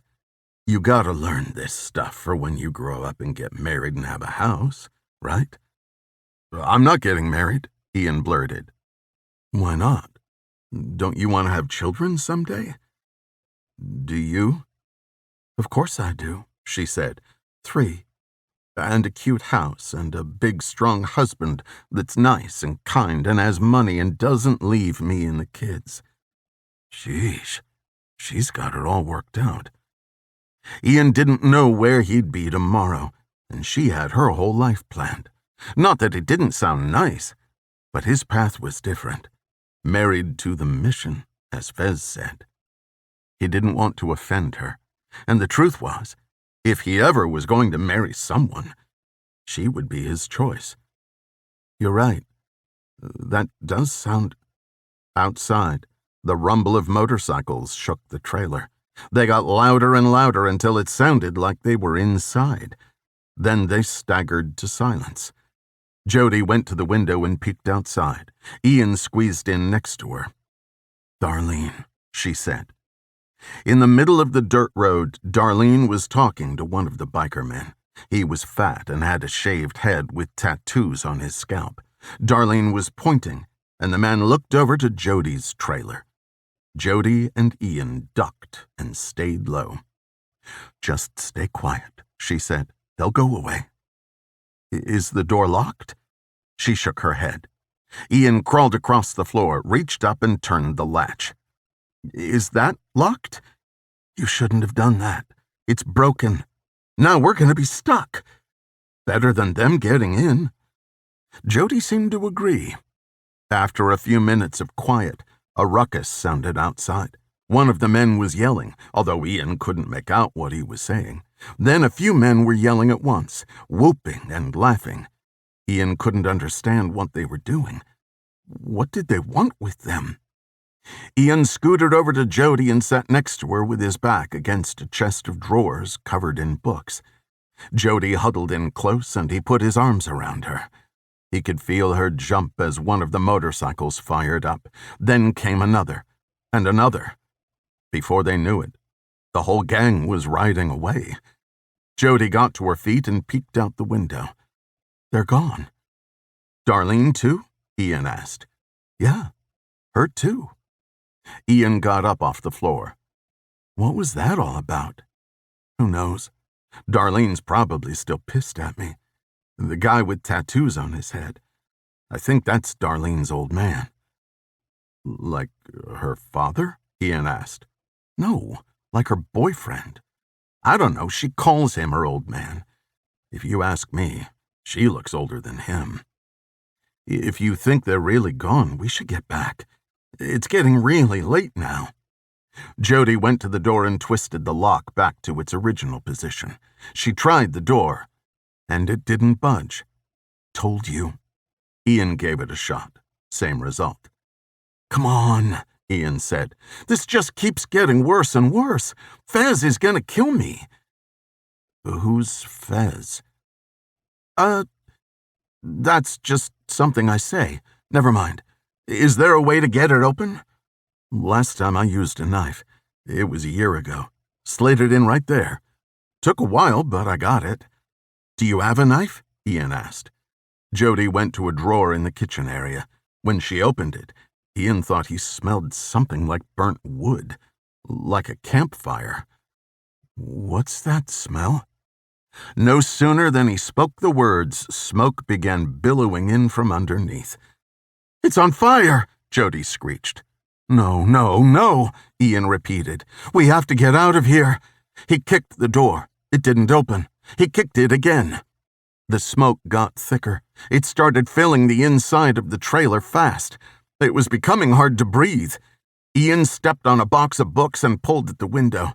After a few attempts, he got it open. Smoke rushed out, but not much air filled in. "This way," Ian coughed.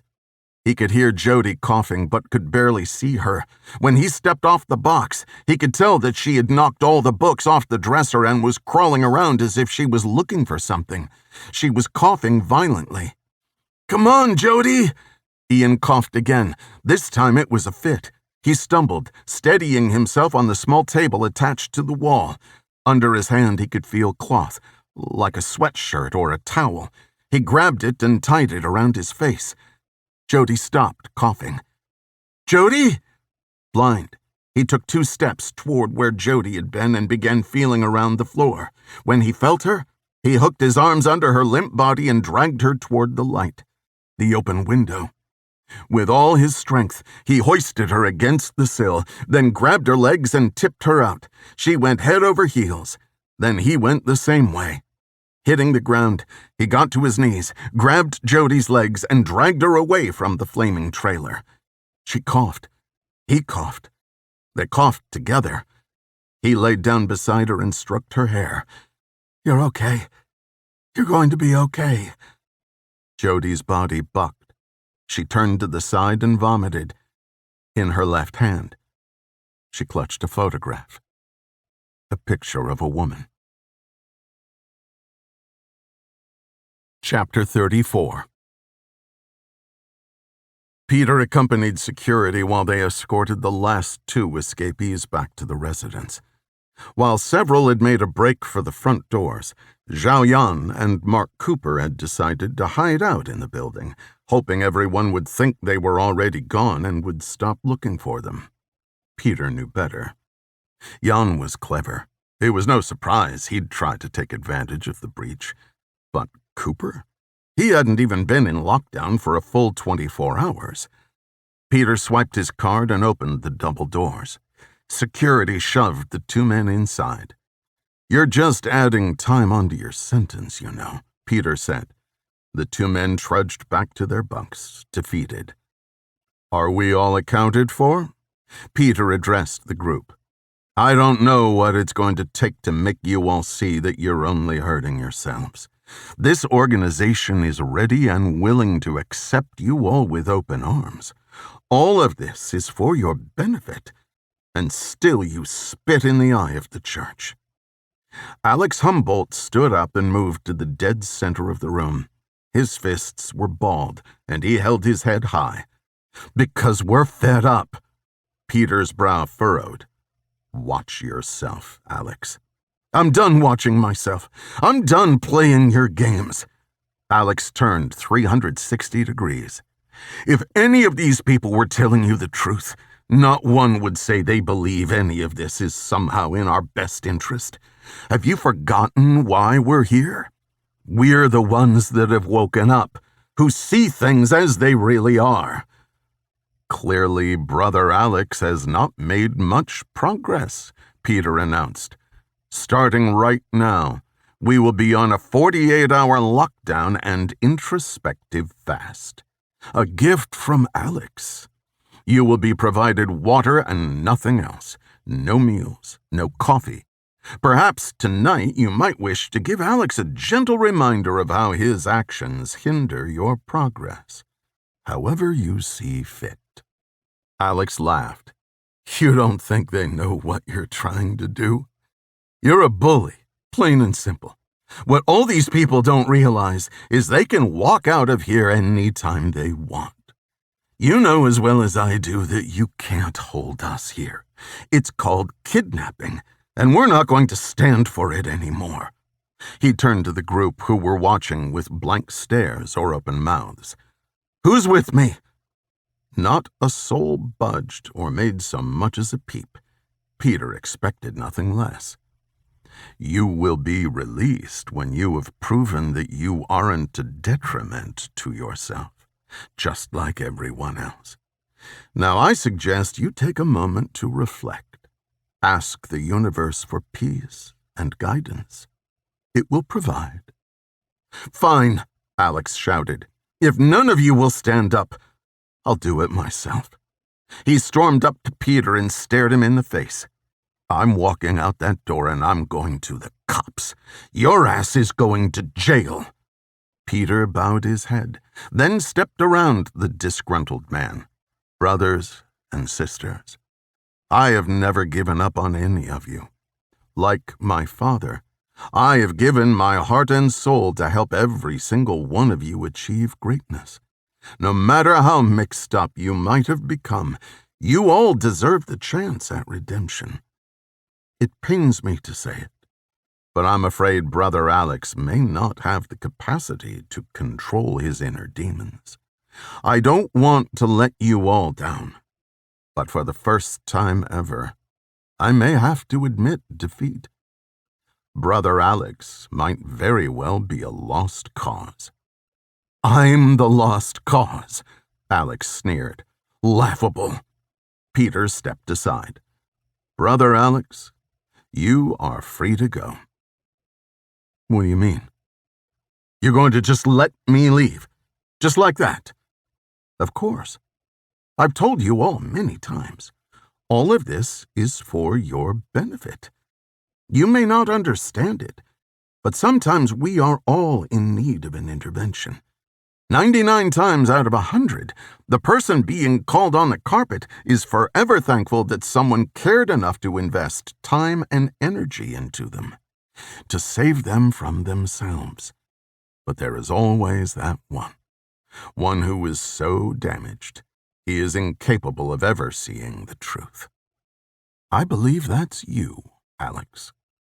Alex glanced over his shoulder one more time, as if trying to gauge the reaction of his roommates, maybe even trying to determine if he was the fool. The crowd gave him nothing. I wish you well, Brother Alex, and know that our doors are always open. Peter swiped his card on the interior access sensor and pushed the door open. He waited. With leery movements, Alex moved past Peter and faded down the hall. Peter offered a solemn moment of silence, then addressed the group one last time. Please do not condemn me for giving up on Brother Alex. I am dedicated to all of you. I will not give up on you as long as a single ounce of hope remains. Now, it's been a trying day for everyone. Try to get some rest. Peter? Sandy's high-pitched voice rang out from the back. Do we still have to fast? No, that won't be necessary. You may all report to work tomorrow. Peter stepped out and let the door latch. He chuckled to himself.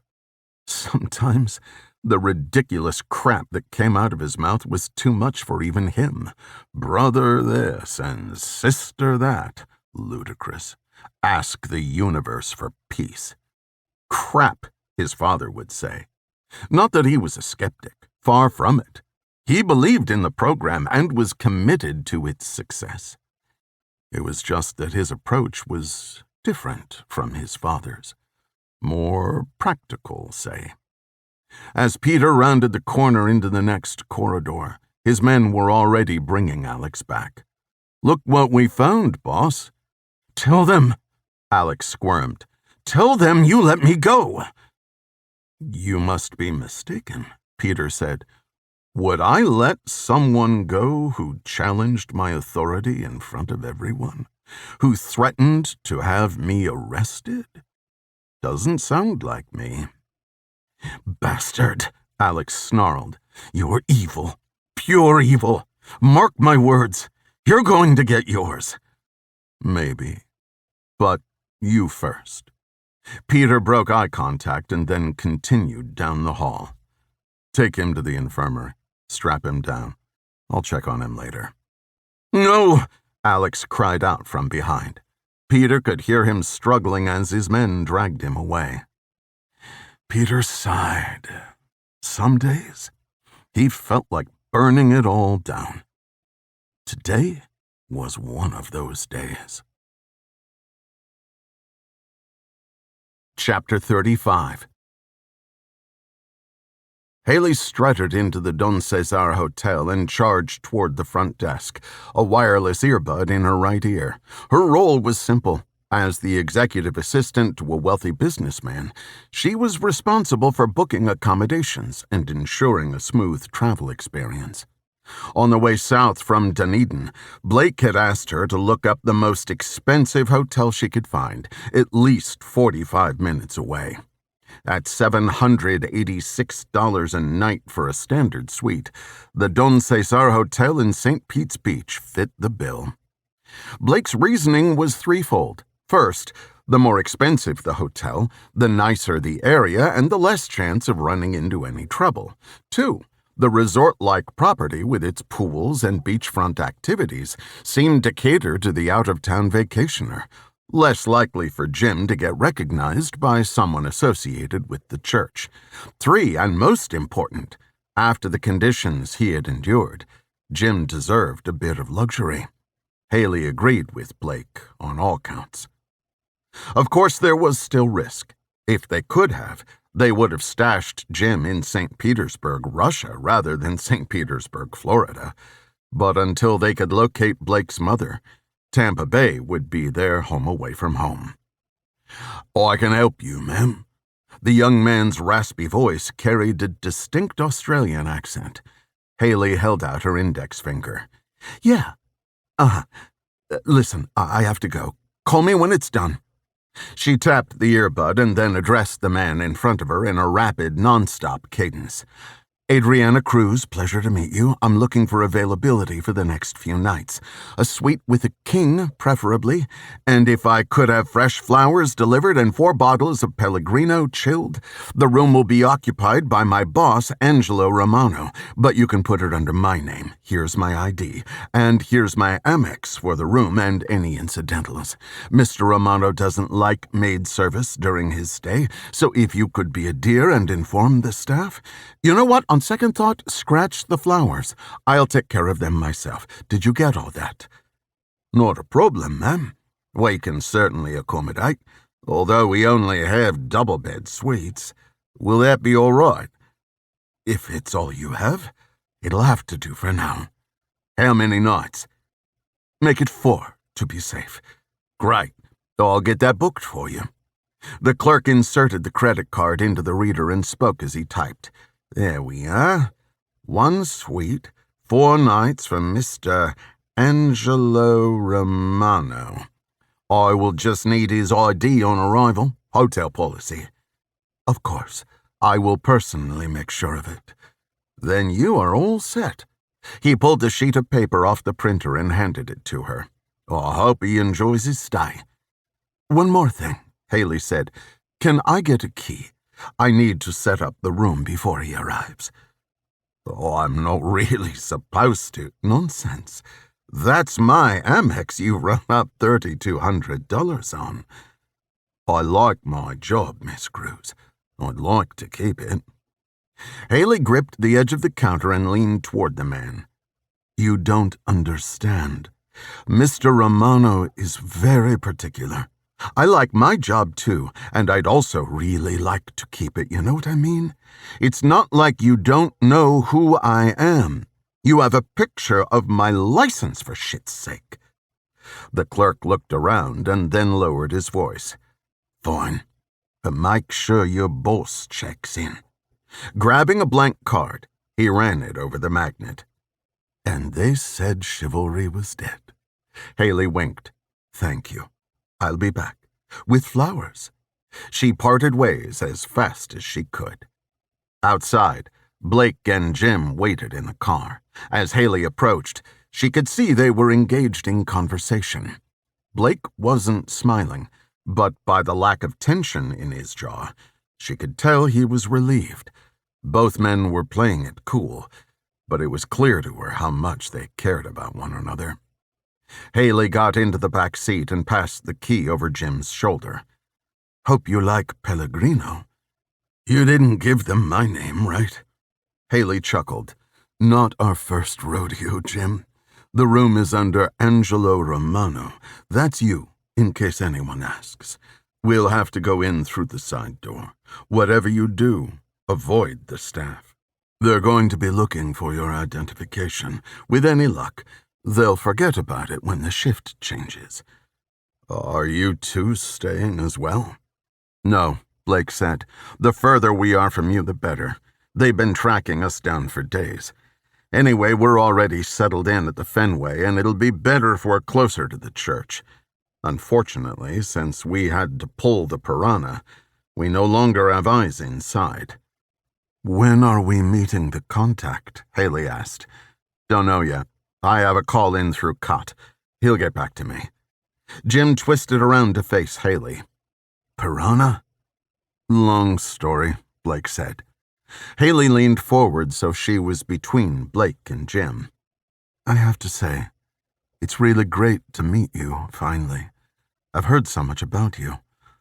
A less than flattering portrayal, I'm sure. Jim glanced at Blake. Nor should it have been. I was an ass. All these years.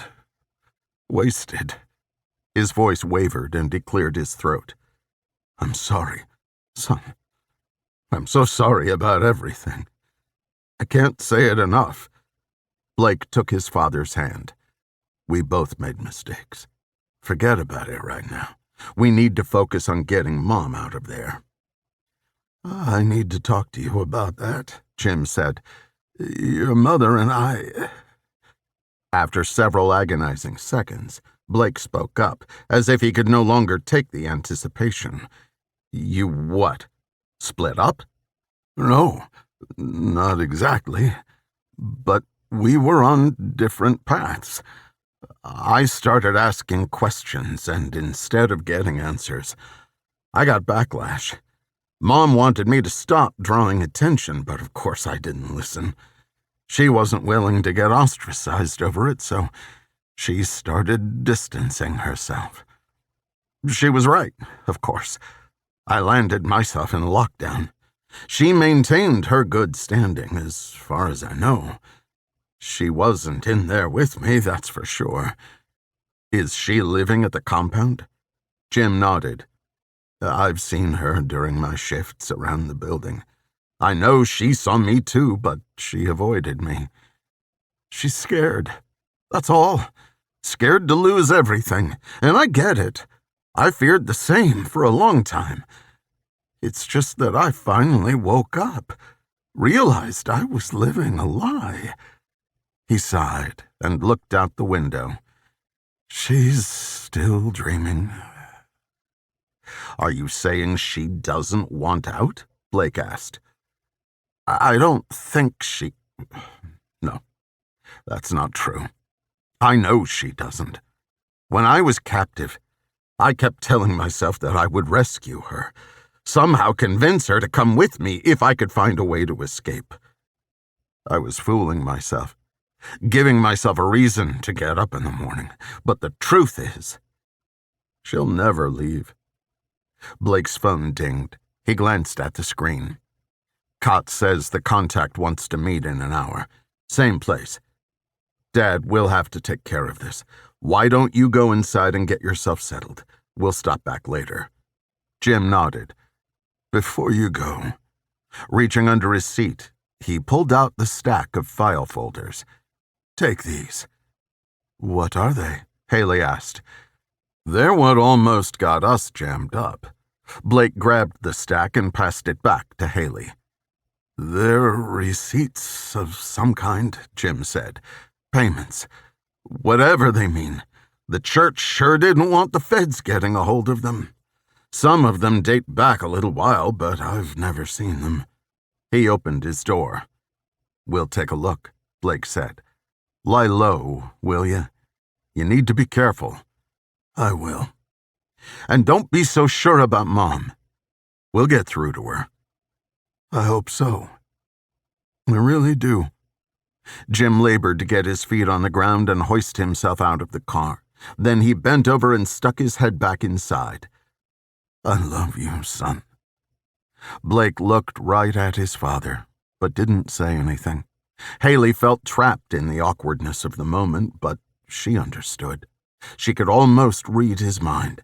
After all that had happened, all the betrayal, it was going to take more than a parking lot apology to mend what was broken. Jim stood and pushed the door closed before Haeli could squeeze out of the back seat to join Blake in the front. As Jim walked away, Blake bowed his head and squeezed the bridge of his nose. He whispered, "I love you too." Chapter 36. Fez burst into the room, snagging the toe of his boot on a flap of carpet that was peeling away from the doorframe. He lurched, but caught himself before taking a digger. "Ian! Jody!" No one was there. Since Fez had returned from Ernie's, he'd been scouring half the town, trying to find the kids. At first, he'd assumed they had disregarded his instructions and either went to Jody's trailer or to the supermarket. These were the first places he'd checked. Coming up short, he'd tried the restaurant, the feed store, and every shop along Main Street. No one had seen them. As time went on and he became more frantic, he strained to keep himself from overreacting, from spiraling into the land of worst-case scenarios. But now, he was left with little option but to sound the alarm. He would have to contact the police, the one thing he had been trying to avoid. Ian was responsible and conscientious. There was no precedence. He would never have disappeared for hours of his own free will. Not unless something was wrong. Fez sat on the edge of the bed and gathered himself. Before he involved the authorities, he needed to be sure. He needed to check Jody's place one more time. The more the minutes ticked by, the more peril Ian and Jody could be in. Springing to his feet, Fez hurried outside, determined to prove himself wrong. There, Ian and Jody were limping through the parking lot toward him, both covered in dirt. "Where the hell have you been? Get inside, now!" Fez stepped inside and held the door open. So as not to cause a disturbance, he'd wait until they were behind closed doors before flying off the handle. He would rip into them beyond anything they'd ever experienced. But as they crossed the threshold, Fez's anger shifted to concern. They were shaken, possibly injured, coughing, smeared with soot, and reeking of putrid smoke. What happened? "Are you all right?" Before Jody could get a word out, she broke down crying. "I'm sorry," Ian said. "We should have listened to you." "You're not answering my question, Ian. What happened? Was there a fire? Where were you?" "Jody and I went to a swimming hole in the fields. We were only supposed to be gone for a little while. Then we were coming back and Jody needed to stop at home for a couple minutes." Jody hacked and wiped her nose with the palm of her hand. "We heard the motorcycles, and we tried to hide, but Darlene told them we were inside." "Motorcycles?" Fez could feel the blood rushing to his face. His ears started to burn. "What did they do to you?" "We got locked in, and then we smelled smoke." Tears began streaming down Ian's face. "They set fire to the place and we couldn't get out. Jody almost died." Jody sobbed. "Ian saved my life. All I remember is it was dark and I couldn't breathe. And then I woke up on the ground. If he wasn't there, I would be dead." She threw her arms around Ian and sobbed some more. Fez couldn't believe what he was hearing, but there was no doubt it was the truth. Their tortured expressions guaranteed it. As traumatizing as it must have been, they were alive, and Fez had never been more grateful. "Come here." Fez wrapped one arm around each of them and pulled them close. They each buried their faces in his abdomen. "You're okay. You're safe now." "My books," Jody blubbered. "They're all I had." "I know." He hugged them tighter. "I know." Until that moment, the demon squad was nothing but a nuisance. But now they had thrown down the gauntlet. If it was a fight they wanted, he thought, it was a fight they were going to get. Ian was his charge, but even if he hadn't been, there was nothing worse than those who preyed on the innocent, especially children. It was something they all shared. Blake, Cut, Griff, Cook. An invisible line drawn at the feet of the pure, to be defended at all costs. "They'll pay," Fez mumbled. "Every last one of them." "I want to go home." Ian broke away from Fez's embrace, stormed over to his bed, and sat down. Under the circumstances, Fez afforded him the leeway to sulk without chastisement. Jody let go as well. She let her arms fall to her sides, and she stood staring at the wall behind Fez, as if it were an endless void, the hollow look of profound pain. Jody had suffered a punch to the gut of an already challenging existence, and in all likelihood, it was because of him, an unintentional repercussion of his obstinance. Fez's muscles vibrated with rage and guilt. He took a deep breath. "How about you both take a shower? Get cleaned up. You'll feel better, trust me. I will handle this, okay?" "What's Jody supposed to do now?" Ian asked, tears still wetting his cheeks. "She has no place to go." Don't worry about that. Fez crouched down and put his hand on Jody's shoulder. Look at me. Jody turned her head, but her eyes were still vacant. I promise you, Fez said, we will not leave you without a safe place to live. I will make sure of it. You have my word. Maybe it was crazy. After all, they had just met the girl.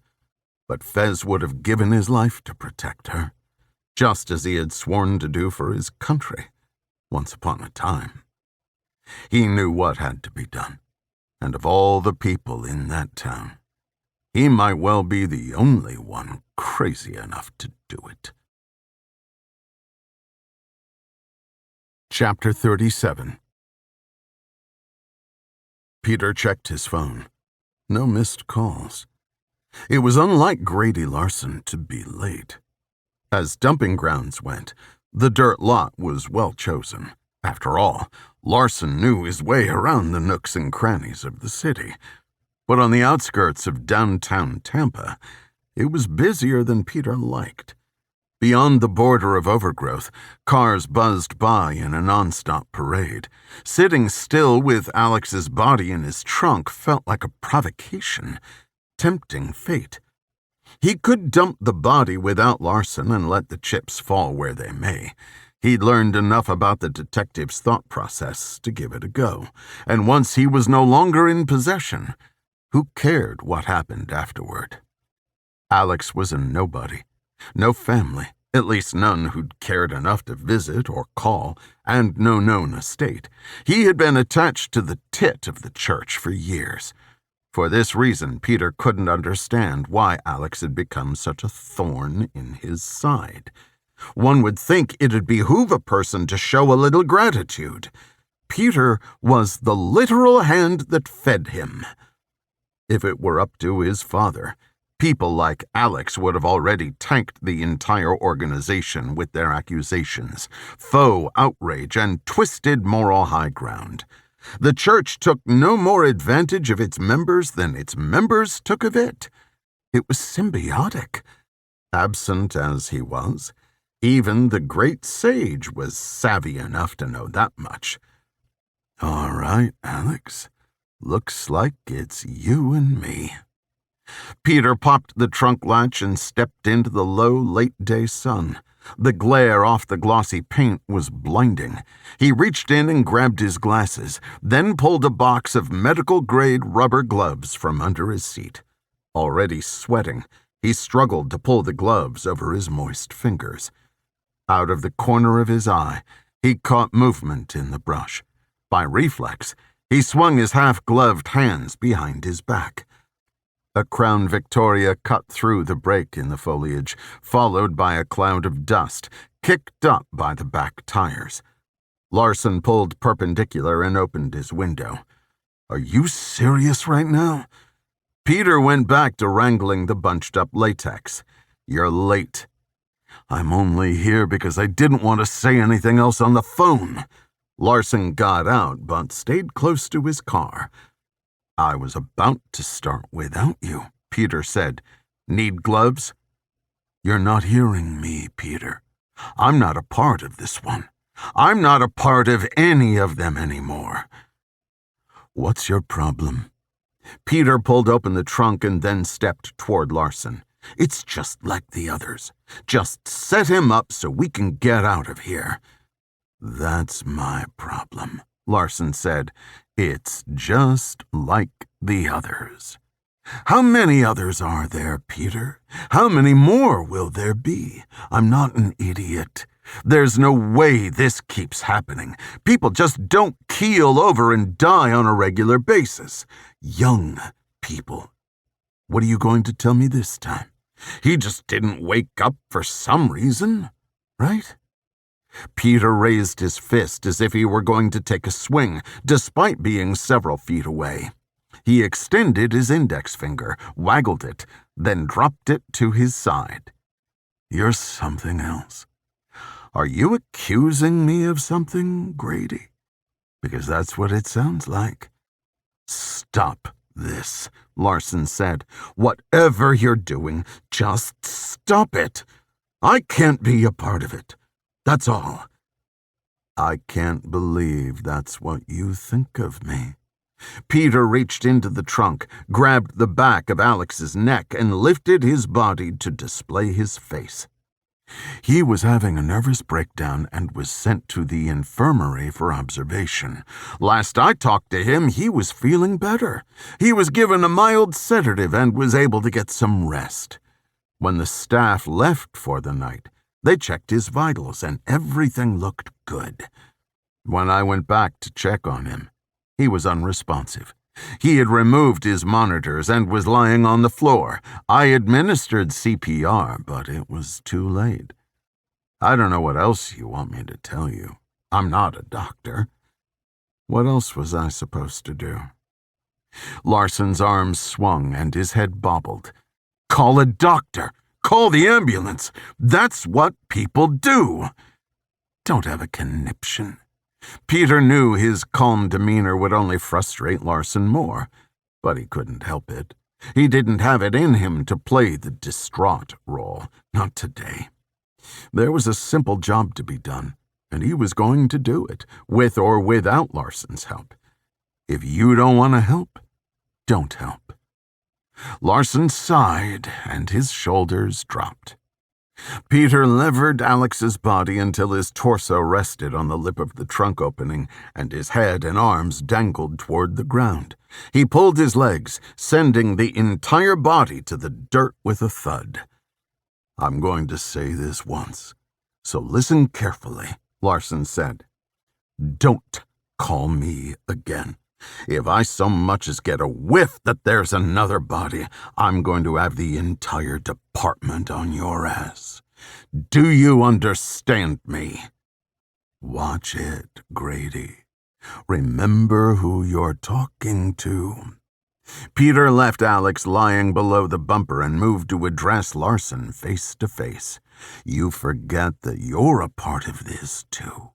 I consider your threats against me direct threats against the church. My father will see it the same. Does your father even know what you're up to? Larson let out a frustrated laugh. Don't worry, I don't expect you to answer that, but understand this. As of right now, I am no longer a member of the Church of Clear Intention. I'm done. And if you try any of your bullshit with me, the intimidation tactics, the smearing, or any of that heavy-handed crap, your secrets become not so secret. You leave me alone. I leave you alone. Everyone's happy. We forget we ever knew each other. Peter seethed, but he didn't show it. Under the circumstances, it was a decent deal. For the moment, it was in Larson's best interest to keep quiet. If, for some reason, that changed, Peter would be prepared to get ahead of it, to go on the offensive. But right now, the best course of action would be to cool things down. He was insulated, but not untouchable. At least not when it came to the outside world, and Larson knew it better than anyone. In any position of responsibility, there were things that had to be done, nasty things that took courage and self-sacrifice for the greater good. Peter didn't regret anything save one thing: trusting Grady Larson in the first place. It's a shame to lose such an ardent, blossoming member such as yourself, Peter said, but perhaps it is for the best. Save the company rhetoric. Is that a deal? It's a deal. Peter offered his hand. I accept your resignation and wish the best in all your endeavors. No hard feelings. Larson refused the handshake. His gaze carried a skepticism which, in Peter's view, bordered on loathsomeness. The feeling was mutual. As Larson got back in his car and pulled away, Peter tried to put the affair out of his mind and focus on the task in front of him.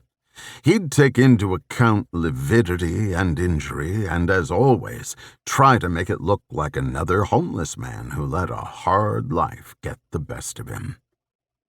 Like I said, Peter crouched down next to the warming corpse. Just the two of us. You poor, stupid man. Chapter 38. Blake tossed the paper bag on the desk and pulled the leather cube stool from underneath. He dragged the plush armchair over from the window for Haeli. There were two things vying for Blake's attention at that moment: the documents his father had given him, and the giant Italian sub wetting the paper bag with its aromatic olive oil secretions. The sandwich had a clear lead. Haeli kicked her shoes off and climbed over the back of the plush chair. She sat cross-legged as she ripped into the booty. "Let me at it," he had to say. Her enthusiasm rivaled his. On the way to Palmetto, Blake's stomach had already been growling. Hunger pangs had led to a discussion about Jersey Mike's, the chain sandwich shop they'd hit up in East Greenwich on occasion. The discussion had led to a temporary obsession. First, they'd have to make a successful handoff of the piranha. As expected, it went off without a hitch. The contact had been appreciative that he was able to keep his job, his freedom, and the money. Blake was happy he'd avoided incurring another adversary. As soon as they'd parted ways, Blake and Haeli had sought out the closest Jersey Mike's, but decided to hold off after finding that there was one on Main Street just up the road from where they were staying.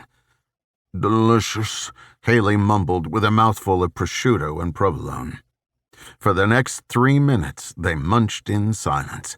The effort only depleted an eighth of the payload, enough to quell the craving and transition to a less animalistic pace. "Was that awkward?" Haeli asked. "It seemed awkward." "What, my father?"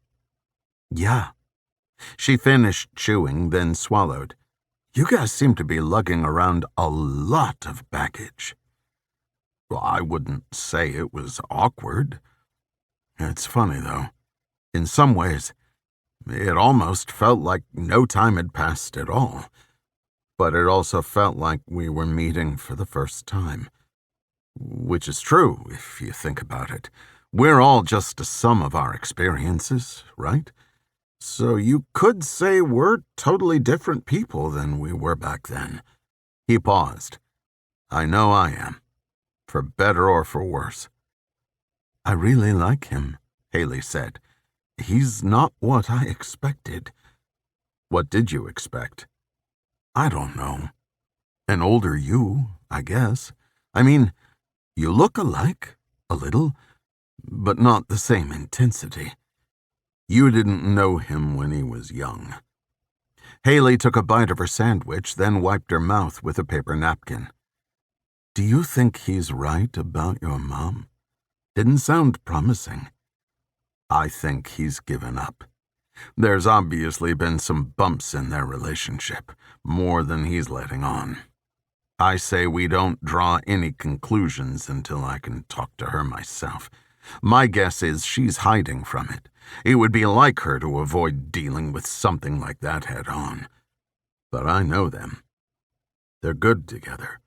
Whatever the issues are, they can work through them." Blake didn't say it, but the truth was he didn't know them. He had known them. There was a big difference. In his opinion, there were two distinct issues here. The most important, the reason they were in Florida in the first place, was to make sure his parents were all right, to reconnect on whatever level possible, and maybe to help bring them together. Then came the second issue. Since they had arrived, he'd seen a nasty side to the organization his folks were wrapped up in, and he took personal issue with it on its face. Predicated by a simple inquiry, Blake had been forcibly removed, stalked, and attacked, and that wasn't accounting for Curtis Hammond's attempts to prostitute Haeli. The Church of Clear Intention might as well have been a crime syndicate or cartel. If what they had seen so far was any indication, the dirt went much deeper. Maybe, Blake thought, the documents would provide a hidden perspective, or a place to start. Let's see what we have here. Blake opened the folder on top of the stack. He held his sandwich in one hand and a stapled document in the other. Higgins and Branniker, law firm. Lawsuits? Blake put his sandwich down and turned the page. Looks like a non-disclosure agreement. Whoever Jacob and Rose Yates are, they've signed an agreement to not talk about... He turned another page. Well, basically anything to do with the church. It goes on and on. Doesn't surprise me, Haeli said. Pretty standard for a corporation, although it's not like they're working on proprietary tech, not unless you can patent pseudo-religious indoctrination. There's a payment associated with it. He looked up at Haeli. $300,000. Okay, a little less standard, you think? Blake selected another packet and thumbed through it. Same thing here. NDA, $250,000 payment. Blake skimmed through several more. A trend emerged. All gag orders, all with high dollar amounts. What were they paying so much to hide? Haeli asked. Don't know. But you can be sure it'd be something damaging if it got out, and that's exactly what we need. Maybe your father knows. If he knew, he wouldn't have risked going back for these. He knew they were important, but didn't know what they meant. That I'm sure of. Blake stood. I need to track these people down, make a few calls, and see who's willing to talk. Haeli chuckled. Isn't that sort of the whole thing with the NDA? Making sure they don't talk? Wouldn't be the first time someone spilled, Blake said. Bribes have a way of coming back to haunt you. Chapter 39. Fez laid still in the tall grass. Flies buzzed around his head, peering through a gap he had created by matting down a section of grass with his forearm. His position was all too familiar. Although he had never been a true sniper, he had gone through reconnaissance training, which included similar skills. Stalking and detection avoidance being the most applicable, even if much of the curriculum had to do with camouflaging and took place in more abundant foliage. Still, he had no experience, even in simulated environments, with such an open landscape. The way Fez saw it, the fundamentals were the same. Above all else, stalking required patience and methodology. Two things he could muster when needed. Ernie had been right about the Demon Squad's clubhouse being easy to find, but hard to sneak up on. In the middle of acres of open land, there was no approach that offered adequate cover. On the plus side, the barn-like structure had few windows. Fez had taken several risks getting there. For one, instead of crawling all the way, he had traversed much of the distance on foot out in the open. There were no signs of activity at the time, and he figured the time savings was worth it. If he had been seen, he'd have found himself in a precarious position, unarmed, with nowhere to run. Aside from the personal risk, he'd left Ian and Jody alone at the motel. He'd locked them in the room and instructed them to barricade the door, but without him there, they were vulnerable. He also didn't like the fact that they were together in a motel room without supervision. But it had been the only option. Separating them into their own rooms would only serve to make them less secure and a whole lot more anxious. He trusted Ian. Jody, he still wasn't sure about. The sun hadn't yet dropped below the horizon when Fez went face down in the dirt. Slow and steady, he low-crawled for what seemed like miles, dragging his payload with him every few feet. Halfway to his destination, he heard the incoming motorcycles roaring by. At first, one or two, then many more. Now dark, the building's exterior lighting illuminated the growing line of bikes parked along the front side of the building. A campfire burned in a ring out front. Several men stood around it, passing a bottle. If Fez had to guess, he'd say this was more than a few guys hanging out. They were gearing up for a meeting. Watching the action from a vantage point only a few dozen yards away, Fez knew the exhausting effort was worth it.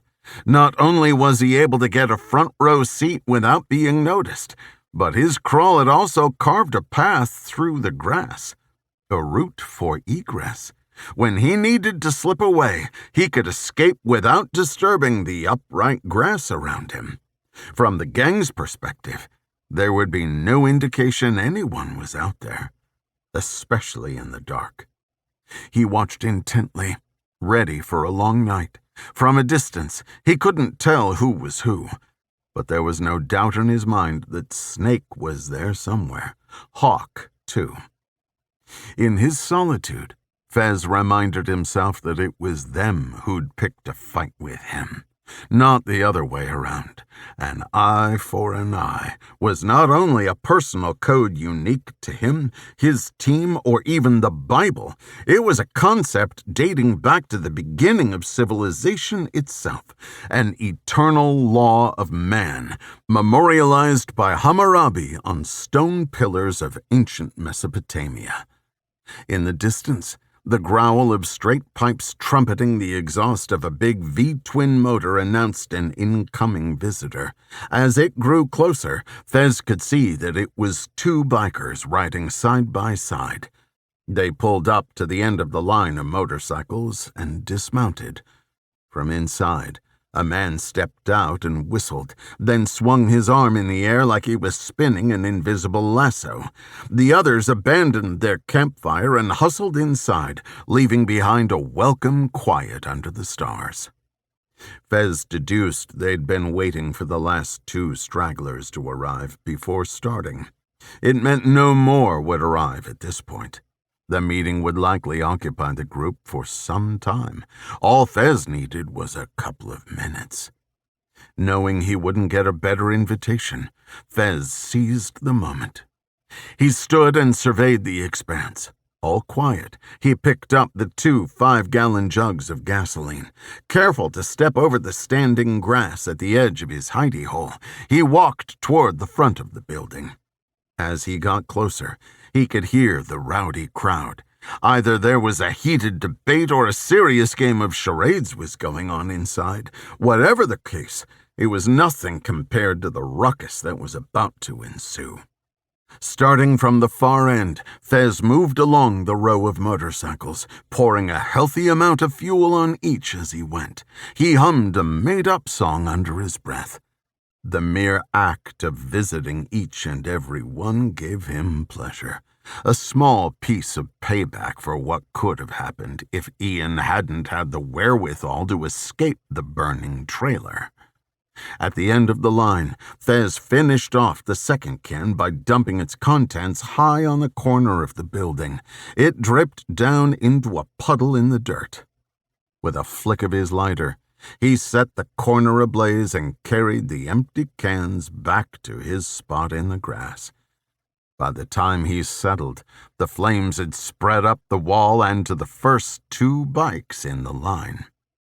It would have been a good time to start making his way out, but he couldn't help but linger, long enough to watch the fire pick up speed, ravaging the entire line of the gang's precious Harley-Davidsons, long enough to see the first man burst through the door and scream in horror, and long enough to see the entire gang gather in front of their engulfed clubhouse, wallowing in agony and disbelief.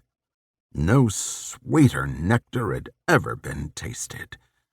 Revenge wasn't just about the wrong of the day. It was about all the wrongs that had come before. Men just like these, all over the world, who took advantage of regular people. This was for Ian and Jody, yes, but also for Ima and Wade and the Novaks and Anya and even Bonzo. Most of all, it was for himself. Right now, the fire department was gathering its volunteers. Later, the demon squad would be on the warpath. For Fez, it was time to go. Permanently. Spinning around on his stomach, he started his journey into the wide-open expanse with a smile. Chapter 40. Peter checked the clock. Close enough. He slipped on his shoes and opened his door slowly enough that it didn't creak. Heading down the dimly lit hall, he was as quiet as he could be.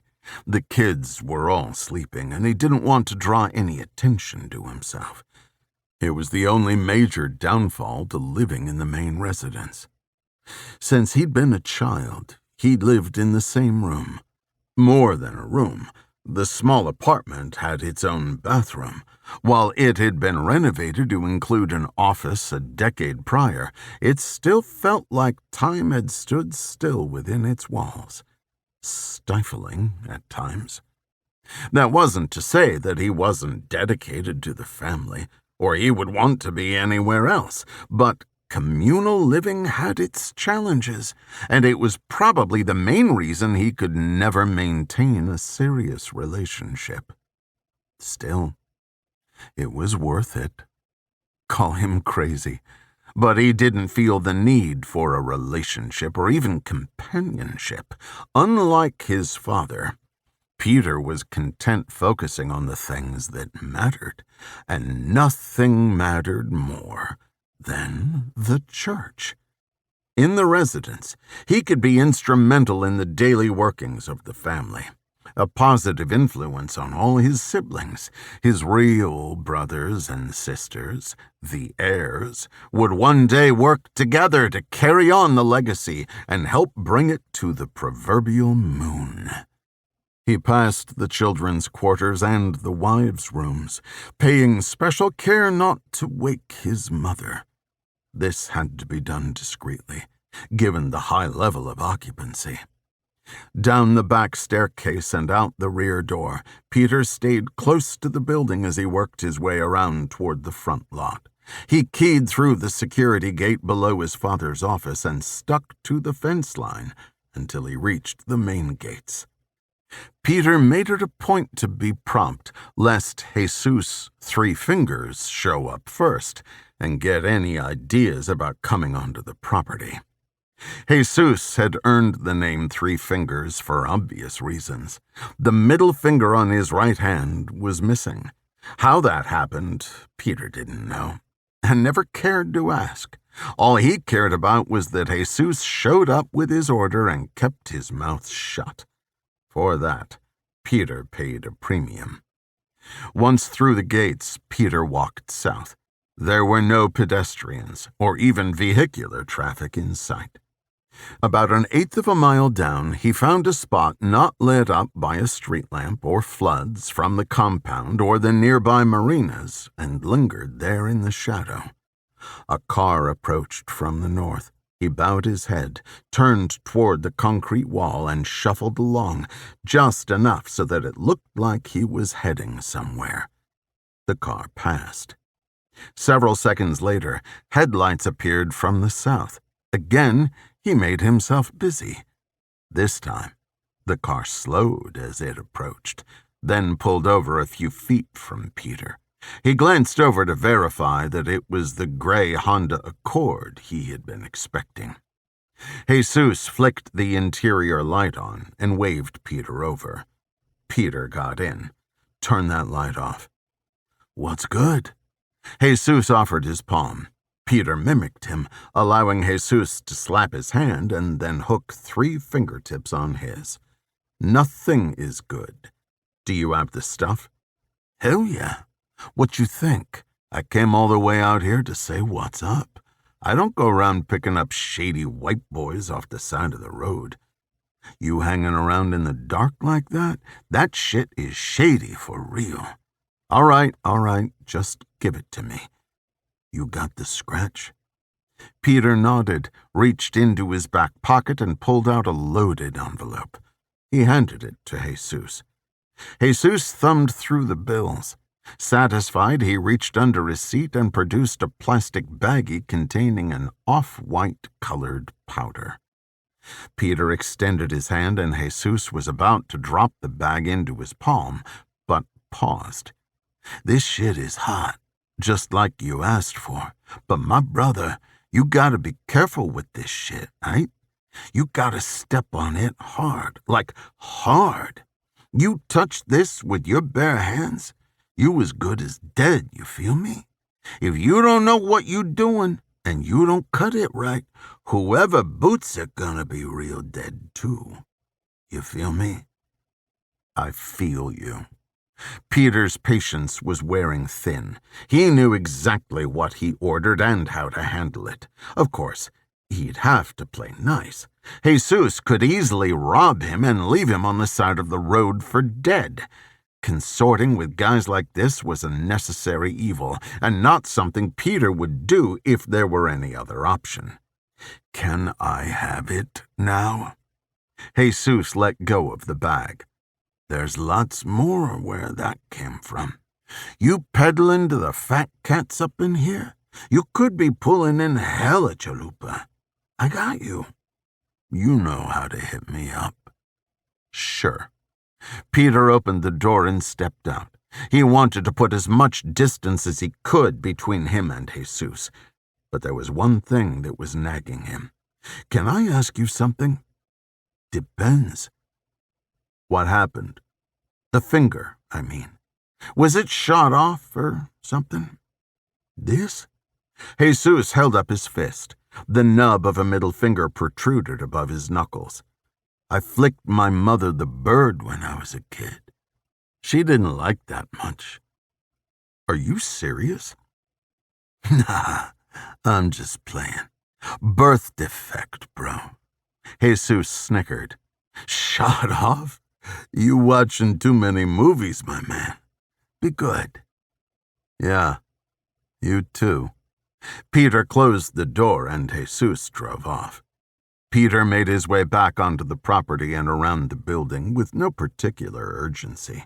The air had cooled down, and it felt good to be out in it. He thought about Larson. What a liability the man had become. As one of his closest allies, he bordered on what Peter would consider a friend. Now, the mere fact that he existed burned a pit in Peter's stomach. None of this had been part of a grand plan. It started as a quick fix to an unfixable problem. Maybe, if he'd stopped at one, it would have been something he could put behind him. Now, there was no point in backtracking. The damage was done, and it couldn't get any worse.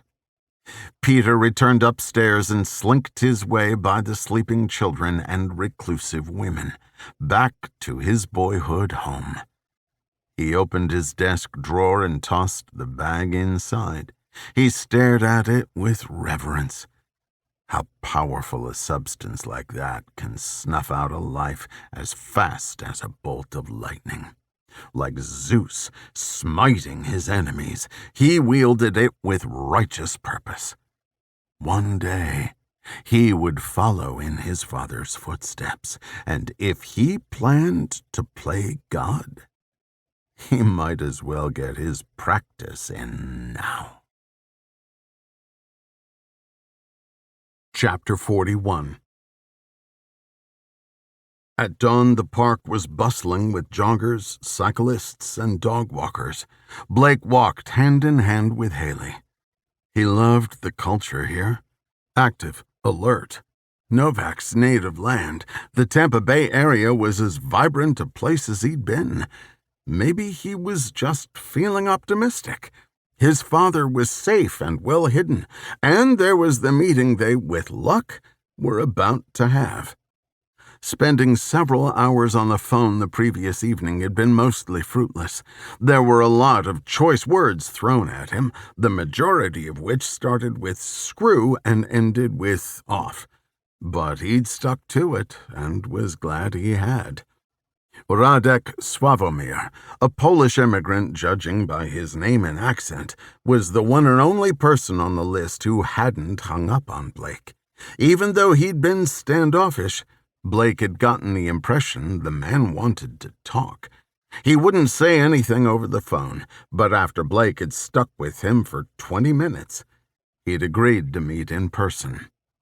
Local to the area, Radek had picked the time and place. An exhibit of his eagerness, he'd chosen daybreak, mere hours from then. He'd described a particular bench in this particular park. As Blake and Haeli wandered around, Blake kept his eye on the bench. Time would tell if Radek was serious or had told him what he'd wanted to hear to get rid of him.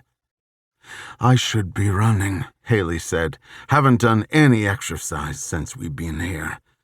"That makes two of us." Not a day went by that Haeli and Blake didn't work out. It was part of their ritual. To Blake, it was a necessity. Without it, he felt ungrounded, weakened mentally and physically. He imagined it was the same for her. Grabbing a beach house in a place like Florida wouldn't have been a bad idea for them. Both preferred outdoor activity to being stuck in a stuffy gym, and neither were fond of cold weather. Now that the house was done, they had more leeway to travel during the harsh Rhode Island winter.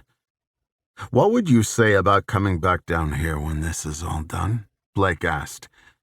"To look for a place. Something small, as a getaway." "I'd say you're onto something." Haeli smiled up at him. "Are you thinking about this area?" "Anywhere down here. East Coast, West Coast, the Keys. Doesn't have to be Tampa Bay. If you believe Buck Novak, it's the best place on the planet." He did make it a point to tout its virtues quite often, didn't he? Blake laughed. "You know, we've got to reach out to him soon, see how he's doing." "A lot better than his predecessor, I'm sure." "I didn't mean the job, although I have no doubt that's the case. I meant how he's dealing with everything." "It's going to take more than a few weeks." Haeli paused. "To be honest, I don't think Ima has even set in for me yet. I still feel like we'll go home and she'll be sitting there with some of her ginseng tea, waiting for me to go to the spa with her." "If only that were true," Blake said. "The sad thing is, I knew her better than anyone else in the world," Haeli said. "All of those countless hours locked in that cell together. She really opened up to me. I never did the same for her. I never gave her that. You were there for her, and Ian, even when you didn't have to be. Ian's future. That's what you gave her. She would have given her life for it." Haeli contemplated in silence. Blake's mind wandered. He squeezed Haley's hand. "If this guy doesn't show in the next, let's say, 10 minutes, we should go over and check on my father." Haeli smiled. "You miss him?" "I don't miss him. I just worry about him." An elbow to Blake's side forced his attention to the park bench. "That's gotta be him," Haeli said. An older Slavic-looking man had sat down. Hands resting on his knees, he looked around with nervous, shifty eyes. "That's him for sure," Blake said. "Let's go make an introduction." They approached, careful not to come on too forcefully. The man looked skittish enough as it was. "Hello," Blake said. "Are you Radek?" He backed himself into the corner of the bench. "Blake?" "I'm Blake, and this is Adriana. Can we sit?" Radek nodded. "Thank you. We really appreciate you seeing us. I know it must seem unusual, us calling you out of the blue." How do I know you're not with them? The church? We wouldn't have called you if we were with them. But I have family who are. We're trying to— You must get them away from there. Radek looked at them both with wild eyes. Believe me, we know, Haeli said. You must have been through something horrible yourself, am I right? My wife and I both. Is that why you broke away? Blake asked. No, we weren't involved with them. It was my daughter, Marika. She was the one who worked there. I'm sorry. We just assumed. Blake looked at Haeli for input. She offered none. We're confused. I called you because we found that you signed an NDA with the church. That was you, wasn't it? Yes. I'm ashamed to say I did. My wife was against it, but we needed the money. Maybe it was too soon to pop the million-dollar question, but so far, Blake was grasping at straws. He needed clarification if they were going to have an intelligent conversation. I'm sorry to be so blunt, but I have to ask you, what was the NDA for? Radek sighed. He looked around, tapped his feet, and did anything but answer the question. Blake and Haeli waited until he worked up the courage to speak. Marika was an attorney, and she worked for these clear-intention people. First, she was only a member, but I remember when she got the job offer. They offered much more than she was making at the time. Seemed like a good opportunity. But it wasn't? Haeli asked. Radek shook his head. Something wasn't right. We spoke every day. She would visit all the time.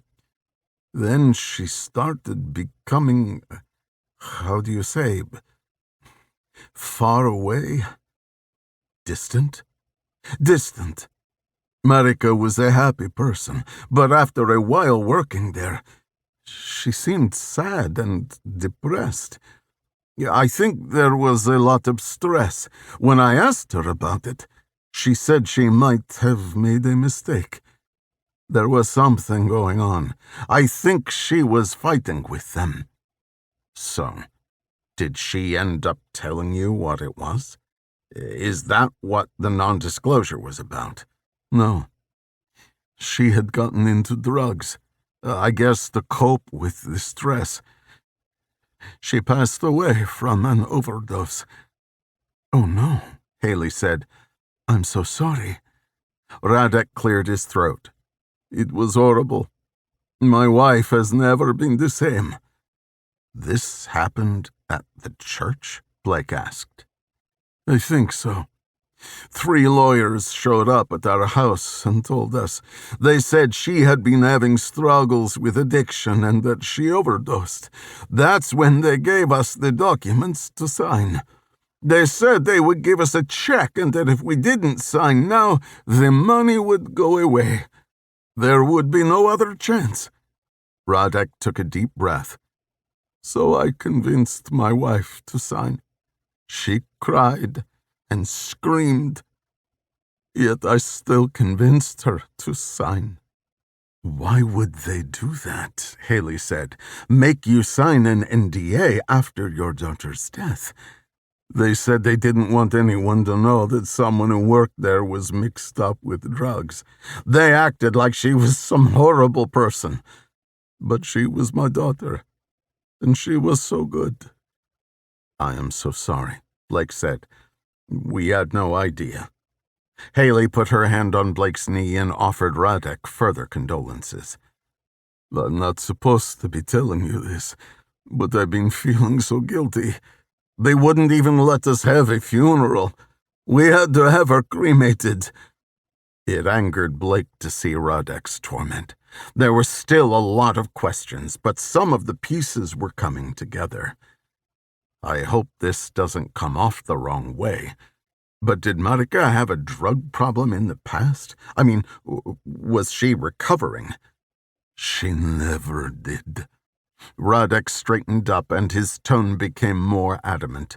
Marika didn't use drugs before this. I know this. She was smart and successful. She hated drugs. It was what Blake thought he would say, what any loving father would say about their child. But Blake believed him. In his first crack at an assessment, the church had taken advantage of this family's naivete. Did you happen to see the medical examiner's report? The cause of death? Radek shook his head. The church took care of everything. We do have her ashes. We think they are hers. But how do we know?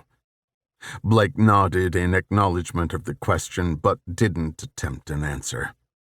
Mr. Swavamir, I really appreciate you filling us in. Pulling out the small notepad from his back pocket, he wrote down his number, ripped off the sheet, and handed it to Radek. If you need anything, call me. That's it? No, Haeli said. We're going to get to the bottom of this, I promise you. We'll be back in touch, okay? Blake and Haeli stood up. Radek did the same. Haeli leaned over and gave him a hug. He accepted it without protest. Thank you, Radek said. Blake and Haeli left Radek standing by himself. A lost soul, with fewer answers than he'd started with. But if Blake's hunch was right, answers he would get. Chapter 42. Fez pushed open the door. There was no barricade to contend with. On one of the beds, Ian was fast asleep. The other bed was mussed and empty. Fez grabbed their suitcase, opened the drawer, and shoveled all the clothing he saw inside. He checked the clock. 8 a.m. Later than he'd hoped. After he had crawled the quarter-mile along his original track, he was forced to hunker down and wait for the activity to die down. Men walked the road, screaming and shining flashlights. Police and fire cordoned off the area. It was a miracle no one had come across the disturbed grass. The path would have led them directly to him. Just before first light, Fez had started to make his move. Needing the cover of darkness, he'd had no choice but to run, despite the few individuals lingering near the scene. He'd hoped that they'd assumed the blaze had been started by a malfunction of one of the bikes, fueled by the gas tanks of all the others. The improbability of not seeing anyone, despite being outside only minutes before, and the fact that they hadn't located anyone afterward, would only bolster the assumption. Of course, once the fire marshal investigated, it would be clear the fire was intentional, and unlike the liquor store, they were unlikely to sweep it under the rug. Ian. Fez shook him. Ian opened his eyes, but wasn't fully awake. Get up. We have to go. Now. Where are we going? Ian murmured. Get your stuff. We're leaving in 2 minutes. Ian sat up and rubbed his eyes. We don't have a car. We'll hitch a ride up on the highway. We can get a car in Denver. Let's go. Where's Jody? Fez moved to check the bathroom. The door was open and the light was off. Ian? Where's Jody? Ian shot up in bed. I don't know. She was here last night. Damn it. Get your shoes on. I'll be right back. Fez stormed out and banged on Jody's door. She didn't answer. He returned to his room to grab the key. You were supposed to stay together. We were together. Back to the adjacent room, Fez keyed in and announced his presence before barging in. Inside, the beds were made. The room was dark. Jody? She wasn't there. Ian appeared in Jody's doorway. Where did she go, Ian? Fez's panic caused him to be short. She couldn't have gone home. There's no home to go back to. Maybe the store? Last night, she said she didn't have any more money and was upset that she missed a day. She could be at her spot. Let's go. We need to find her. We'll take her with us to Denver until it's safe for her to come back. Until then, we can't be here." Fez shut the door to their room and took off, prompting Ian to keep up. The Mexican joint, the bank, and DMV, it all whizzed by in a flash. As they rounded the corner into the parking lot of the set-back general store, Fez saw the very last thing he wanted to see.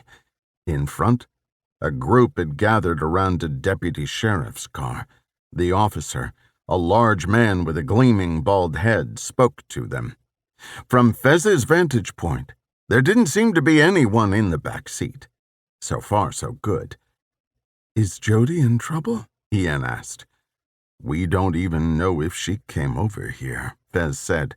"This is probably unrelated. Let's wait to see what's going on before jumping to any conclusions." Fez slowed his pace, not wanting to appear like a crazy man. Whatever was going on, running up out of breath was a surefire way to become a person of interest. As they approached, Fez's optimism evaporated. Although he was pretty sure Ian didn't notice, there was a cardboard sign lying on the ground near the picnic table where they had first encountered Jody. She had been there. That much was certain.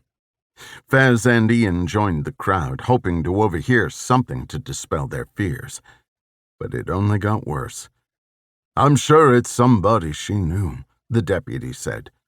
The woman wearing a store-branded smock was incensed. "I'm telling you, that's not what happened. I see the girl every day. I know her." "Okay, what's her name?" The deputy held his pad at the ready. "I don't know her name, but—" the clerk answered. "So you know her comings and goings and all the people she might know, but don't know her name." The clerk let out a frustrated grunt and walked inside. "Forget you." Fez hurried after her. "Ma'am?" "What?" "Jody." "I'm Sylvia." "No, Jody is her name." "Oh," Sylvia said. "Okay, Jody then. What happened to her?" Ian asked before Fez could. That poor girl was sitting there like she always does. She was already there when I came in to open the place. All of a sudden, a van pulled up and a bunch of guys got out and grabbed her. She didn't know them, I swear to you. She was screaming. They threw her in the van and took off. I saw it with my own eyes. But this idiot deputy doesn't believe me. They were too late. The worst-case scenario played out before their eyes. Fez wanted to smack himself. Why hadn't he just taken the kids away from there sooner? Why did he have such a drive to get even? If he had been smart, this could have been avoided. Fez knew who'd taken Jody, and why. But he asked the question anyway. "Did you recognize the men?" "No, but they looked like dirtbags." "Can you describe them?" "Greasy. Tattoos. Leather jackets. Probably part of that biker club. I think I've seen a couple of them before, but I don't pay them no mind." "Thank you." Fez took Ian aside. Sylvia returned to work. "Those are the same men that burned Jody's trailer, aren't they?" Ian asked. "Yes." "Why are they doing this to her?" Fez knew why. It was because of him. But he didn't have the heart to tell Ian. Anyway, it didn't matter why. What mattered was what they were going to do about it. He had started a war, and Jody was in extreme danger of becoming a casualty, if she wasn't already. "We need to talk to the deputy." Fez headed back outside and pushed his way through the crowd. Ian stayed back. "Deputy?" He read the name tag. "Deputy Parks. I know this young lady. She did not leave here of her own free will." The deputy stepped away from the group. "And you are?" "The name's Ray. Ray Sutton." "And how do you know what happened, Ray Sutton?" "The woman inside just told me that the people that took her are part of the Demon Squad. The girl's in danger, but I bet you already know that." Now, what would fellas from the local social club want with a girl, huh? You're not from around here, are you? I'm not. But I've been around long enough to know those guys are no social club. So what? You're on the take, too? Watch your tone with me, boy. The deputy stepped in closer, pointing a finger at Fez's chest. You might be big, but I get a couple of my boys down here and we'll put a whooping on you. Deputies? Or your boys from the club? I'm warning you. You're going down a path you don't want to go. Fine, Fez said. How about this? Your boys want me gone? I'm gone. I'm taking my son and we're leaving right now. That sounds like a good idea to me. Parks smiled. Safe travels. Fez grabbed Ian by the arm and trucked toward the motel. You don't have to pull me, Ian said. Sorry. Not realizing he was still holding him, Fez let go. This town is something else. We're not really going, are we? We can't go, Fez. We can't leave her. No, Ian. No, we can't. Chapter 43. Peter tapped and listened. Hearing nothing, he knocked harder. What is it? Curtis said. Can I come in? Entering his father's bedroom was always a chancy proposition. There were better than even odds that someone was naked or engaged in a lewd act. Not that Peter was a prude, but this was his father, and any women involved were essentially de facto stepmothers. It was best to use caution. I said, come in. Peter entered and cringed.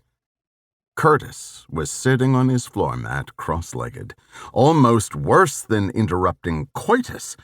He had disturbed his father's meditation. I apologize, Peter said. I was just winding down, Curtis said. Is something wrong? As flighty as his father could be, he was still perceptive. Or Peter's expressions were cartoonish. Either way, the sage had once again made the correct assumption. We got a call from the Paulsons. The Paulsons? Curtis released his legs from their pretzel configuration and leaned back on his palms. Why? They got a phone call from Blake Brier. He was asking about the non-disclosure agreements. Curtis's forehead rumpled. How the hell does he know about those? My guess? Jim. Peter could see the realization cross his father's face. Either Jim had found the documents in the ceiling, or someone else had handed them over. It was the only way Blake could have known about them. It also would explain why they'd never been found. You've got to be kidding me. That's just as bad as the feds finding them. Curtis rocked himself to a kneeling position and stood. How could you let this happen? I wasn't responsible for hiding them, remember? Anyway, I wasn't the one who was distracted by the conniving little bit. Peter caught himself. He always made it a point to be as respectful as possible. Not because he respected the man, but because Curtis was his father. An ethic that was becoming harder to uphold by the day. It was part of the plan, and you know it. Well, you could have clued me in ahead of time. I could have made sure my team was set up properly. They're my responsibility. They're my responsibility, Peter. Everything and everyone you see around you is my responsibility. Don't you get it? It's on my shoulders. Mine. So you keep reminding me? You are so entitled, Peter. Curtis scoffed and shook his head. I'm sorry, but it's true. And you know, that's my fault. You've been handed everything. Authority you didn't earn, a legacy you didn't build. How can you say I didn't earn it? Do you know what I've done for this place? I've given everything to support you. Mom and I are the only ones who can keep your precious legacy alive. Maybe a simple thank you once in a while? Would it kill you? Peter was ashamed that he had raised his voice. He stopped to allow himself to cool off. After a few moments of silence, Curtis spoke in a more measured tone. I shouldn't have said that. It's not true. I know you work hard, and I do trust you. But things just keep getting worse and worse. I've got my own struggles, you know. It feels like everything is falling apart. Now, the documents are out there, too.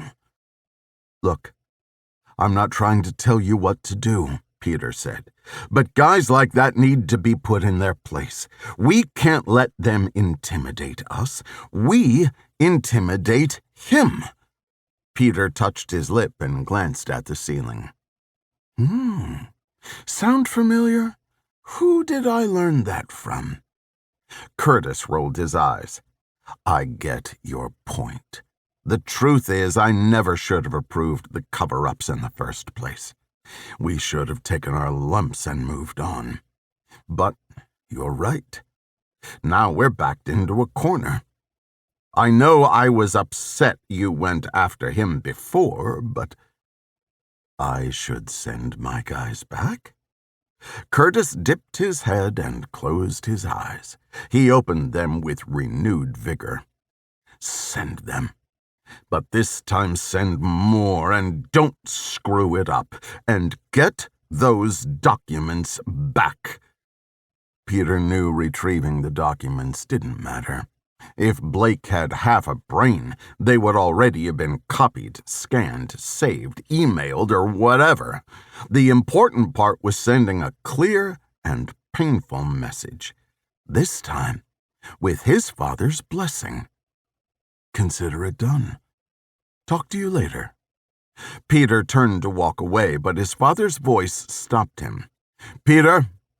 He cocked his head, keeping his father in his peripheral vision. He waited. That's right. Say it. Thank you. Damn right. Chapter 44. Blake accelerated into the turn. Do you have to drive like a maniac? Jim's knees bounced. Haeli chimed in from the back seat. Is there any other way? Gripping the top of the window frame, Jim spoke under his breath. There's no rush, for crying out loud. This isn't rushing. Trust me. Blake punched it a little more, half in jest and half in defiance. We shouldn't be doing this at all. It's a bad idea. You're the one who agreed to it. I'm just along for the ride. Blake grunted. There was no use arguing with the man. After speaking with Radek, Blake and Haeli had popped into the Don Cesar to check on Jim, if the definition of popped in was 20 minutes of counter-surveillance and 20 more of circling the neighborhood to make sure they weren't being followed. Before they'd gotten there, Jim had been sitting by himself, reading the book he'd bought at the hotel gift shop. Afterwards, he'd all of a sudden decided he needed to go to his old condo to look for something he might have left there. A photo album, he'd said. Despite his current nonchalance about the matter, at the time he wouldn't take no for an answer. We thought you moved out of the condo, Haeli said. Your neighbor told us we did. But your stuff is still there? Was it supposed to be temporary? Not at all. Jim's jowls shook in opposition to his face. We collected quite a bit of junk while we were living there. When we moved to campus, we couldn't take it all. They let us leave whatever we wanted until someone needed the place. As far as I know, no one has. He scratched his forehead. I really thought I brought the photos with me, but I couldn't find them. They have to be at the condo. Through Jim's tangent, only one word stood out to Blake. Campus. As if it were the University of Texas and his father was rushing Sigma Chi. He found it funny how the church used nomenclature to normalize itself. The universe this and the mind's eye that. They called their captives disconsolates, whatever that was supposed to mean. It was their own little language, used to soften the abhorrent behavior. So, Dad, have you been consoled? Blake asked. Huh? Disconsolate. No? Consoled? Blake paused for a beat. His father provided a vacant stare in return. Never mind. No one could say Blake wasn't trying, but making conversation wasn't easy. His father had barely spoken about his ordeal, Blake's mother, or his plans going forward. Even when prompted, Jim trailed off into his own little world of denial. I wonder what happened to the others, Haeli said. Do you think anyone else escaped? It'd be nice to think so, Blake said, but somehow I doubt it. Jim pointed at Blake. That I agree with. Well, at least there's something.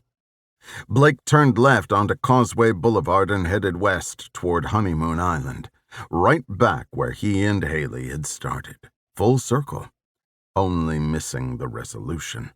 They were back to square one in a way, but this time with context, and while they might not have had the best footing at the start of a new and treacherous climb, they now had the tiniest of crags to grab onto, thanks to Radek.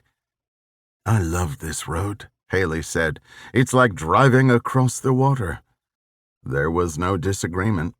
Built on a narrow land bridge, the water was only feet away from either side of the road. A small gap, whether natural or dredged, was spanned by a drawbridge to allow boat traffic to pass through. While there were many vessels nearby, the bridge remained down and Blake was able to pass without delay. Upon arriving on Honeymoon Island, Blake took the right turn and wound through the condo complex. No matter the country, terrain, or conditions, once he visited a place, his memory for layout and topography allowed him to navigate with ease. Such skills weren't necessary in this case, but they didn't hurt to have. At Danoon Place, he found an open parking space in front of his father's condo. It was labeled for another unit. It didn't matter. They wouldn't be long. I'll be right back, Jim said. Hold up. Blake opened his door. I'm coming with. Don't want you running into any surprises. What do you think, they're hiding out inside, waiting for me? Blake didn't think so. But now that his father mentioned it, it would make sense. If Blake was tasked with finding Jim, the condo would be the first place he targeted. I don't know. That's why I'm coming. Wait. Haeli pushed the driver's seat forward and climbed out after Blake. I'm coming too. It's a party. Jim waddled up to the door, holding his key ring. He tried it in the door. Still works.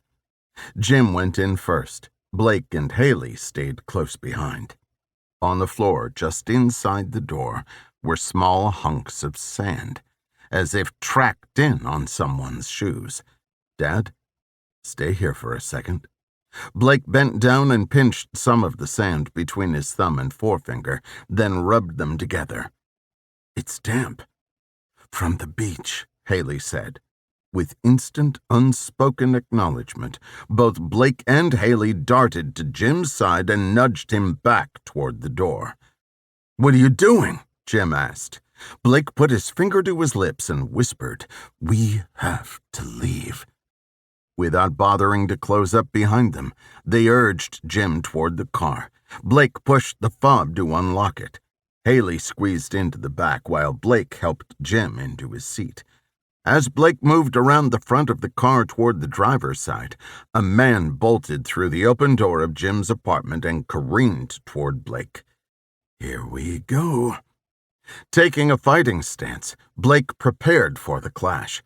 Instead of using his momentum to tackle Blake, the man stopped short and raised his own fists. He danced back and forth. It was unusual, to say the least.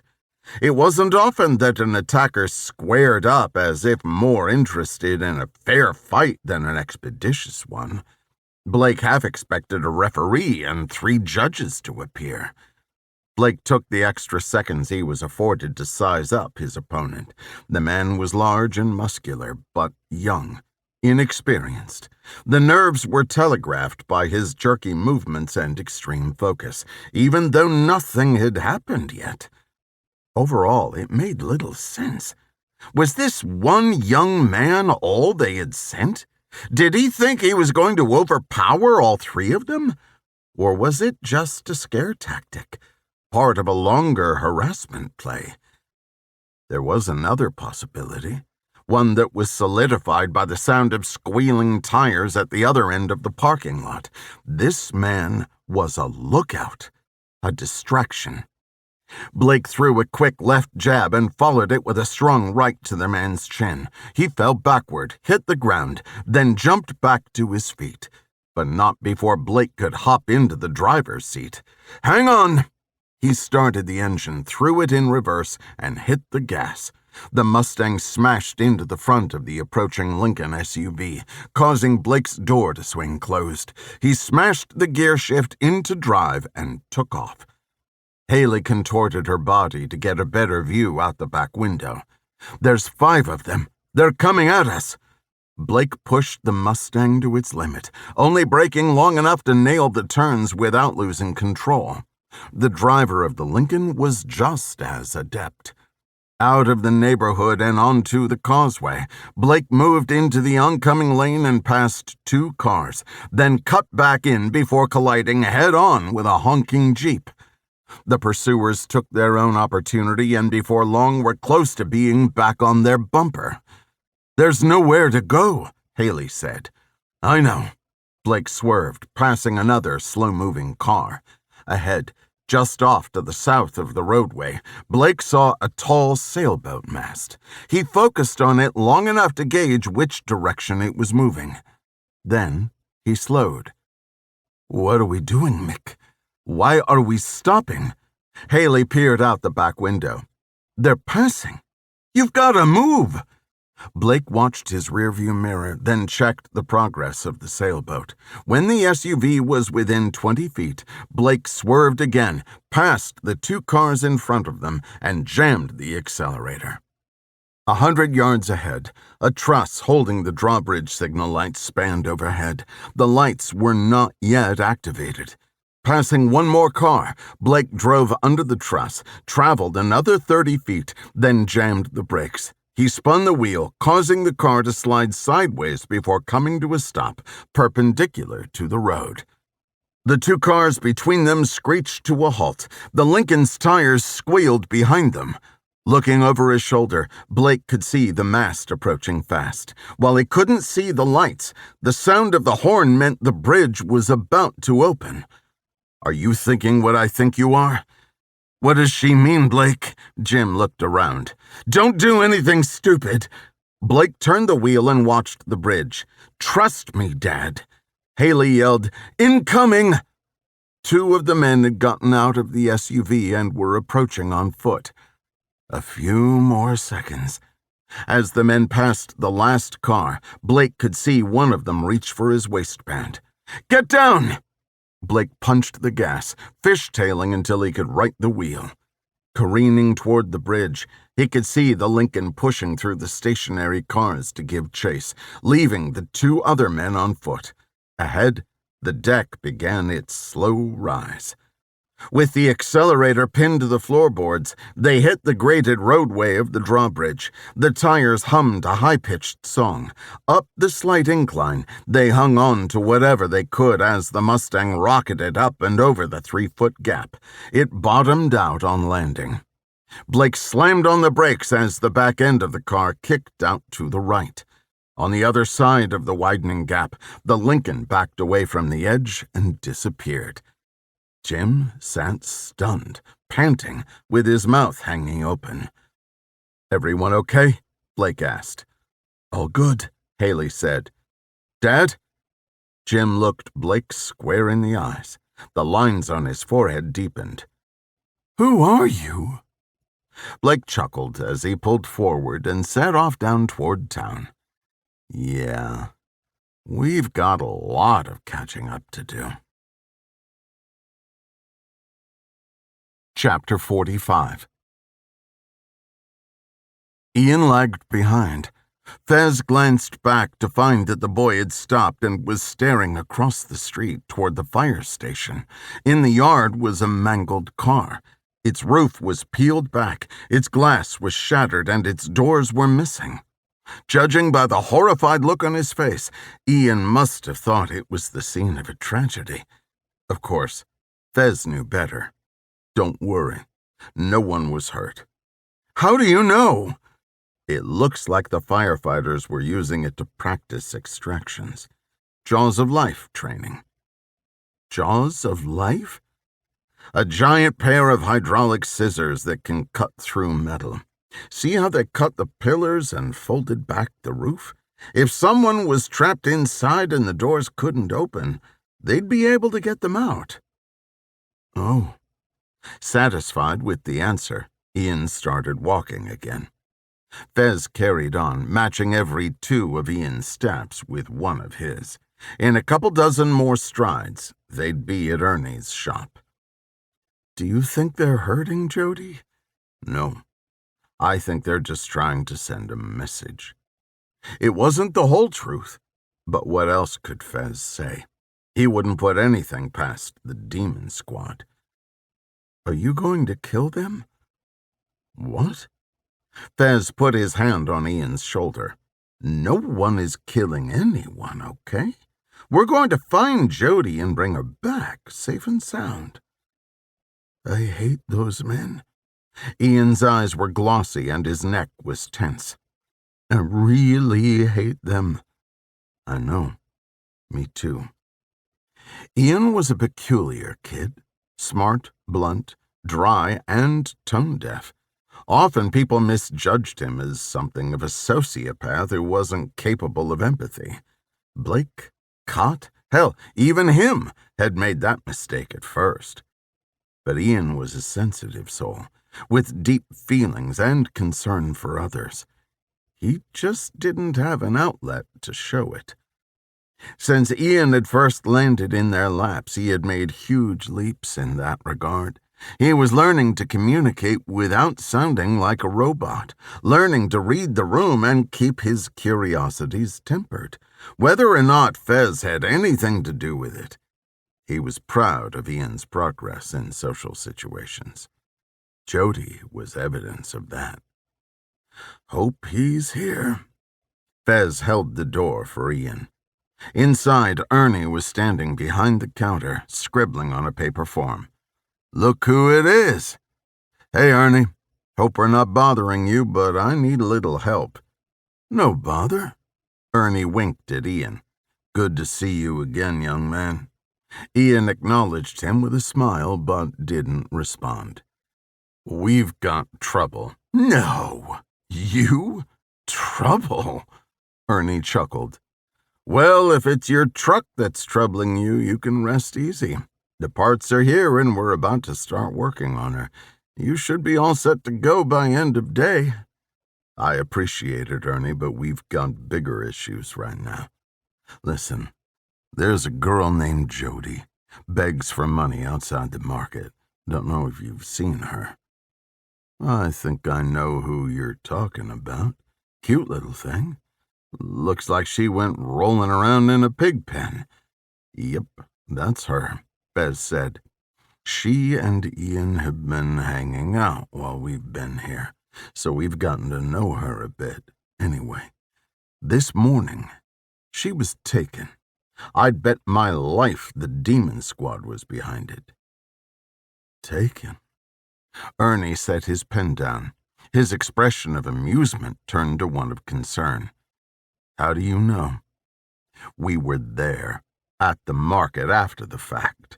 The sheriff's department was on scene. The deputy was useless, but I talked to the witness myself. The demon squad took her. No doubt about it. Why? Those guys are assholes, but kidnapping kids? For what? Retaliation. Ian and I took her out to dinner the other night. Had a little run-in with our friend Snake. I'm guessing he sees her with us and figures, I don't know what they figured, but they're using her to get back at me. Makes sense, I guess. I told you not to stir the hornet's nest, didn't I? Yes, you did, and you were right. But look, this girl Jody doesn't have anything to do with this. I need you to help me out by telling me where they might be hiding her. I would have said their clubhouse, but the damnedest thing happened last night. The place burnt to the ground. Ernie gave a tight-lipped smile. You wouldn't know anything about that, would you? Fez looked at Ian, who looked right back at Fez. He could tell the boy's gears were already turning. As honest as Fez tried to be with Ian, there were things he didn't want Ian to know. He wouldn't even have brought Ian along at all if he'd thought it was safe to leave him at the motel. Fez had made that mistake once. He wasn't about to repeat it. From then on, Ian would be stuck to his side. If it meant he'd learned the truth, then so be it. All right, Fez said. I'll give you the abridged version. Come on, let's go out back, Ernie said. Ernie led them to a dirt patch behind the shop. There was junk strewn everywhere. Old motors, tires. In the center was a fire pit and a couple of old couches covered in plastic tarps. Ernie gathered the tarps, threw them aside, and offered Fez and Ian a seat. Then he joined them. Fill me in. From the beginning. Like I said, we ran into Jody at the market and Ian and her hit it off. We both felt bad for the girl. She's got a terrible story, Ernie. Lost her family, fends for herself. I figured we could help her out a little. Snake showed up at the Mexican joint, and the next day a gang of them went after the kids. Jody was staying in her dead aunt's broken-down trailer up behind the gas station. They set fire to it with the kids inside. They're lucky to be alive. So in return, you paid a visit to the clubhouse. Fez nodded. They looked to Ian for his reaction. I'm sorry, bud. They took her because of me. You burned their clubhouse because of what they did to Jody's house? Ian asked. Yes. Good. Ian crossed his arms and sank back into the couch with a scowl on his face. Fez was relieved that Ian was letting him off the hook, for the moment. But the truth was, if he hadn't gotten involved in the first place, none of this would be happening. His job was to protect Ian, and now Jody, too. The best way to have done that was to mind his own business. Hawk has a ranch just outside of town, Ernie said. Perfect place to hide out. Since they can't be at the clubhouse, the ranch would be my best guess. But you can't just waltz in there, Ray. They'll be expecting you. That's why I need one more favor. Well, two, actually. I know it's a lot to ask, but if you would. I need guns and ammunition, and I need you to look after Ian, just for a bit, while I handle this. Ernie scooted forward to the edge of his seat and clasped his hands at his knees. The guns are no problem, but I can't let you go alone. I'm not bringing you into this, Ernie. You've done enough. I started it. I'll finish it. I've got a couple buddies, good guys. All I have to do is call and they'll be here. We could provide support, sideline stuff, just to have your back in case it hits the fan. I can't ask you. You're not asking. I'm offering. The sheriff won't mess with those guys. I don't know if they're being paid or just scared of them, but they won't touch it. If you want to get your girl back, you're going to need a different kind of help. Ernie stood up and offered his hand. I'll make the call. Fez stood and shook his hand. As reluctant as he was to involve another innocent person in this debacle, he knew it would be near impossible to take on the entire gang by himself. Ernie was a rare breed, much like the friends he'd left behind. Ian stood up and joined the men. I'm coming too. The hell you are, Fez said. Don't worry, little man, Ernie said. You're with me. Chapter 46. Close your eyes. No peeking. Birch giggled, then bolted out of the room. It was Jagger's idea to play hide-and-seek, even though Birch always won. He was good at squeezing his small 8-year-old frame into weird places. They were all supposed to be reading, but after Roberta left the room to take a phone call, they decided it'd be more fun to do something else. Birch countered in his head. If Jagger didn't cheat, he still had a few more seconds to find a spot.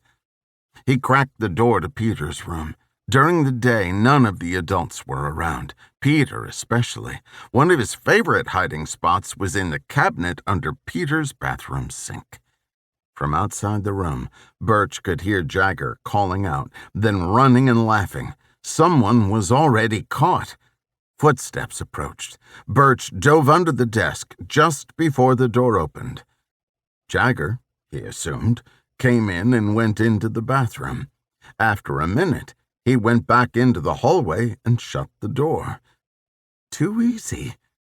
Birch got out from under the desk and sat in the high-backed chair. One day, he'd have an office just like this one, with pens and staplers and a computer. Opening the top drawer, he rummaged through its contents, looking for anything fun. A lighter? Sticky notes? A keychain with a whole bunch of keys? Nothing very exciting. He did find a box of rubber bands. Maybe he could fling them at Jagger if he came back. In the second, larger drawer, he found a bunch of wires and a plastic bag with something in it.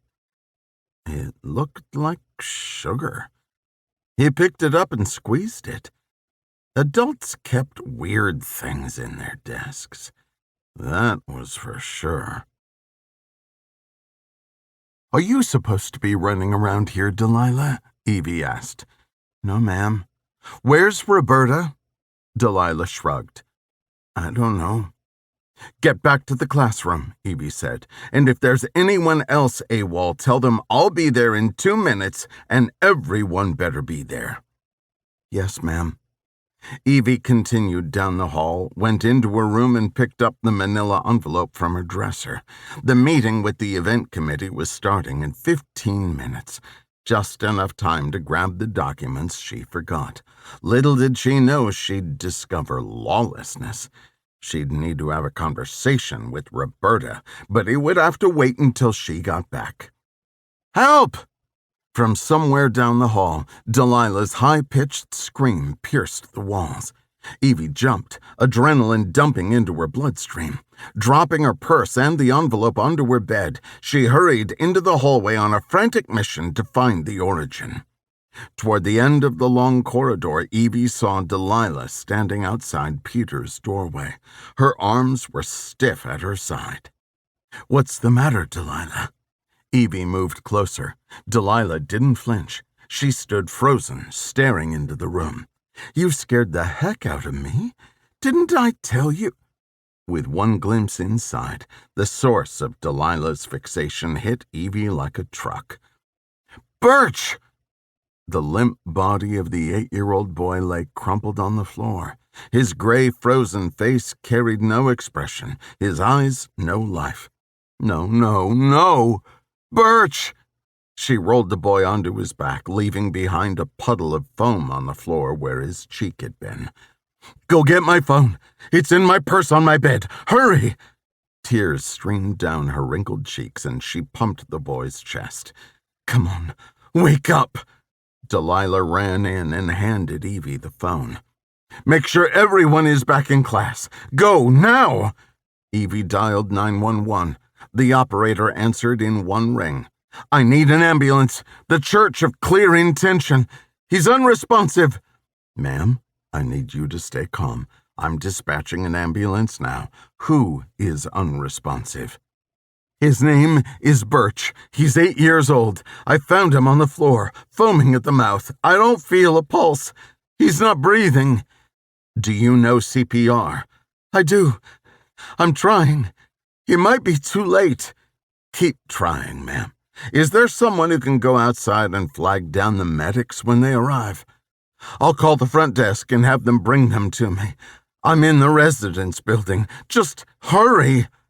As Evie hung up the phone, she noticed the open bag of white powder lying on the floor under the desk. It all became clear. What did you do? The officer handed Evie a glass of water. She drank, then placed it on the kitchen table. "I'm sorry. I just have a few more questions." Evie steadied herself. She was so dizzy, she worried she might fall off the chair. "You said that the girl found him, right?" "That's right." "Is it possible that she took something? Is it possible the scene was disturbed?" "No. I came right away. Delilah stayed outside the room. I went in." "And you didn't see anything unusual nearby? Chemicals, cleaners, pills, anything?" Of course she did. But she couldn't very well tell him that. After grabbing a pair of oven mitts from the kitchen, she'd picked up the bag and dropped it in the toilet. She didn't know what had come over her. It was like she'd been on autopilot. "No, I didn't. Why?" "The medics think he may have been accidentally poisoned." "Sir?" Evie paused, took a deep breath, and braced herself for the response to what she was about to ask. "He didn't make it, did he?" The officer gave her a solemn shake of his head. "No, ma'am. I'm sorry." Evie's stomach turned and her head swam. She didn't know if she would vomit or keel over and die herself. How could this have happened? And what would happen now? "We need to contact his mother. She's at an outreach event in Sarasota." "We will." "He was such a sweet boy. A wonderful, darling boy." The officer placed his hand on Evie's and let her cry. After a few minutes, she withdrew her hand and wiped her eyes. Another man walked into the kitchen and handed the officer a piece of paper. He took it and placed it on the table. "This is a consent to search the residence. I need you to sign it so we can continue our investigation." "I don't... I think I should wait for Curtis. I don't have the authority." "You live here, correct?" "Yes." "Then you have the authority. It's just a formality, ma'am, in case we find anything. That is, in case you find evidence of a crime." "You think someone did this intentionally?" "I didn't say that. In fact, I don't think this was anything but an accident. But we just need to cover all the bases. You understand?" She understood more than he realized. By destroying the evidence, she had made herself an accessory. She had done a terrible thing. But, on the other hand, Birch was gone, and there was no sense in compounding one tragedy with another. Her action may have saved Peter's life, saved Curtis from the embarrassment, and saved the organization from scrutiny, Or not. The truth was, Birch was dead, and everyone in the world would know it. There would be an autopsy, and then everyone would know how. What had she actually accomplished, and to what end? None of this had crossed her mind at the time. It didn't matter now. What was done was done. She needed to shift her focus to supporting the family.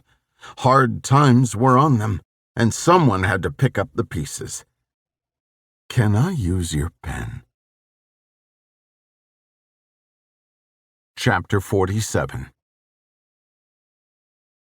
Blake and Haeli sat at the table furthest from the bar. At the moment, there was no one else on that side of the patio. In such close relative proximity to the church, there were bound to be sympathizers or tattletales lurking around the Fenway somewhere. In Dunedin, it seemed like everyone was watching them. It was enough to drive one mad, but, as Cott would say, you're not paranoid if they're really after you.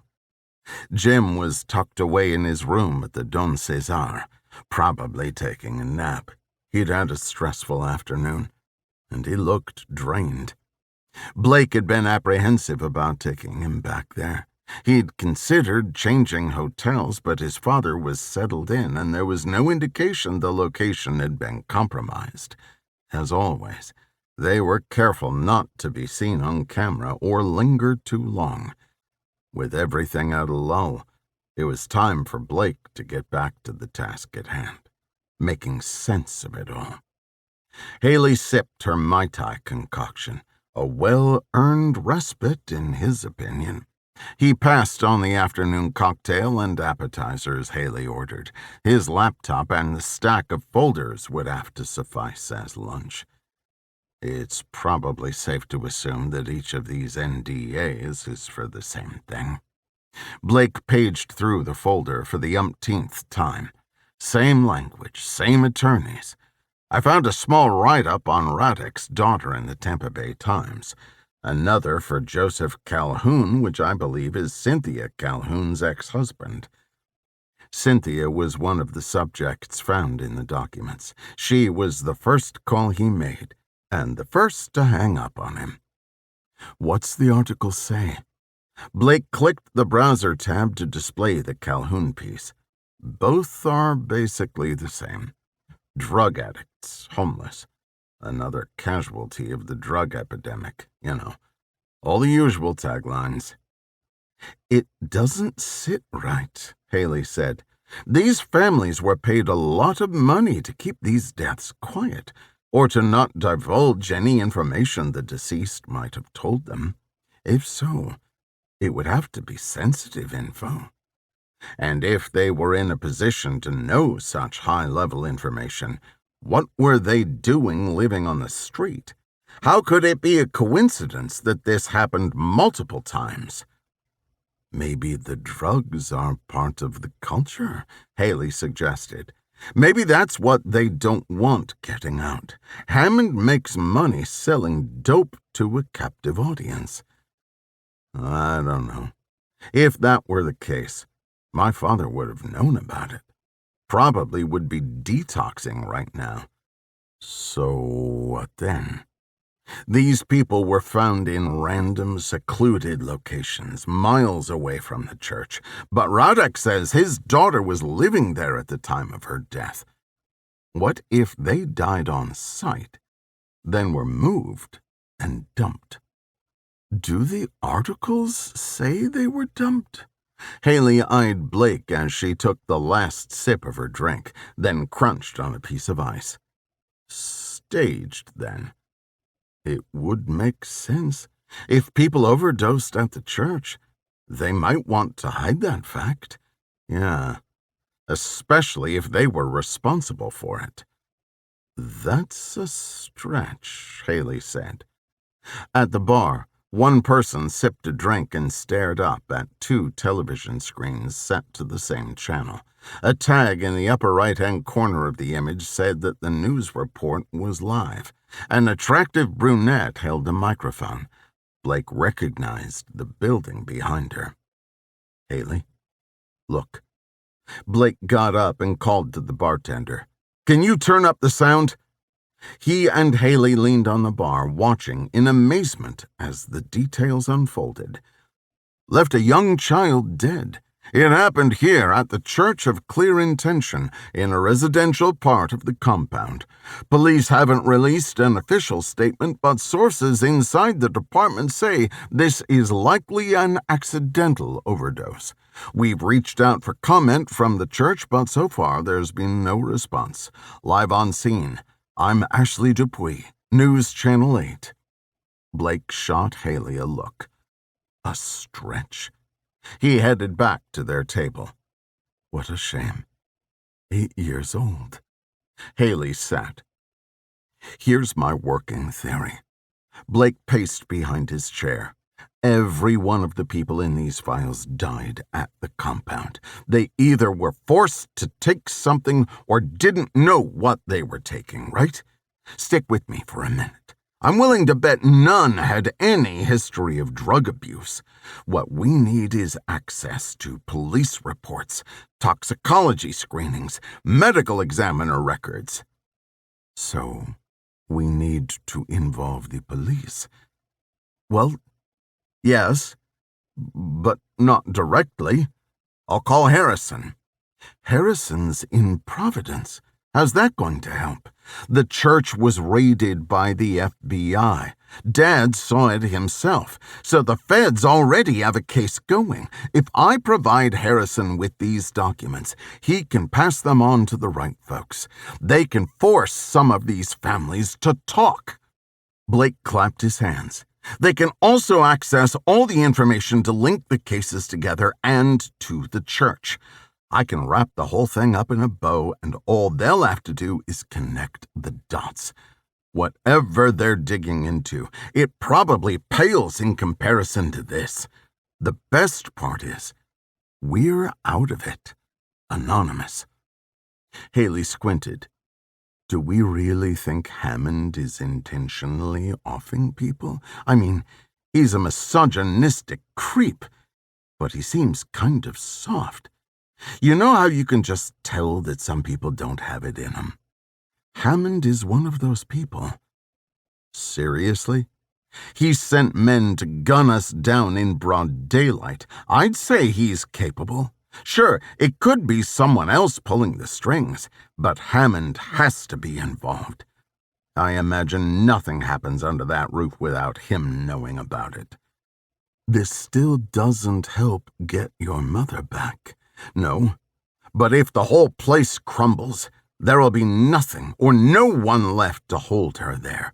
She'd be free, whether she wanted to be or not. Until then, we just have to avoid running into a Lincoln full of thugs.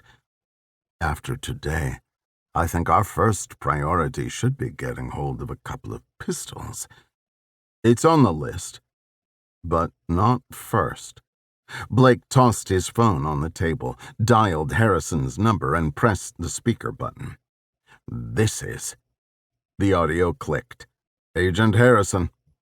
Guess who? Elton John.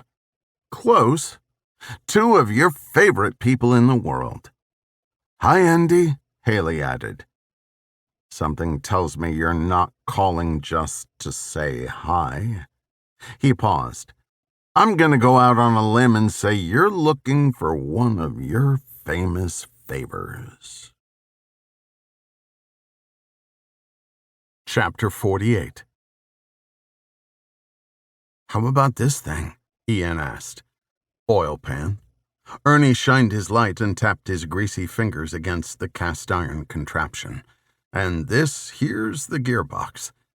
Ian laid on a creeper, no doubt following everything Ernie was telling him. His feet and shins stuck out from under the truck. Fez stood near the front bumper. No surprise, Ian was engrossed in his lesson in the anatomy of the undercarriage. Even after question 247, Ernie displayed patience. Which part needs to be fixed? Ian asked. The water pump. You can't see that from here. We have to take the cover off the engine, and we're going to have to remove the timing chain, which we'll be replacing too. But we're doing all of that from the top. Listen close, Ian, Fez said. You'll do this next time we're stuck. It'll be faster. Ernie slid himself out from under. Hey, if I had the parts, you'd have been on your way days ago. Fez laughed. How much do you wish they'd been in stock? I can't lie. Ernie levered himself off the dolly and stood up. Very much. At their feet, Ian scootered out and looked up at them. Can I use the wrench? Sure can. Later. Ernie went to the workbench and picked up his phone. He manipulated the screen for a few seconds. The guys are a few minutes out. While it was gracious of Ernie to offer help, Fez didn't like the idea of needing it, especially from strangers. Before, help had been built in. Cott and the others were always there. They all had each other's backs no matter what. Now, things were different. He had set out to find a new life, for him and for Ian. But it was just more of the same. Only the faces had changed. He started to think he'd made a mistake. There was no new life to be had. The cause was never the environment or the people around them. It was them, even Ian. They were wired in a way which made them unable to turn the other cheek, unable to do the one thing every other so-called normal person needed to do. Submit. My mechanic Dale is coming in to start working on the truck, Ernie said. I need to be freed up. Ian can stay with him if you want. No one should bother Dale. He's got nothing to do with nothing. Once I meet, he must have picked up from one of his more testosterone-driven housemates. In an attempt to dissuade him, Fez told him it was too hard. Ian, of course, argued that if Fez could do it, he could too. He wasn't wrong. But that wasn't what Ernie meant when he said it was easy. At first, it's a big major deal, Ernie said. The first time you pull that trigger, it's like the most monumental, life-changing moment. The next time, less so. Till one day you don't even remember how many there were. It shouldn't feel easy, ever. So, I packed it up. Must have taken its toll, Fez said. As if you don't know. Ernie left it at that, but it was clear he had Fez's number. He appreciated Ernie not asking more questions. The gang's all here, Ernie whooped as two men rounded the corner. Ernie gave them a warm greeting. This here is Ray and his son, Ian. Good to meet you. I'm Billy, the taller man in the sleeveless shirt said. I'm Noah. Noah was almost as wide as he was tall. The African-American man sported a thin mustache and an olive-colored T-shirt that read, My safe space is 1,500 yards in all directions. Fez liked him already. I appreciate you guys coming, Fez said. We've run into a little trouble with the Ernie filled us in, Billy said. We're in. Noah smiled. Any chance to screw with those guys is a good day. Did you bring the stuff? Ernie asked. Noah nodded. In the truck. Brought an assortment. Rifles, pistols, some smoke, a bunch of other crap Billy pulled out of his garage. Fez wasn't sure if these guys were ex-military, militia, or just run-of-the-mill gun nuts. Not that it mattered. They seemed capable enough, and if someone with Ernie's background trusted them, he would too. So, what's the plan? Billy asked. All right. Fez clapped his hands and rubbed them together. Here's what I'm thinking. Chapter 49. Father, you wanted to see me. Peter waited for permission to enter. Close the door. Curtis fidgeted with his shirt cuffs. There were no words to describe how he felt. Angry, saddened, desperate. All failed to encapsulate the full nature of his condition. It disgusted him that after all the years of tireless practice, he was no better at controlling his emotions than the next guy. "How are you holding up?" Peter asked. Curtis glared at his son and took a deep breath. "To be honest, I'm pissed." "I get it. We're all taking this hard. He was my brother, and he had so much potential. It's such a tragedy. And you loved him." "Of course." "Say it." Curtis could barely stand the sight of Peter's smug face. Potential. Birch was a human being, an innocent boy.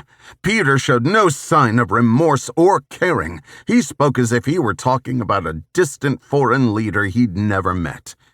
"And you loved him." "Okay," Peter scoffed. "And I loved him." Pathetic. Your mother told me what she did. She told me she hid the drugs. Drugs? "Don't play stupid with me, you brat." Evie accused me, but she knows, just like you and I know. They were yours. Peter's shoulders slumped. A scolded child and a caged animal, both at once. "Why didn't you tell me you had a problem?" Curtis's eyes glistened. "We could have worked it out. How could you be so irresponsible? I thought you were the future. I thought you had it all together. You're nothing but a liability.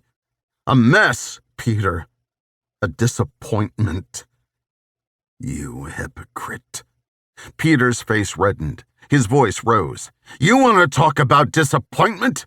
Do you want to know what everyone is saying? They're questioning if you still have the ability to lead. They've lost faith. I've lost faith. That's why I have had to take matters into my own hands. It's Mom and I who have been running this place, keeping everyone in line. You're too busy trying to get into some new girl's pants. I'm sorry, but you're the disappointment. At least I'm handling my shit without turning to drugs. It's weakness, Peter, and it cost an innocent boy his life. Why can't you see that?" "I don't use drugs, you naive fool." Peter balled his fists. "Were they mine? Yeah, they were. But they were a tool. So what, then? You're dealing to the parishioners. Is that what this is about? Are you telling me my son is dead because you were trying to make a buck? Look around you, Peter. What else do you need? Everything has been handed to you." Peter laughed. "There you go again. Are you so blind? I'm not dealing drugs. I mean, what do you think I am? I'm in control of this place, not you. You want to know the truth, huh? You really want to know? Hell, you're complicit, so it doesn't really matter, does it?" "What are you getting at?" Maybe it was the deadness of the eyes, the robotic laugh, or the sneering grin, but Curtis shivered, as if he'd seen a flash of pure evil. "All those mysterious deaths. Do you really think they were a coincidence? It wasn't the universe balancing things, I can tell you that. No, it was fentanyl. It was me, cleaning up what you couldn't." Curtis's knees weakened. He stumbled and dropped into his seat.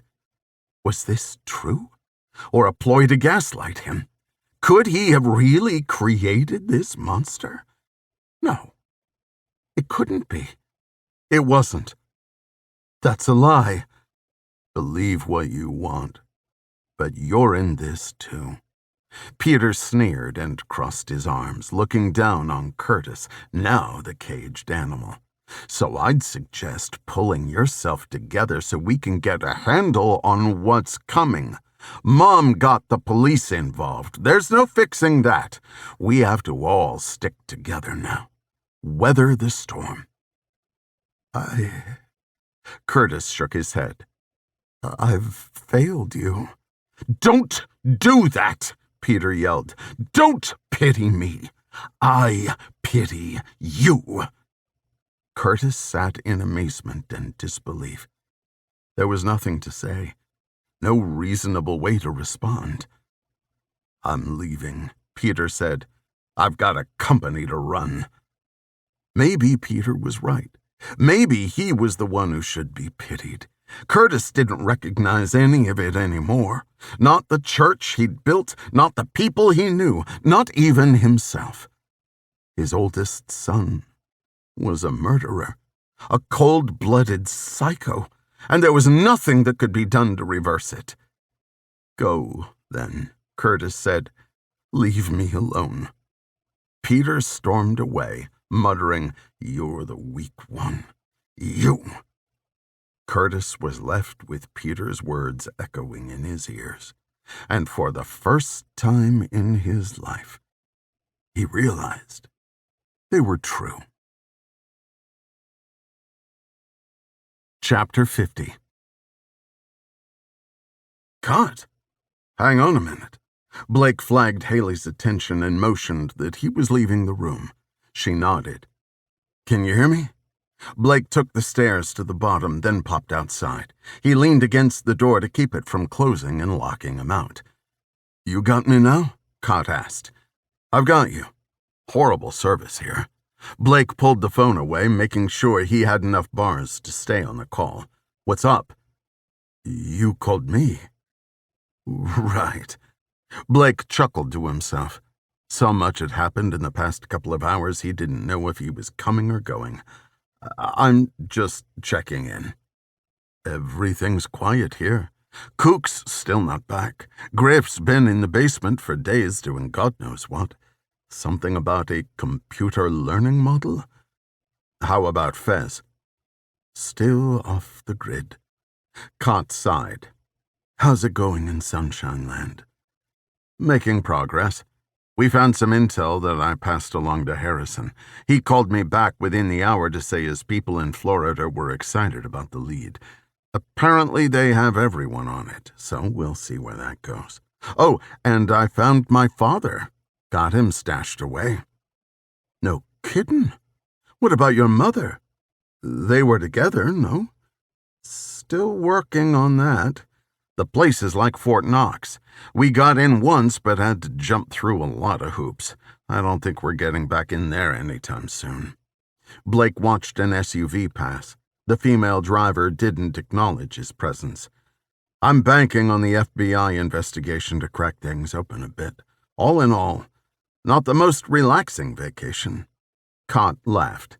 "Hey, no one's trying to kill you. I'd call that a holiday." "Yeah. About that. Do you think you can hook me up with someone down here? Need a couple pistols, 9mm, Glock if possible." "You're in Florida, man. Can't you just go to Walmart?" "Funny. Also true, but I'm looking for something a little less traceable." "I'll get you someone. Should we come down there? What are the heaters for? I thought you were dealing with the business class crowd." "I am, as well as their hired muscle. But there's no need for you guys to come down. We've got it. The sidearms are strictly for contingencies." "Sounds good," Cott said. "Keep me posted. I'll shoot you a text with the contact info in a bit." "Thanks, Cott." Blake hung up, then headed back up the stairs. When they first arrived, Blake didn't imagine they'd need to be armed. But seeing as how the second set of thugs weren't deterred by the beatings of the first two, it was unlikely they'd stop coming, and with more drastic measures, better safe than sorry. Before reaching the room, he took out his keycard. There was no need. The door was still cracked open from when he left. "Good news, Haeli." As he pushed inside, his stomach sank, and his body surged with adrenaline. It took a fraction of a second to get a grip on what he was witnessing. Like a reverse tornado, the questions and answers swirled at incredible speed and were sucked into his stunned brain. But from his perspective, the realization came in disconnected chunks, traversing his neurons in slow motion. Who is this man? I recognize him. It's Peter Hammond. Why is he here? And why is Haeli lying on the ground at his feet? She's unconscious. He's attacked her. He's ambushed her. Within the same second, Blake had already left his feet, leaping at Peter and tackling him to the ground. They landed on the far side of Haeli, just far enough to avoid crushing her ribs. Blake straddled Peter, pinning him on his back, and delivered 2 devastating blows to the side of his torso. Peter wheezed before Blake grabbed him by the throat. What did you do? In Peter's right hand was a hypodermic syringe. Blake caught a glimpse of it just before Peter could jab him in the thigh. Grabbing Peter's wrist with his left hand, he shook the needle free, then picked it up with his right hand and flung it across the room. Peter laughed. Blake dropped his forearm on Peter's throat. What was in it? Heroin? What did you do? The gurgling sounds coming from Peter's mouth weren't helping. Blake needed answers. He released the pressure. Sorry, Peter coughed. She's not going to make it. He laughed again. Blake hauled off with a hammer fist to Peter's face. His lip opened up. Blood covered his teeth. That hurt, brother. Peter's calm demeanor angered Blake even more. I'm not your fucking brother, you piece of garbage. Oh, but I beg to differ.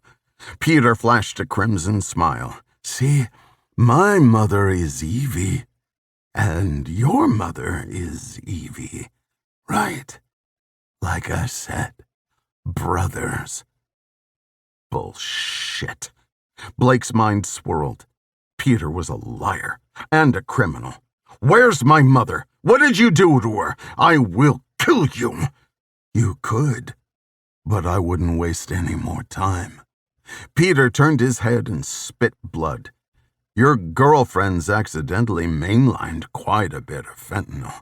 Probably doesn't have much time. I mean, if you'd rather spend it with me. Blake looked over at Haeli. He could see her chest rise slightly, then fall again into stagnation. She was alive. But Peter was right. Not for long. His memory flashed back to the patio. Breakfast. David Coverdale. He had been revived by the hooker. He said he kept Narcan on hand. What was his room? 350? 318? No, 315. With one more blow to Peter's ribs, Blake jumped up, scooped Haeli off the floor, and ran into the hallway. Halfway down, he encountered a maid bending over to retrieve something from her cart. Coming through! Look out! Blake hollered. The woman threw herself back against the wall to make way. Blake spoke to Haeli even though he knew she couldn't hear him. Stick with me. Almost there. Keep breathing. 311, 313, 315. He kicked the door hard and kept kicking over and over until the haggard, half-naked man answered. Narcan! I need your Narcan!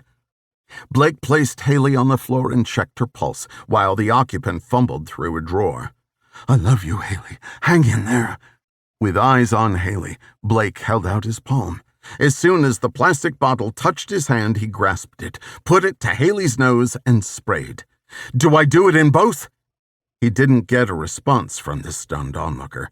Do I spray it in both nostrils? I don't know. Screw it. Blake sprayed again. Come on. Wake up. Wake up. After a few seconds, Haeli opened her eyes and gasped. No slow awakening, no groggy, half-closed eyelids, just instant consciousness, like she was waking up from a nightmare. Thank God. Blake pulled her close and hugged her tight. What happened?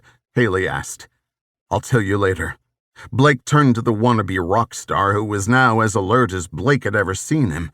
The situation seemed to have the same effect on him as the antidote did on Haeli. Call for an ambulance. He handed over the spray bottle. "Hit her again if she starts to nod out. I'll be right back." "Where are you going?" Blake ran out of the room and down the hall. When he reached his room, the door was closed. He found his key and burst inside, ready for a fight he knew wasn't going to happen.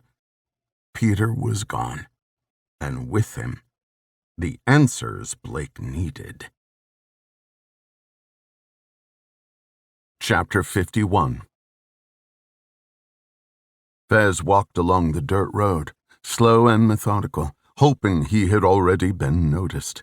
The wind blew up dust and swayed the adolescent cornstalks, which stretched out for what seemed like miles. It was a scene from an old Western movie. The begrudged stranger waltzes into town for a final showdown.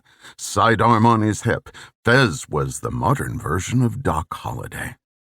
Ahead, the ranch house loomed large, not because it was extravagant, but because of its presence in an otherwise open landscape. Fez didn't fear the men inside, if they were even there, as Ernie had predicted. As much as they played their roles, they all had something to lose: the ranch, status, livelihood. The most dangerous men typically fell into three categories: the professionals, the zealots, and the desperate. These men carried no righteousness, nor cause, no conviction. They were the least threatening of all. Whatever happened, Fez was resigned to letting the chips fall. He had taken an enormous step by allowing Ian to play an important role, despite his realistic concerns. Ian had made his voice heard and showed bravery. He'd convinced Ernie and Billy and Noah that he was ready and capable. Fez had to admit that he was proud. Now, he just had to trust. As he approached the front of the house, he touched his hip where the grip of the pistol poked against his shirt. He found a spot about 30 or 40 feet from the front door, then planted his feet and squared his shoulders. With a whistle, he summoned fate. 7 men poured from the structure and gathered into a group. Fez held his ground. The group approached, all brandishing firearms. As they came within a dozen feet, they stopped. One man stepped forward, a .45 leveled at Fez's head. "Do you know who I am?" the man asked over the canted pistol. "Hawk." Fez left his arms at his side and made it a point to avoid any sudden moves. "I don't know where you're from, friend, but round here, what you done is an act of war." "I'm here to make a deal," Fez said. "That right?" Hawk glanced over his shoulder. "He's here to make a deal. Now what could you possibly have that we would want?" "A trade. Me for the girl." Hawk laughed. "Looks to me like we already got you. Now don't it?"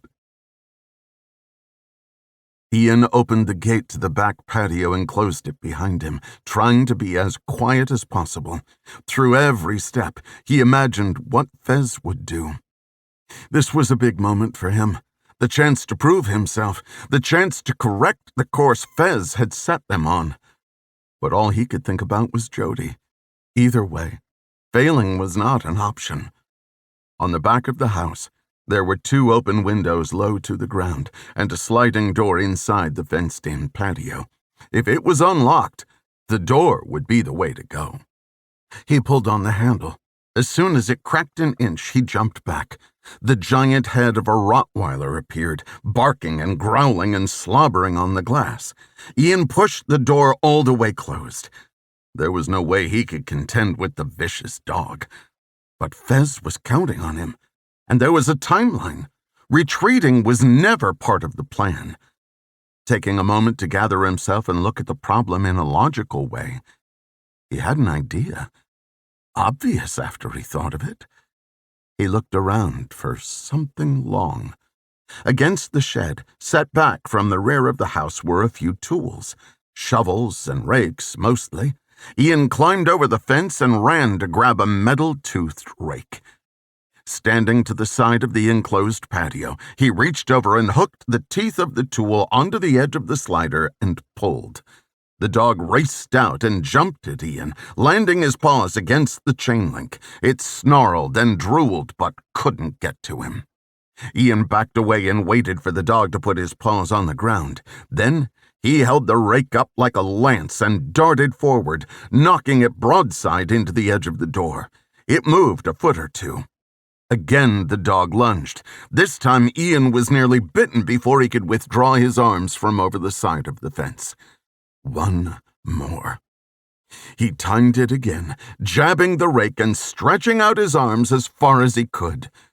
The door shut tight. He swung the rake, striking the dog in the neck, then dropped it into the pen and backed away. The Rottweiler was unfazed, but distracted just long enough for Ian to avoid becoming a meal. While the animal carried on with flipping out, Ian pushed open the screen of the closest window and hoisted himself inside. It was a bedroom. The door was open and Ian could see into the living room. He crouched behind the bed and listened for voices. Hearing none, he ventured out. Along the hallway were several doors. 2 of them were closed, but Ian noticed something peculiar about one of them. It had a deadbolt turned backwards, the lever on the outside. Jody. Hoping he was right, Ian unlocked the door and entered. There, sitting on a mattress on the floor, was Jody. She looked up at him with wide eyes.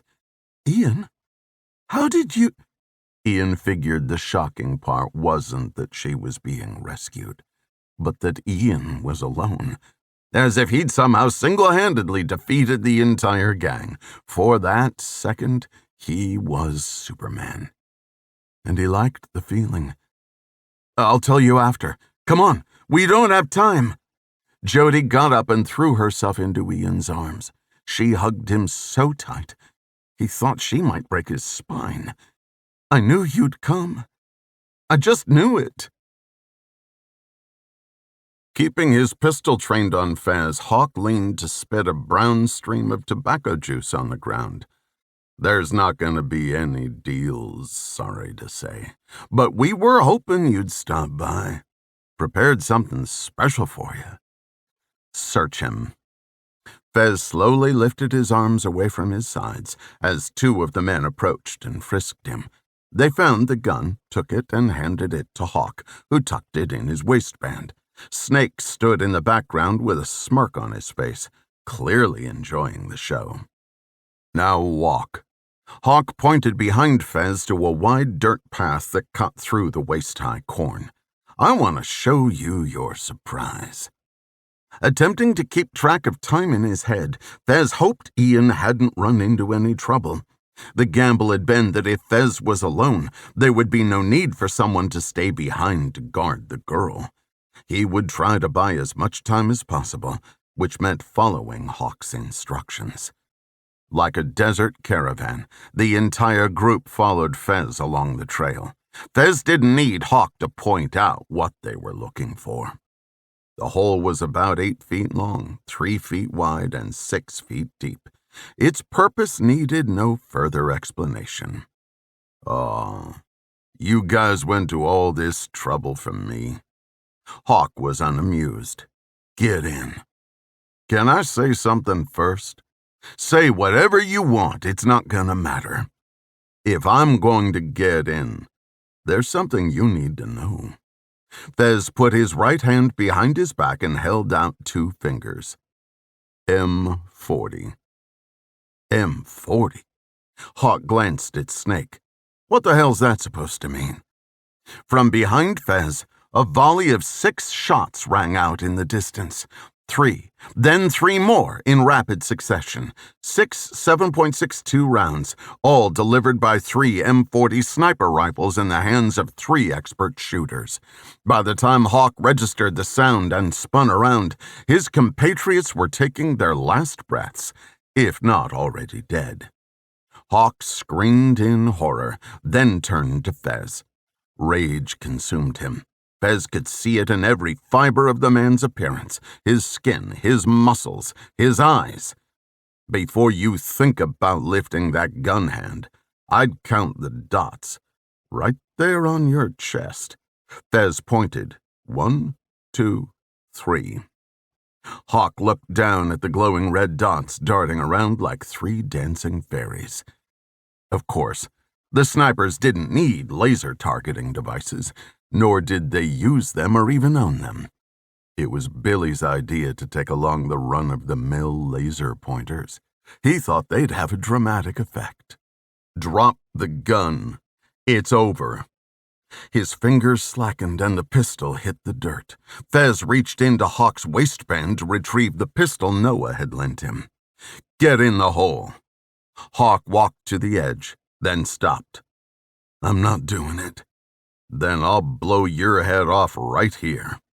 You won't. You're not going to kill me, because if you do, my men are instructed to kill the girl. Call it an insurance policy. The girl? You mean that one? Fez motioned to his right, where Ernie had run over to meet Ian and Jody as they fled from behind the residence. The 3 of them stood at the edge of the access road, looking back at Fez and Hawk. You son of... Come on now, Butch. Fez brought the muzzle closer to Hawk's forehead. You play stupid games. You win stupid prizes, right? Don't kill me. Please. I'll do whatever you want. Fez glanced over at Ernie and nodded. Ernie wrapped one arm around Ian and one around Jody, turned them away from Fez's direction, and pulled them in close. With a squeeze of the trigger, Hawk crumpled over and fell into the hole. It was satisfying in the sense that it marked the end of their ordeal. Even though it was Snake who he really wanted to make pay, Hawk was the man behind the curtain, and thus the most deserving of the grave he had carved out for himself. Still, it was strange how Fez had not so much as set eyes on the man before 10 minutes ago, and yet Fez had taken his life. Ernie was right. It was too easy. Chapter 52. Good afternoon, ladies. Curtis dropped his briefcase and unbuttoned the top 2 buttons of his shirt. Evie was standing by the edge of the sofa. The other wives were all seated, dutifully awaiting his arrival. Sage, we're all very sorry, Bridget said. How are you feeling? You know, Curtis replied. There was a moment of silence. The sage remains strong in these difficult times, Evie added. Where's Jessica? He asked. Kathleen spoke up. Still at the hospital, but they say she's feeling better. She'll probably be released tomorrow. Poor thing. I can't imagine. Uh-huh. Curtis nodded. Evie, I need to talk to you. Ladies, I'm sorry. We'll have to talk later. Evie smoothed out her skirt. Okay. But the women have... Now, Evie. In my room. Curtis walked out. Evie addressed the room. He's going through a lot. He'll be back.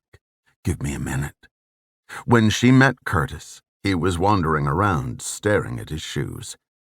Did you know? Did I know what? Did you know what Peter was doing? The drugs? Evie waved him off. Peter isn't doing drugs. There's another explanation, I know it. Oh, there's an explanation, all right. Peter told me plain as day right to my face. What did he tell you? He's been poisoning the parishioners, the disconsolates. That's why they've been dropping like flies. That's not true. He's just angry. It's true, Evie. Curtis turned to face her, a desperate look in his eyes. This whole time, he wasn't just covering up some unsightly PR problems. He was covering up murders. His murders. It's just not possible, Curtis. Peter's a good man, and he works hard. You know he looks up to you, even if you don't realize it. What does that have to do with anything? Don't you hear what I'm telling you? Curtis paced. His brain burned. Evie, it's all over. All of this. Poof. Gone. Nonsense. I'm a fraud, Evie. You know it. You've always known it. You should leave here while you can. Get away from Peter. Get away from me. Go back to your family. Your real family. Jim doesn't deserve this. He's out there. Blake, too. Go find them. What are you talking about? I'm not going anywhere. What has gotten into you? Evie, sit. Curtis held her hand and sat with her. I'm going to tell you the truth. There was no argument, just patient anticipation. Look, when we were young, I manipulated you. You were beautiful, and I was jealous of Jim. I wanted you for myself, so I undermined your relationship, sowed the seeds of doubt until you were so fragile I could scrape you off the floor. I treated you horribly. So, you never loved me? I'm not saying that. I'm saying I didn't love you at first. After we had Peter, I wanted you to have better. That's why I encouraged you to make amends with your husband. Jim was a good man, loyal and devoted to the organization. I owe him an apology just as much as I owe you one. Jim has made his peace with it, Curtis. Why are you bringing this up now? Because the whole thing has been a lie. I made all of this crap up. I was hungry. I loved the money, the attention, the women. Especially the women. He let out a frustrated grunt. But it was all a fraud. People listened to me like I knew what I was talking about, and I ran with it. I made it up as I went along. Evie shook her head in disbelief. You were brilliant. You are brilliant. Even now, you can't see your nose in front of your face. You're as naive as I was about Peter, and I don't know how else to spell it out. Curtis took her hands. Look around you, Eve. Everything you see is a lie. We feed people line after line, sales pitch after sales pitch. We collect their money. But what have we delivered? We give people hope, the power to take control of their lives. Do we? We can't even control our own lives. Even the rats know to jump ship. But even after the IRS, the FBI, and murder, here we still are watching the hull fill up and hoping the damn ocean will dry up. You're stressed. I get that. Evie put her hand on top of Curtis's. I promise you everything is going to be okay. I will help you through. Peter and I, and all the wives and children are here for you. I'm sick, Evie. Curtis bowed his head. I don't know if it's the conquest or just sex in general. But every woman I see, you can get help. You can take a break, get some rest. Curtis sighed. We've done terrible things. Those families, we paid them to shut up. We took their children and their wives and their grandkids, and then we just paid them off. How are we supposed to live with ourselves? Evie pulled her hand away. Let me get you a drink. You can take a few minutes to decompress. We can talk more about it later. There was no use.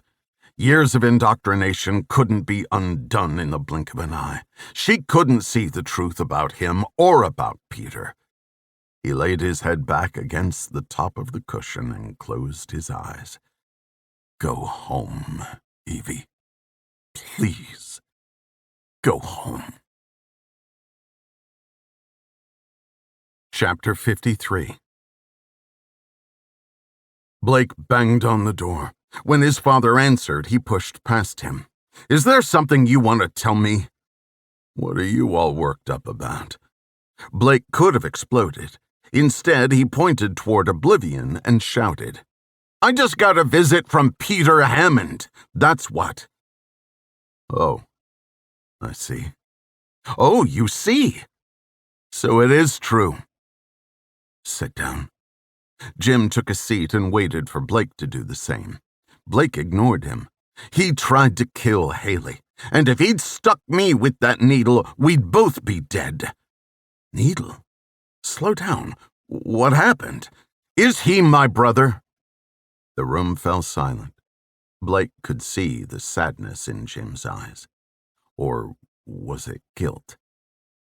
Blake crossed his arms and stared his father down, refusing to let him off the hook until he answered the question. After a few moments, Jim cleared his throat and spoke. "Let me explain." To Blake, that was definite confirmation that his parents had been keeping from him the secret of secrets for decades. "I'm waiting. Can you just sit? You're giving me agita." Blake gave in. He was more hurt than angry, and if his father was willing to spill the honest truth, he was ready to listen. He shook his head, avoiding eye contact. "How could you keep this from me, Dad?" "I'm sorry. I know it was wrong, but I was ashamed. I didn't want you to hold it against your mother." "Is this why you left? Why we haven't talked in so long?" "No. That part was you." Blake wanted honesty, and he got it. But this wasn't about him. "Then tell me how. Why? Peter's a grown man, and a terrible one at that. All these years I thought you and Mom were together. No wonder you didn't know where she was." "We were together, son. Please, let me start from the beginning." There were 1,000 questions Blake wanted to ask, but Jim was right. It would be more productive to let him spill it all out before interrogating him any further. "I'm listening." "I don't know if you remember. When you were about 16 or 17, your mom and I had just gotten involved with the church. Both of us were spending a lot of time with Curtis." "I remember. We were very busy with everything, and your mom and I went through a rough patch.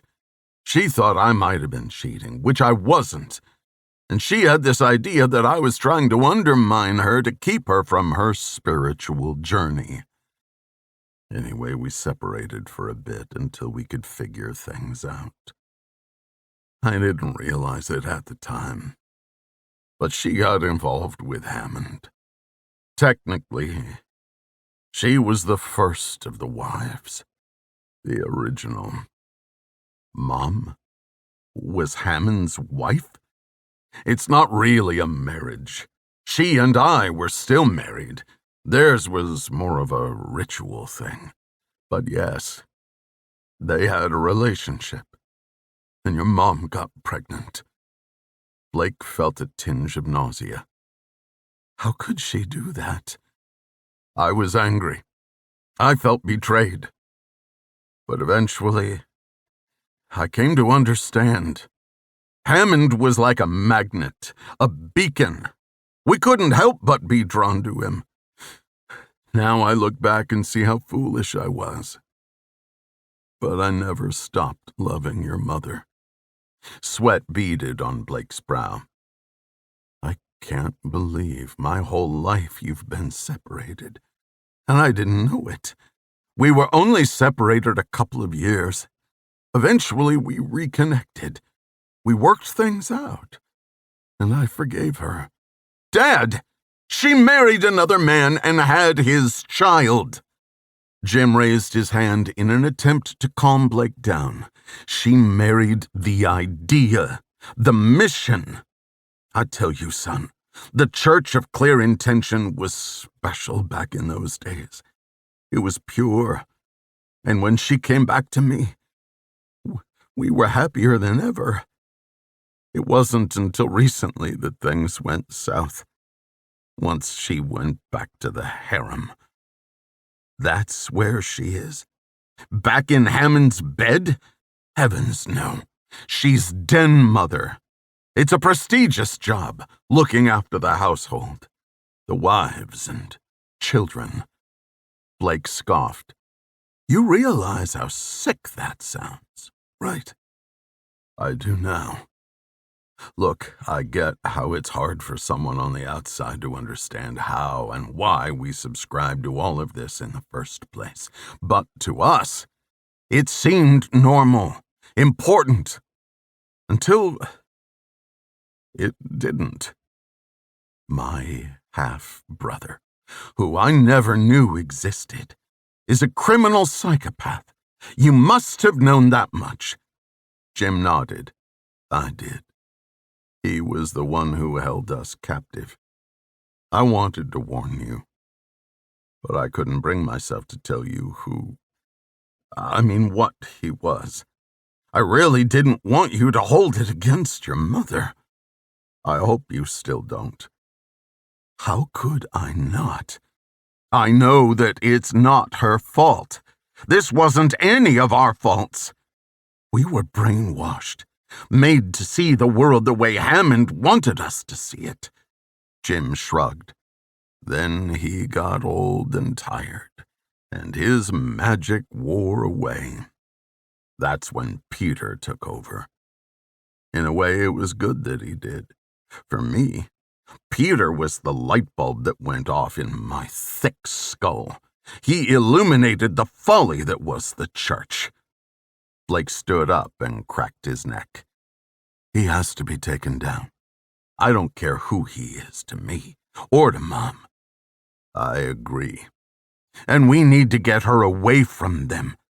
She can be deprogrammed. You, me, we can be her light bulb. Blake had been convinced he could persuade his mother to break away. Now, in light of the new developments, he wasn't so sure. At the very least, Peter's existence complicated things. Where's Haeli? Jim asked. She's recovering, down the hall. Here? We moved out of the Fenway. Blake nudged his father, forcing him to look Blake square in the eye. Something's about to happen, Dad. Something that may change everything. We're almost through this. Trust me. I do, son. I always have. Chapter 54. Thank you. Fez shared a handshake and a pat on the back with Billy and Noah. I owe you. You don't owe us nothing, Noah said. We had no choice. They were dangerous. Would have killed you and probably the girl too. Anyways, we did this town a favor. The kid's happy, I'll tell you that much.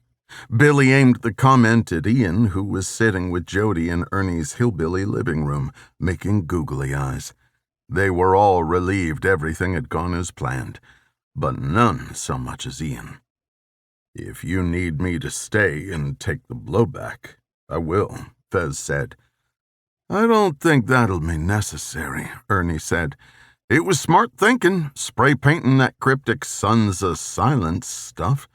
1% and all that. I wouldn't have thought of it, but I think you're right. The cops are going to be chasing their tails for some time. Fez was betting on it. When a clubhouse burns down and a pile of bikers are found dead, what was the first thing that came to mind? Gang war. And what bigger rival did the Demon Squad have than the Sons of Silence? Known for extreme violence, the Sons would be the obvious suspects, with or without the hints. We're taking off, Billy said. My kid's got a game. Don't be a stranger. Fez agreed and sent them off, knowing he'd never see them again. With Ian and Jody preoccupied, it was just Fez and Ernie. You guys are a hell of a shot. That second one, with a bolt action. Most guys couldn't get two off that fast with a semi. Ernie smiled, like riding a bike. I know you keep the past under wraps, and I understand why, Fez said, but I gotta say, I'd fight by your side anytime. You're the real deal, whether anyone ever knows it or not. Appreciate it, man. The real hero here is sitting right over there, though. Ernie pointed at Ian. That's one brave fella. Calm under pressure, and smart. He sprouts up, he'll be nasty. That's what I'm afraid of, Fez said. More and more it was apparent to Fez that Ian was cut out for what Kook often called the life. It meant whatever the circumstances, whatever the goal, operating at the highest level of human capability, mentally and physically, always ready and never overwhelmed. Ian had it in him. No matter how much Fez tried to change him, Ian would find his way back. Do me a favor, Fez said. Have your guys keep an eye on their checking accounts. There's gonna be a couple transfers from an offshore account. Let 'em know. It's not a mistake. You don't have to. I know. I want to. You don't know their account numbers. Fez shrugged. I know a guy. Okay, then. I'll let him know. Is the truck ready? Fez asked. Dale finished it an hour ago. Good as new. Good, Fez said. I wouldn't want you driving around in a clunker. Ernie's brow furrowed, and then his face lit up. Wait, you don't mean to... She's yours. As a thank you. My God, you shouldn't... I mean, how are you going to... We'll need a ride, if you don't mind. Anywhere. Denver will be fine. Ernie shook Fez's hand and gave him a hug. Ready when you are. Ian, time to go. Do you have to? Jody whined. Can't you stay for a little while? I don't want to go, Ian added. Fez feigned confusion. But the redwoods? I don't care about the redwoods. He stomped his foot. I don't want to leave Jody. She's got nowhere to go. That is a problem. So, you don't want to go to California? No! Ian crossed his arms. The pout on his face was priceless. That's lucky, Fez said, 'cause we're not going to California. We're going to Denver. Denver Airport. The airport? Where are we going? Home. Home? Like Jamestown home? Really? Fez gave him a nod. Ian sprung to his feet and jumped up and down. Yes! His smile faded as quickly as it arrived, and his shoulders slumped. Wait, what about Jody? Can she come? She doesn't want to come with us. Yes, I do, Jody blurted. Oh. Fez shot her a goofy face. Well, in that case, what are we waiting for? Really? Jody said, uncoiling like a spring. Yes, really. Fez laughed. Ian and Jody ran and jumped on him, each wrapping their arms around him. Thank you, Ray, Jody said. I can't believe it. Thank you, thank you, thank you. Fez peeled their arms away and bent down toward Jody. Listen, if you're going to come and stay with us, there's one condition. Okay, what is it?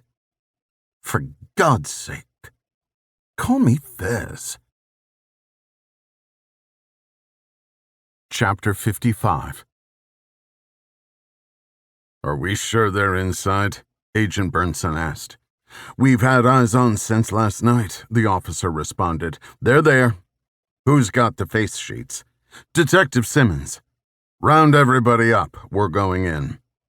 Burnson was taking point on the operation. Even though the arrest warrants were local, the charges played into the wider-reaching federal case. The past 24 hours had been a whirlwind. As much as he needed a nap, the arrests meant it'd have to wait. There would be interviews and searches and paperwork, but it was all worth it to take the Hammonds off the board. It would buy them time to build the tax evasion and now racketeering cases.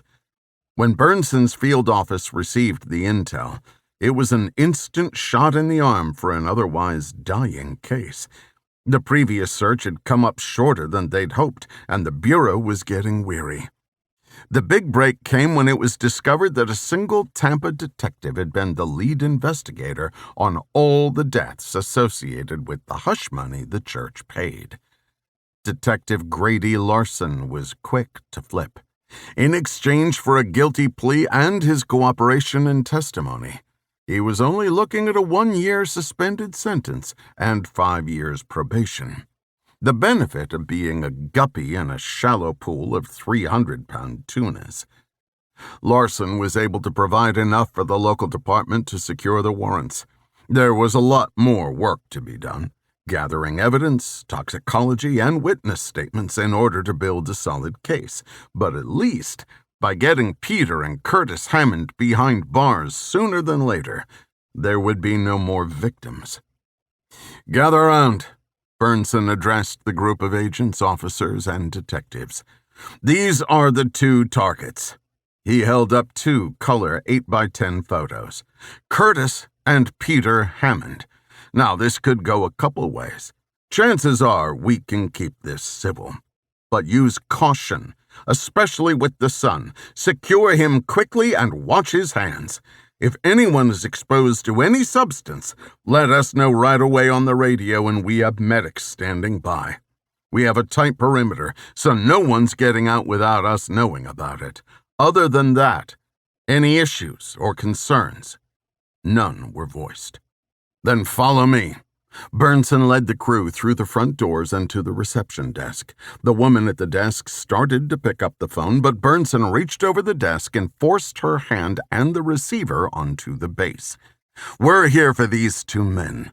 He showed her the pictures. "The sooner we locate them, the sooner we're out of your hair. Is that understood?" The woman nodded. "Where will we find them?" "Mr. Hammond is in his office," she said with a Russian accent. "Just up the stairs, down the hall to the left. His name's on the door. Peter should be in the residence. I can show you the way." "Fine," Burnson said. "Team A, go with her. Team B, hang back till Team A can get into place." Half the group broke off and disappeared through a set of double doors with the receptionist. "The rest of you come with me. We'll stage outside his office until we get the go-ahead." Burnson led the team upstairs. From then on, they would refrain from speaking, relying on their earpieces for the next step.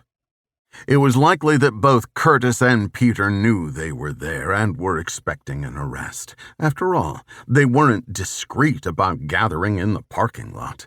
But just in case, it was protocol to hit both at roughly the same time to avoid one tipping off the other. "Making entry," the radio squawked. Burnson tried the door. It was locked. He stepped aside and gave the signal to the officer assigned the battering ram. With one stroke, the door was blasted inward. The team flooded the room. It was empty. The receptionist had lied to them. 2 officers checked the bathroom while others checked under the desk and turned over the couch. Burnson opened the glass door and stepped out onto the balcony. While there was no one there, he did notice something peculiar. Tied to the railing were what looked like a couple of neckties, dangling out of sight like a makeshift rope. It was something out of a Prison Break movie. Had this guy escaped by shimmying down formal wear? Then again, with the perimeter, he wouldn't be getting far. Burnson pulled the fabric. It didn't budge, as if it were staked at the bottom. He leaned over the edge. Jesus! A head of silver hair swung from the end of the tether. It was an escape. but not the kind Burnson had assumed. "I found him," Burnson called out.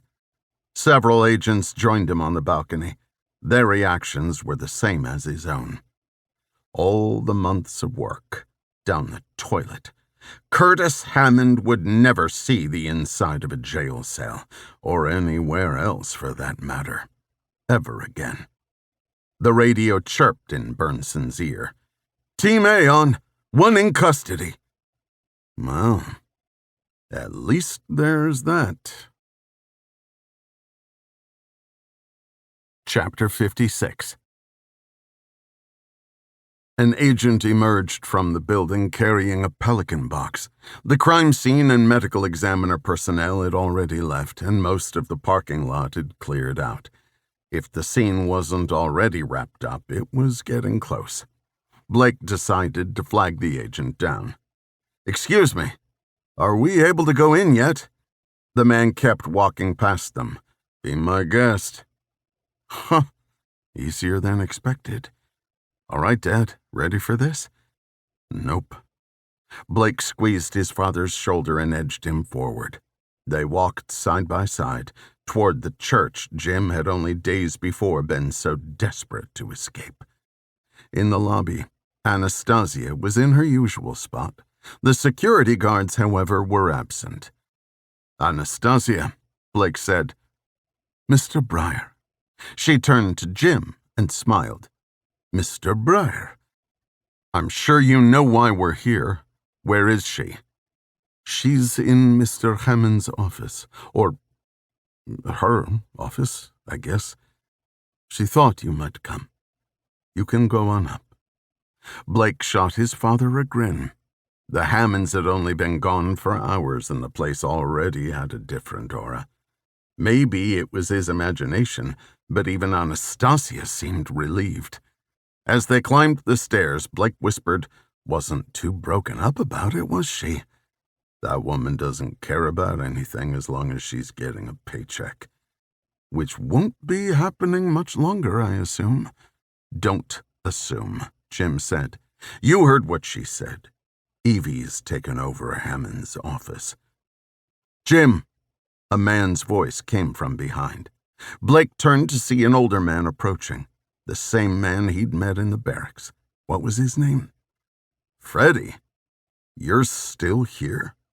Jim stopped to wait for him to catch up. "Figured you'd be halfway to the border by now." "No, sir. I'm sticking around." What was it with these people? Inside these walls was like an upside-down world, one where you couldn't pay the prisoners to leave.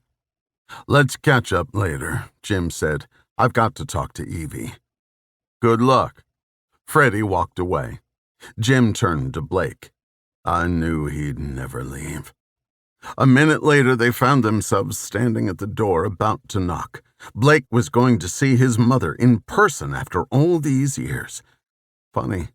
The only thing that crossed his mind was that he wished Haeli were there, so he could introduce her. Haeli had said she felt fine and offered to come, but Blake thought it best if she continued to rest. Plus, this was a family matter, and bringing in an outsider would only serve to complicate things. Jim knocked, and the door swung open on its own, revealing the damaged doorframe. "Evie?" She stood motionless as Blake entered and let out an audible gasp. "Hi, Mom." Her eyes were wide. She was still unmoving. "Blake, you look good." He gave her a hug. She hugged him back, but remained less than animated. "Are you okay?" Blake asked. "Fine. It's been a rough day, but we do what we can." Jim broke through the reunion. "Blake knows about Peter, Evie."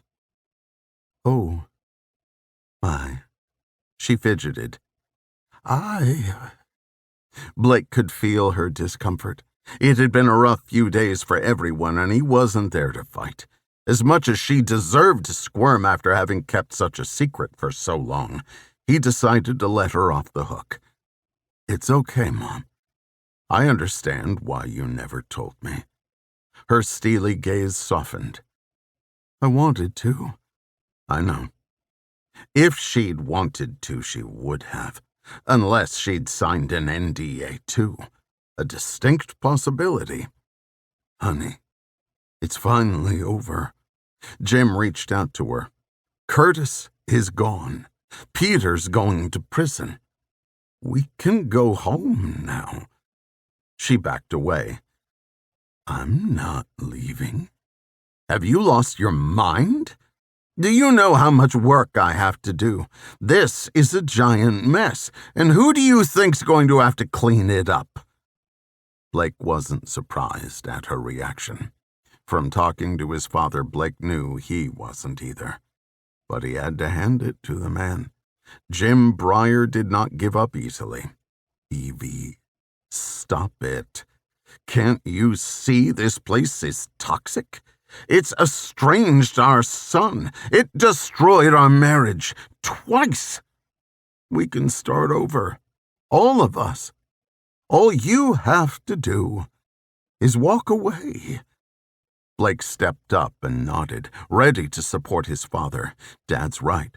Even if you do things differently, you'll never be able to shake the stigma. The feds will keep coming until the whole organization crumbles. You don't want to be a part of that. Let them come, Evie said. I was chosen 20 years ago. This is my destiny, and I'll be damned if I'm not going to fulfill it. You were once a believer, Jim. I don't know what happened, but you've forgotten the mission. You have amnesia. Think back to when we were young. Both of us knew how important this was. We were in it together. We were impressionable. Look at our son, Evie. Look at him. We neglected him. Lost years getting to know him as a man. I refuse to waste any more time. I love you, Evie, and I've always stuck by you, even when you went outside our marriage. But you need to make a choice. Why does it have to be a choice? Jim had no answer. Blake couldn't think of one either. I need to do this, Evie said. I've made a lot of mistakes, I know that, and I'm sorry. But there are people here that count on me. Women and children who have lost their father and husband. I'm all they have. We need you too. No, you don't. And you both know it. Evie turned her back. I'm not leaving here. This is mine now, and I intend to see it through. Tears welled in Jim's eyes. You asked why it had to be a choice, as if we're the ones setting the ultimatum. Everything I've done, all the humiliation I endured, was so you wouldn't have to choose between me and the church, like you did with Blake. It didn't have to be that way. But even now, even as you deny it, you're making your choice. I guess I am. Blake was prepared to give his mother a heartfelt speech, to drill into her brain and drag her old self out, kicking and screaming. But as he watched and listened, he realized the truth. She was no longer the woman he'd once known. There was no getting through to her. Worse, his father had realized it too. Though he was reluctant to say it out loud, Blake knew that inside, Jim was coming to terms with the fact that his wife was gone. I guess this is goodbye. I'm sorry, Jim. She was cold and lacked any expression. It was good to see you, Blake. You too, Mom. It was hard to tell if she was in fact sorry, in any sense of the word, but he had a feeling that a day would come, somewhere in the future when she would be. In the end, everyone must face themselves. The reunion had been a long time coming. Although she'd offered Blake no love or affection, she had given him the one thing he'd needed most: closure. Another line through his short list of regrets. He knew that when they parted, they would never see each other again, because they would never need to. Come on, Dad. Let's go. Tears streamed down the old man's face as he shuffled toward his wife. I love you, Evie Brier, and I always will. Evie reached up and touched his cheek. So will I. Chapter 57. This is your home? Jim stood in the circular driveway looking up at the house.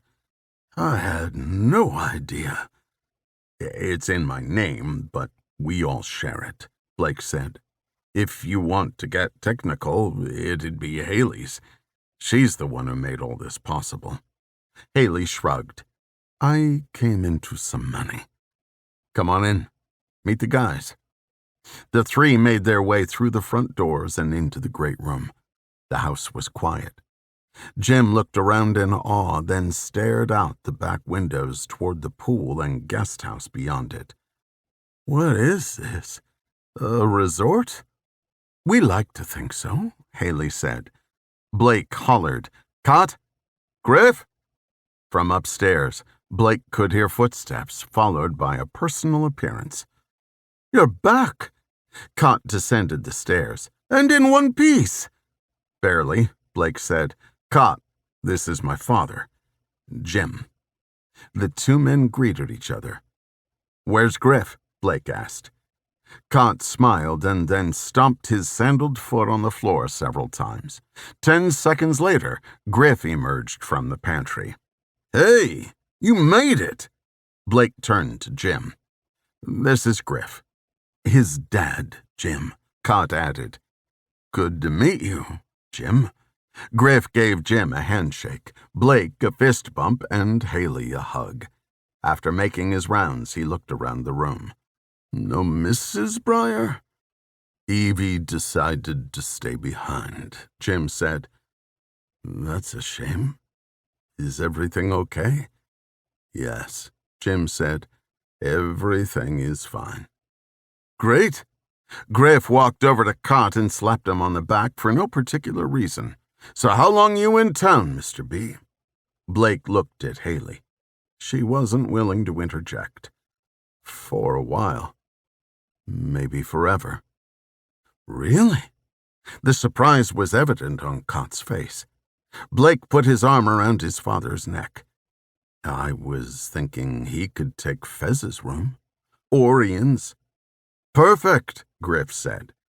Cot was less enthusiastic. You know they'll be back, Mick. I know you want them to. But I don't think that's going to happen anytime soon. In fact, if you'd prefer to have your own space, Dad, we can set you up in Fez's old apartment in Newport. It's a great spot. You'd be close, but can still do your own thing.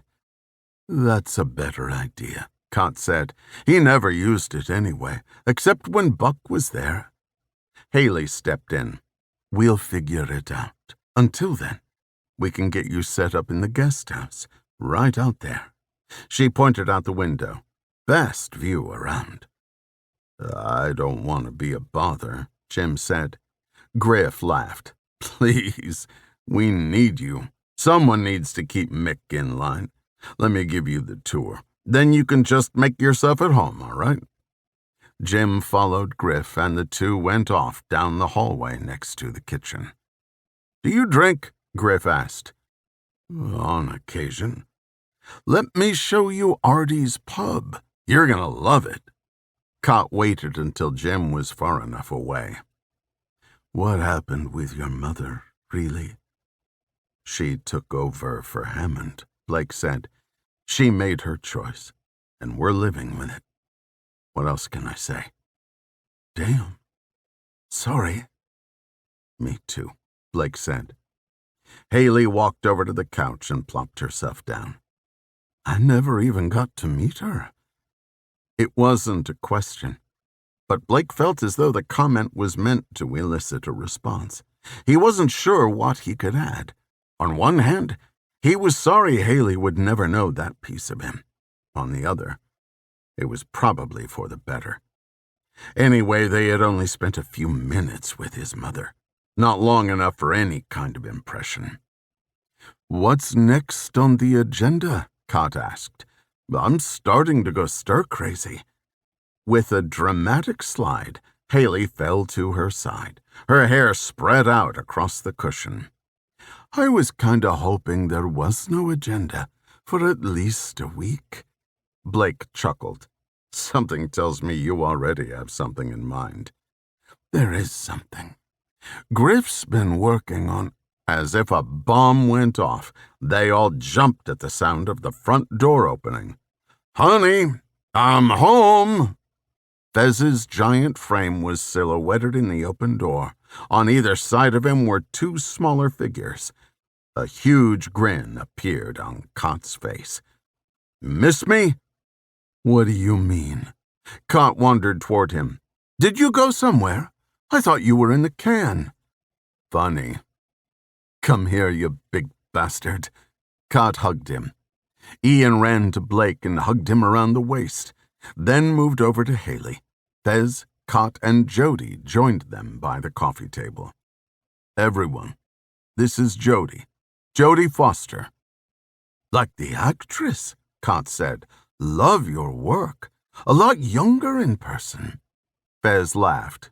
"Yeah, she has no idea what you're talking about." "Everybody, guess what?" Ian beamed. "Jody's going to live with us." "Is that right?" Blake flashed a smile. "Well, welcome, Jody." He looked at Fez for more. Fez waved him off. "Long story. I'll tell you later." Whatever the story was, it had to be a good one. Fez, the guy who never wanted to be married or have a family, was now toting around 2 kids. The important thing was he was back, and he looked well. "Why don't you grab your stuff, Jody?" Haeli said. "I'll help you get settled in." Jody reached into her pocket, pulled out a photograph, and handed it to Haeli. "This is all I have." "Oh, who's this?" "My mother. She's pretty." "I'm going to help Jody find her," Ian said. "That's great." Haeli handed the photo back to the girl. Blake laughed to himself at her awkwardness, but she'd walked into that one all on her own. "So, this means you're back for good, right?" Cott asked. "As long as I'm still welcome." "I don't know. Mick was going to give your room away about 5 minutes ago." Blake held up his hands. "Yeah, but that was when I thought you moved to Colorado." "How'd you know I was in Colorado?" Blake grinned. "Lucky guess." "God, it's good to have everyone back together," Haeli said. "Almost everyone." "It is. Really good." Blake reached up and squeezed Fez's trap. "You missed a lot, buddy. My father's here. Griff's showing him around. In fact, why don't you go catch up with them? Jody could use the tour. Griff's gonna crap himself when he sees you. I mean, not as much as Cott did, but, Cott, you did miss me. That's cute." "Sat at the window all day, every day, waiting for you," Blake said. "Only 'cause you owed me money," Cott said. "Anyway, I told these guys you wouldn't last more than a week without me." "You guys are funny," Jody giggled. "I think I'm gonna like it here." "Wait till you go in the pool," Ian said. Fez bent down, eye level with Ian and Jody, as if he were about to scold them. "Why, wait." He jogged to the atrium door and opened it. "Pool party!" The kids looked at him with blank stares. Without another word, Fez ran outside and jumped into the pool fully clothed. Ian took Jody's hand. They ran after Fez, jumping into the pool almost on top of him. Fez picked Ian up and tossed him, then went after Jody. She squealed as she tried to get away. Blake, Haeli, and Cott looked at each other and burst into laughter. When the laughter died down, there was a brief pause before Haeli hollered, "Racia!" Blake and Cott took off after her, but had no chance of catching up. One after another, they jumped in, splashing and laughing. Their family had grown, then shrunk, then grown again. Through the hardship and loss, they'd always hung on to what brought them together in the first place: love. Each of them would need to deal with their own demons in their own time. Ian losing Ima, Blake letting go of his mother, Jody getting past whatever horrible thing had brought her there. But for now, for this single moment, they basked in the glory of their reunion.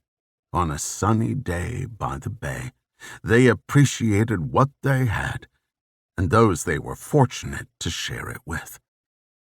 And it was enough.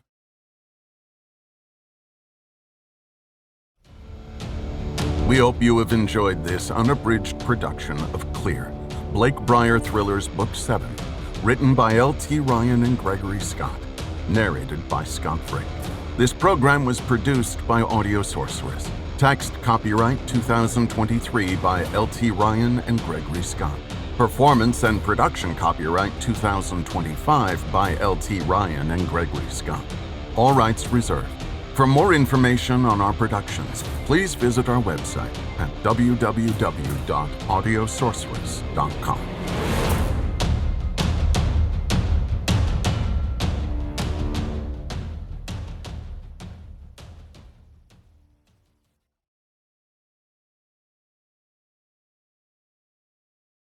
Audible hopes you have enjoyed this program.